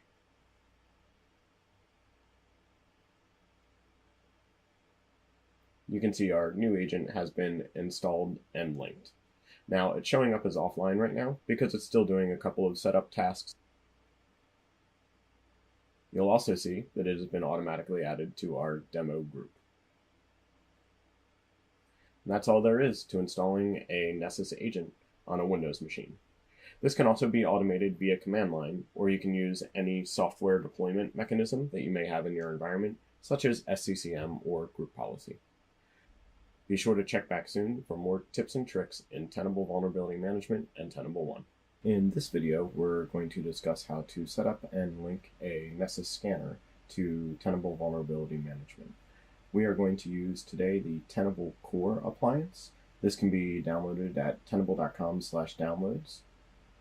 The Tenable Core appliance is a Nessus scanner installed on Oracle Linux 8. Now, I've already walked through importing this into VMware, but just to show you, after you install the scanner, what you will see is on first boot, you'll see an IP address that you need to go to finish the configuration. In our case, it is 192.168.1.29 on port 8000. So what we'll do is go to that address,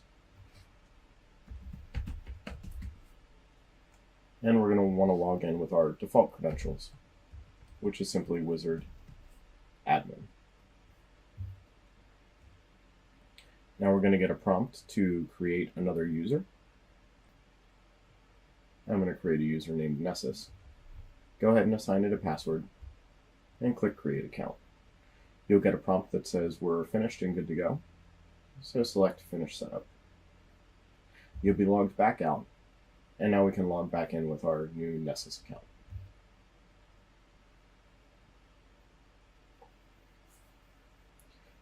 The first screen you're brought to will show the user interface of the scanner, which is the same IP address over port 8834.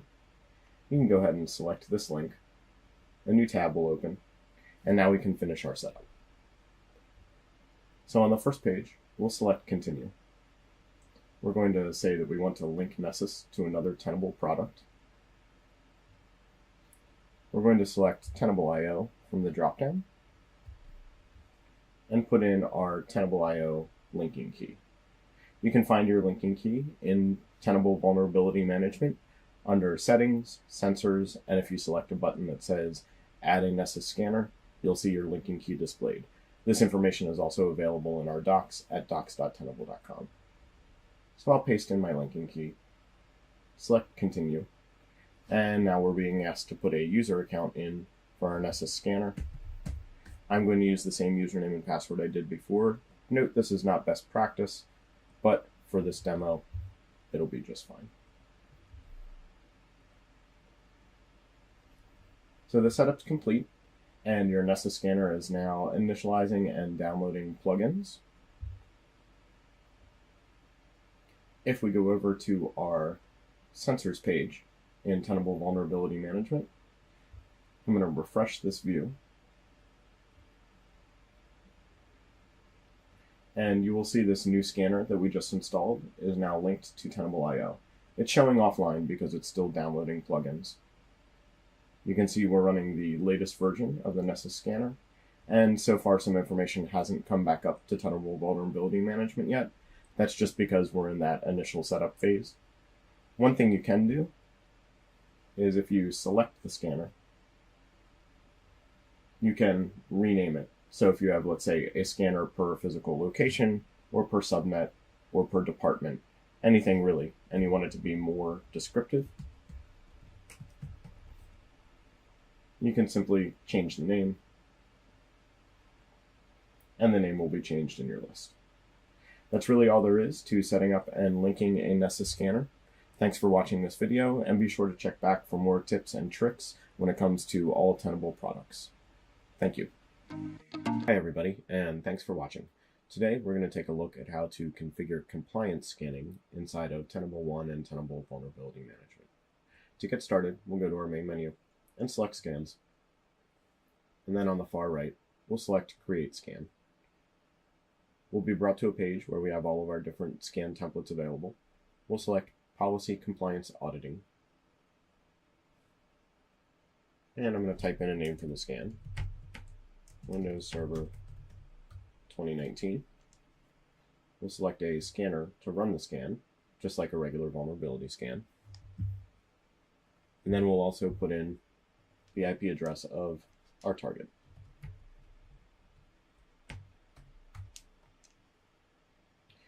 We can schedule this scan to run repeatedly if we'd like on a scheduled basis. We can also put in email or phone number so we can get notifications when the scan is complete. I'm not going to do any of this today. I will add credentials to the scan. Credentials are required for compliance audits. I'm going to select a manage credential since I have my credentials saved already, and select my Windows credentials.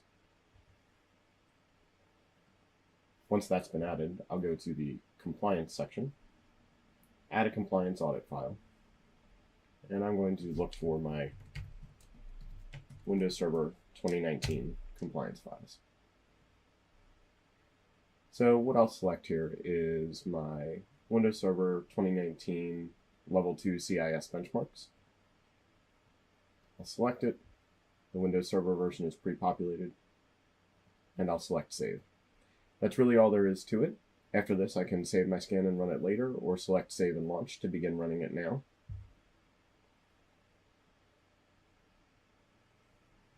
And the scan will run. I'm going to let this run as it's going to take a little bit, and we will explore in another video how to look through the policy compliance audit results. Thanks for tuning in, and be sure to check back soon for any new videos and tips and tricks with Tenable One and Tenable Vulnerability Management. Hello everybody, and thanks for tuning in. In this video, we're just going to take a look at the policy compliance scan results that we ran in the last video. And to do that, we'll go to our main menu, select Scans to get to our scan list. And you'll see here we have our Windows Server 2019 scan that we created. If you remember correctly, we configured this scan to run against the CIS Level 2 benchmarks.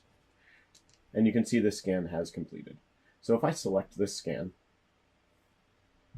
and then click See All Details, you'll notice in the Scan Results page, there will be an Audits tab.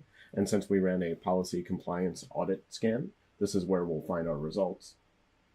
And you can see here a list of audit checks that failed and ones that passed as well. You can see down at the bottom, there's a couple of passing checks.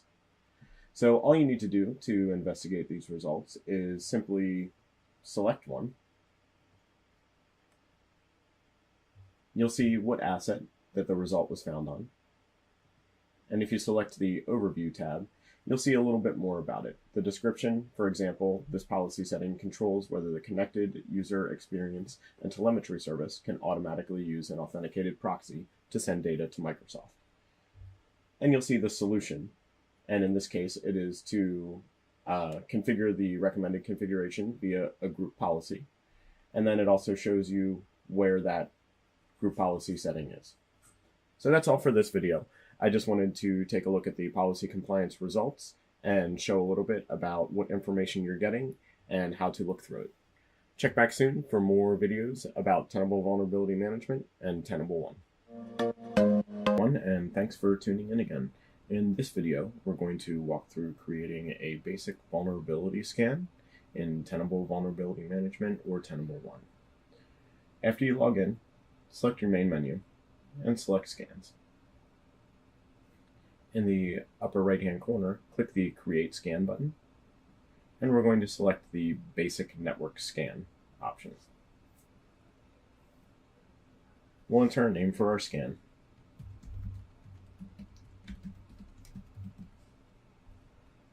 A description if you want.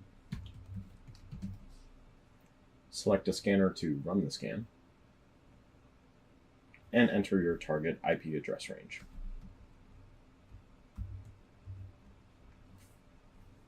It is highly recommended that you set your vulnerability scans to scan on a schedule.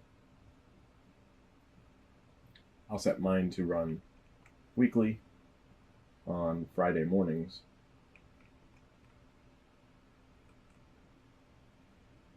at 9 a.m. You can optionally put in an email address or phone number to receive email or SMS updates, notifications when the scans are complete.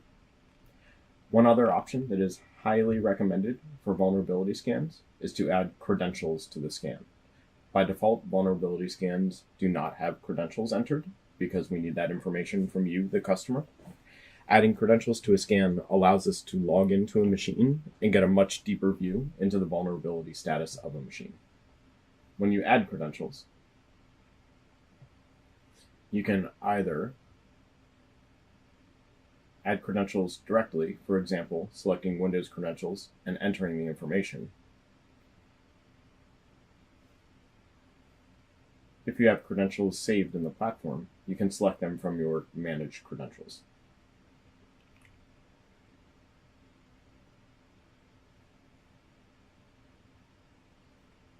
After you've added your credentials, click Save, and your vulnerability scan now shows up in the list. You can wait for it to run on the schedule you selected, or you can launch it manually at any time by selecting the 3 dots on the far right and selecting Launch. The scan will run, and when it's completed, you can view the scan results. Thanks for checking out this video, and be sure to check back soon for more tips and tricks on Tenable Vulnerability Management and Tenable One. Welcome. In today's demo, we will be learning about the Explore Assets Workbench and how it improves upon the functionality that was provided by the Legacy Assets Workbench. At first glance, we observe that the Assets Workbench has multiple tiles, each representing an asset type. These are hosts, cloud resources, web applications, and domain inventory. The user can view any combination of these asset types simultaneously by clicking on the relevant tiles and selecting or deselecting them. The first key improvement in the new Assets Workbench is the support for both basic and advanced filtering. The user can switch between the two types via the Advanced button. In the basic mode, the filter controls can be toggled by clicking the Show Filter Control button on the left. In the advanced mode, the user has the ability to form a complex query which could involve multiple operator types as well as nested filters. For example,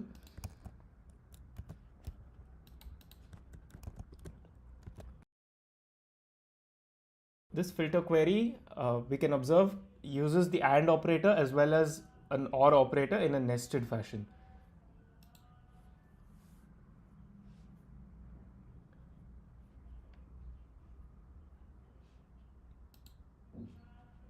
In the basic filtering mode, the user has an easy way to filter relevant assets based on when they were last observed via the filter on the top right side of the page. For example, we can view assets that were seen in the last 30 days as displayed. In the basic filtering mode, the user also has the ability to view 3 visualizations that provide the following information: assets by live status, assets by scan status, and assets by license status.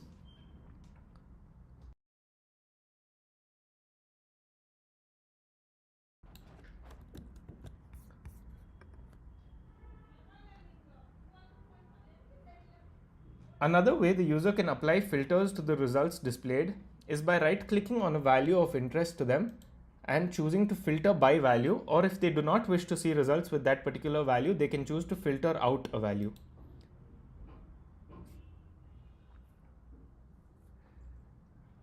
The Assets Workbench also allows the user to save a set of commonly used filters as a saved filter to access later or to share with other members of their team. For example, we could create a new filter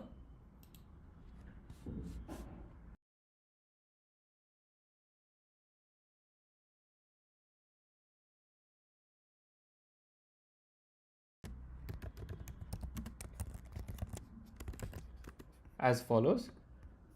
This saved filter will now be persisted and available to any other members of the team. There are many ways for the user to customize what is displayed on the assets table. For example, they can customize the column widths, their order of precedence, as well as you can change the sorting based on a particular field. So we can change the sorting by clicking on the column heading, and we can change the column precedence by dragging and dropping. And this is reflected in real time without the need for the user to refresh the column.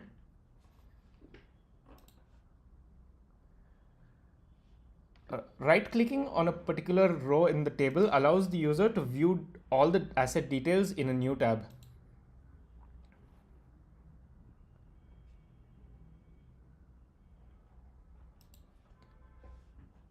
Upon selecting one or more rows in the table, the user has the option to export the results as a CSV or a JSON They can also choose to schedule this export and have it emailed to them.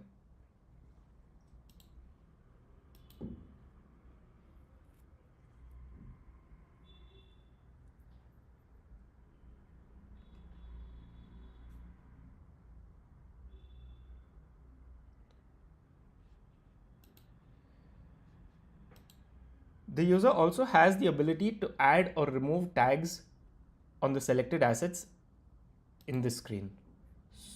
So we could add a particular tag. Thank you. In today's demo, we will be learning about the Explore workbenches and how they improve upon the functionality that was provided by the legacy workbenches. The new workbenches can be found in the left navigation menu under the heading Explore. Let's start by navigating to the Findings workbench.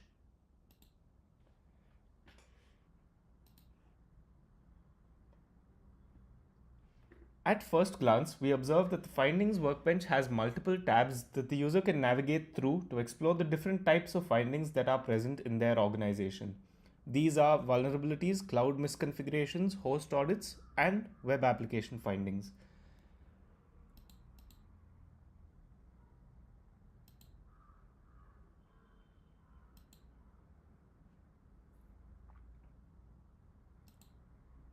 The next key improvement in the new Findings workbench is the support for both basic and advanced filtering.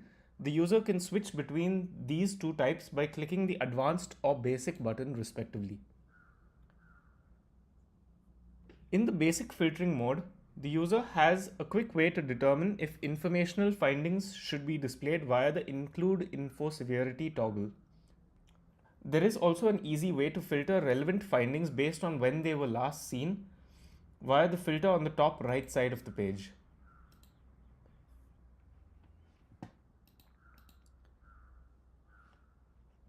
In the advanced filtering mode, the user has the ability to query their findings using a more complex query structure that could include nested filters and multiple operator types. For example, we could add a filter with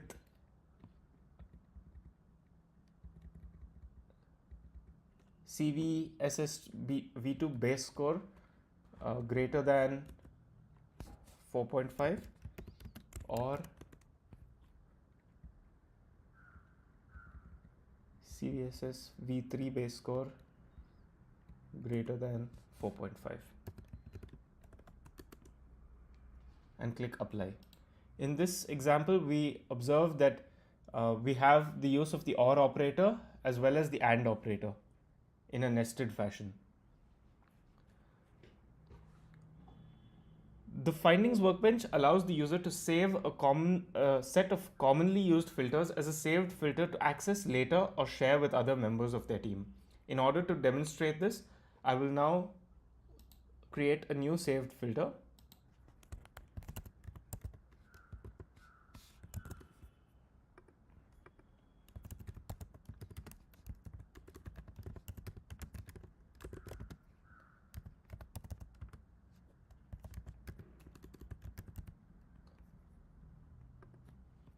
This saved filter should now be available later on for any members of the team.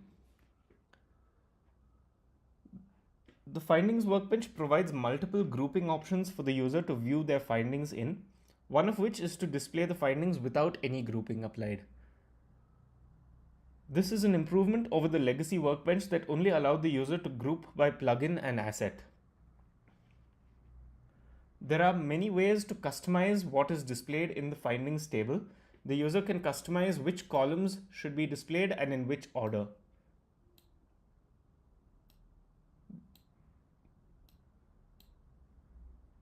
They can also reset to defaults or reset the column width.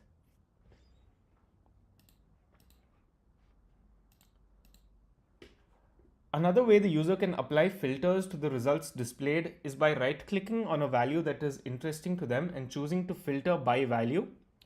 Or if they do not wish to see results with that particular value, they can choose to filter out value. For example, if I would like to ignore results having severity medium, I could could choose to filter out this value as displayed. Upon selecting one or more findings, the user has the option to export the findings as a PDF or a CSV, or to generate a report based on an existing template. The user can schedule this report and have it emailed to them.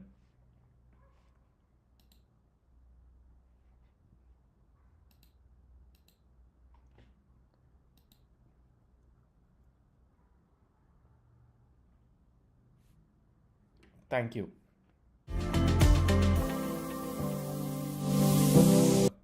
In today's demo, we will be learning about the Explore workbenches and how they improve upon the functionality that was provided by the legacy workbenches. The new workbenches can be found in the left navigation menu under the heading Explore. Let's start by navigating to the Findings workbench.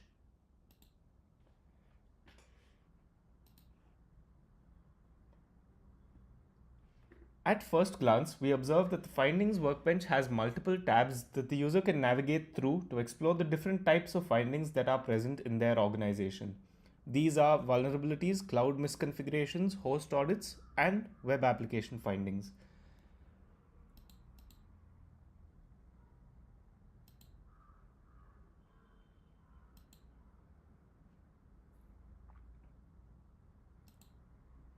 The next key improvement in the new Findings workbench is the support for both basic and advanced filtering. The user can switch between these two types by clicking the Advanced or Basic button respectively. In the basic filtering mode, the user has a quick way to determine if informational findings should be displayed via the Include Info Severity toggle. There is also an easy way to filter relevant findings based on when they were last seen via the filter on the top right side of the page.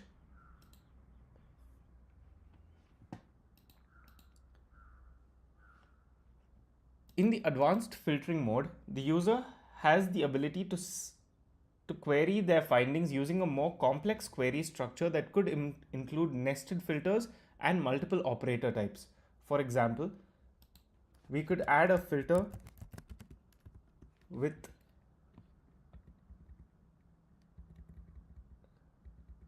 CVSS V2 base score greater than 4.5 or CVSS V3 base score greater than 4.5 and click apply. In this example, we observe that we have the use of the OR operator as well as the AND operator in a nested fashion.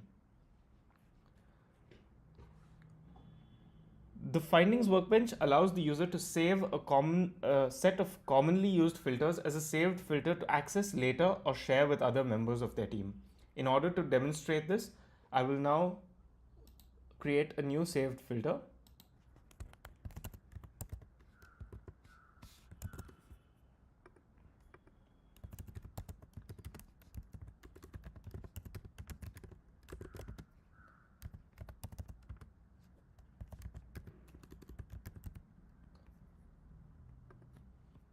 This saved filter should now be available later on for any members of the team. The Findings workbench provides multiple grouping options for the user to view their findings in, one of which is to display the findings without any grouping applied. This is an improvement over the legacy workbench that only allowed the user to group by plugin and asset. There are many ways to customize what is displayed in the findings table.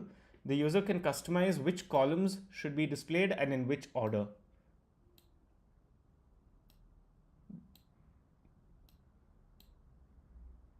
They can also reset to defaults or reset the column width.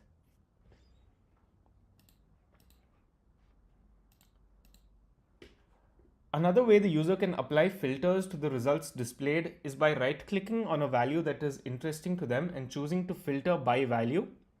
Or if they do not wish to see results with that particular value, they can choose to filter out value.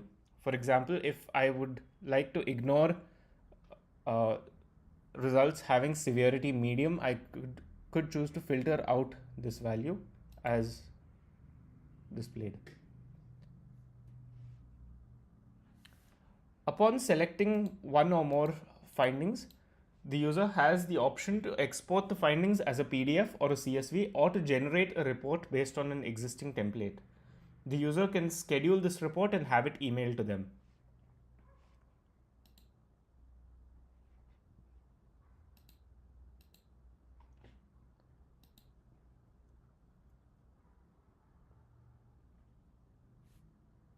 Thank you.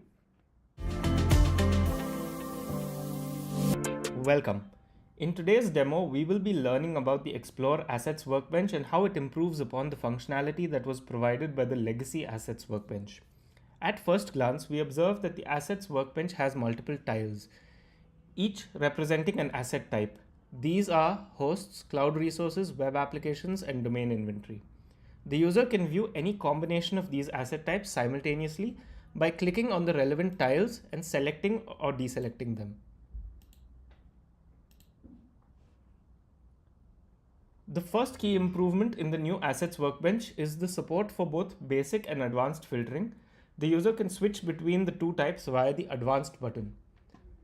In the basic mode, the filter controls can be toggled by clicking the Show Filter Control button on the left.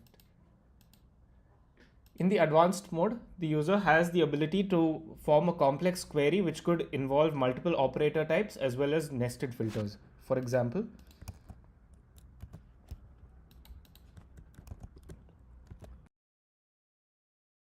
this filter query, we can observe, uses the AND operator as well as an OR operator in a nested fashion.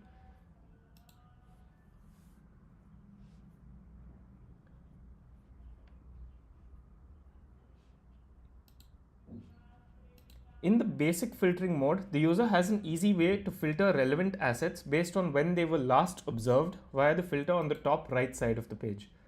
For example, we can view assets that were seen in the last 30 days as displayed. In the basic filtering mode, the user also has the ability to view 3 visualizations that provide the following information: assets by live status, assets by scan status, and assets by license status.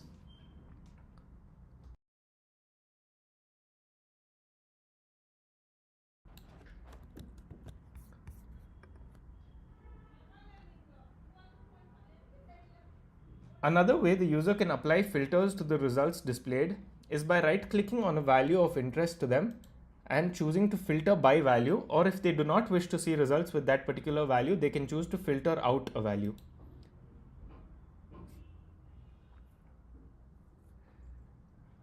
The Assets Workbench also allows the user to save a set of commonly used filters as a saved filter to access later or to share with other members of their team. For example, we could create a new filter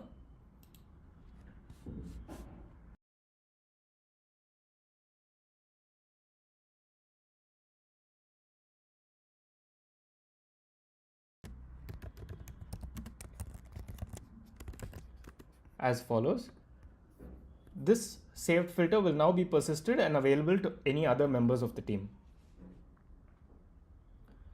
There are many ways for the user to customize what is displayed on the assets table. For example, they can customize the column widths, their order of precedence, as well as you can change the sorting based on a particular field. So we can change the sorting by clicking on the column heading, and we can change the column precedence by dragging and dropping. And this is reflected in real time without the need for the user to refresh the column.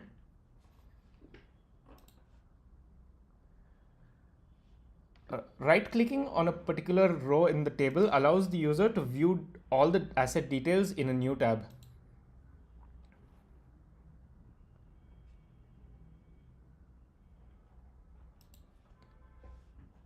Upon selecting one or more rows in the table, the user has the option to export the results as a CSV or a JSON. They can also choose to schedule this export and have it emailed to them.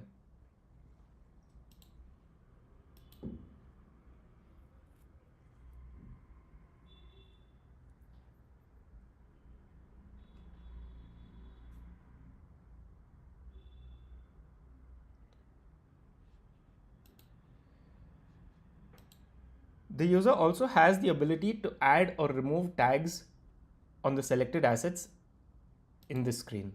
So we could add a particular tag. Thank you.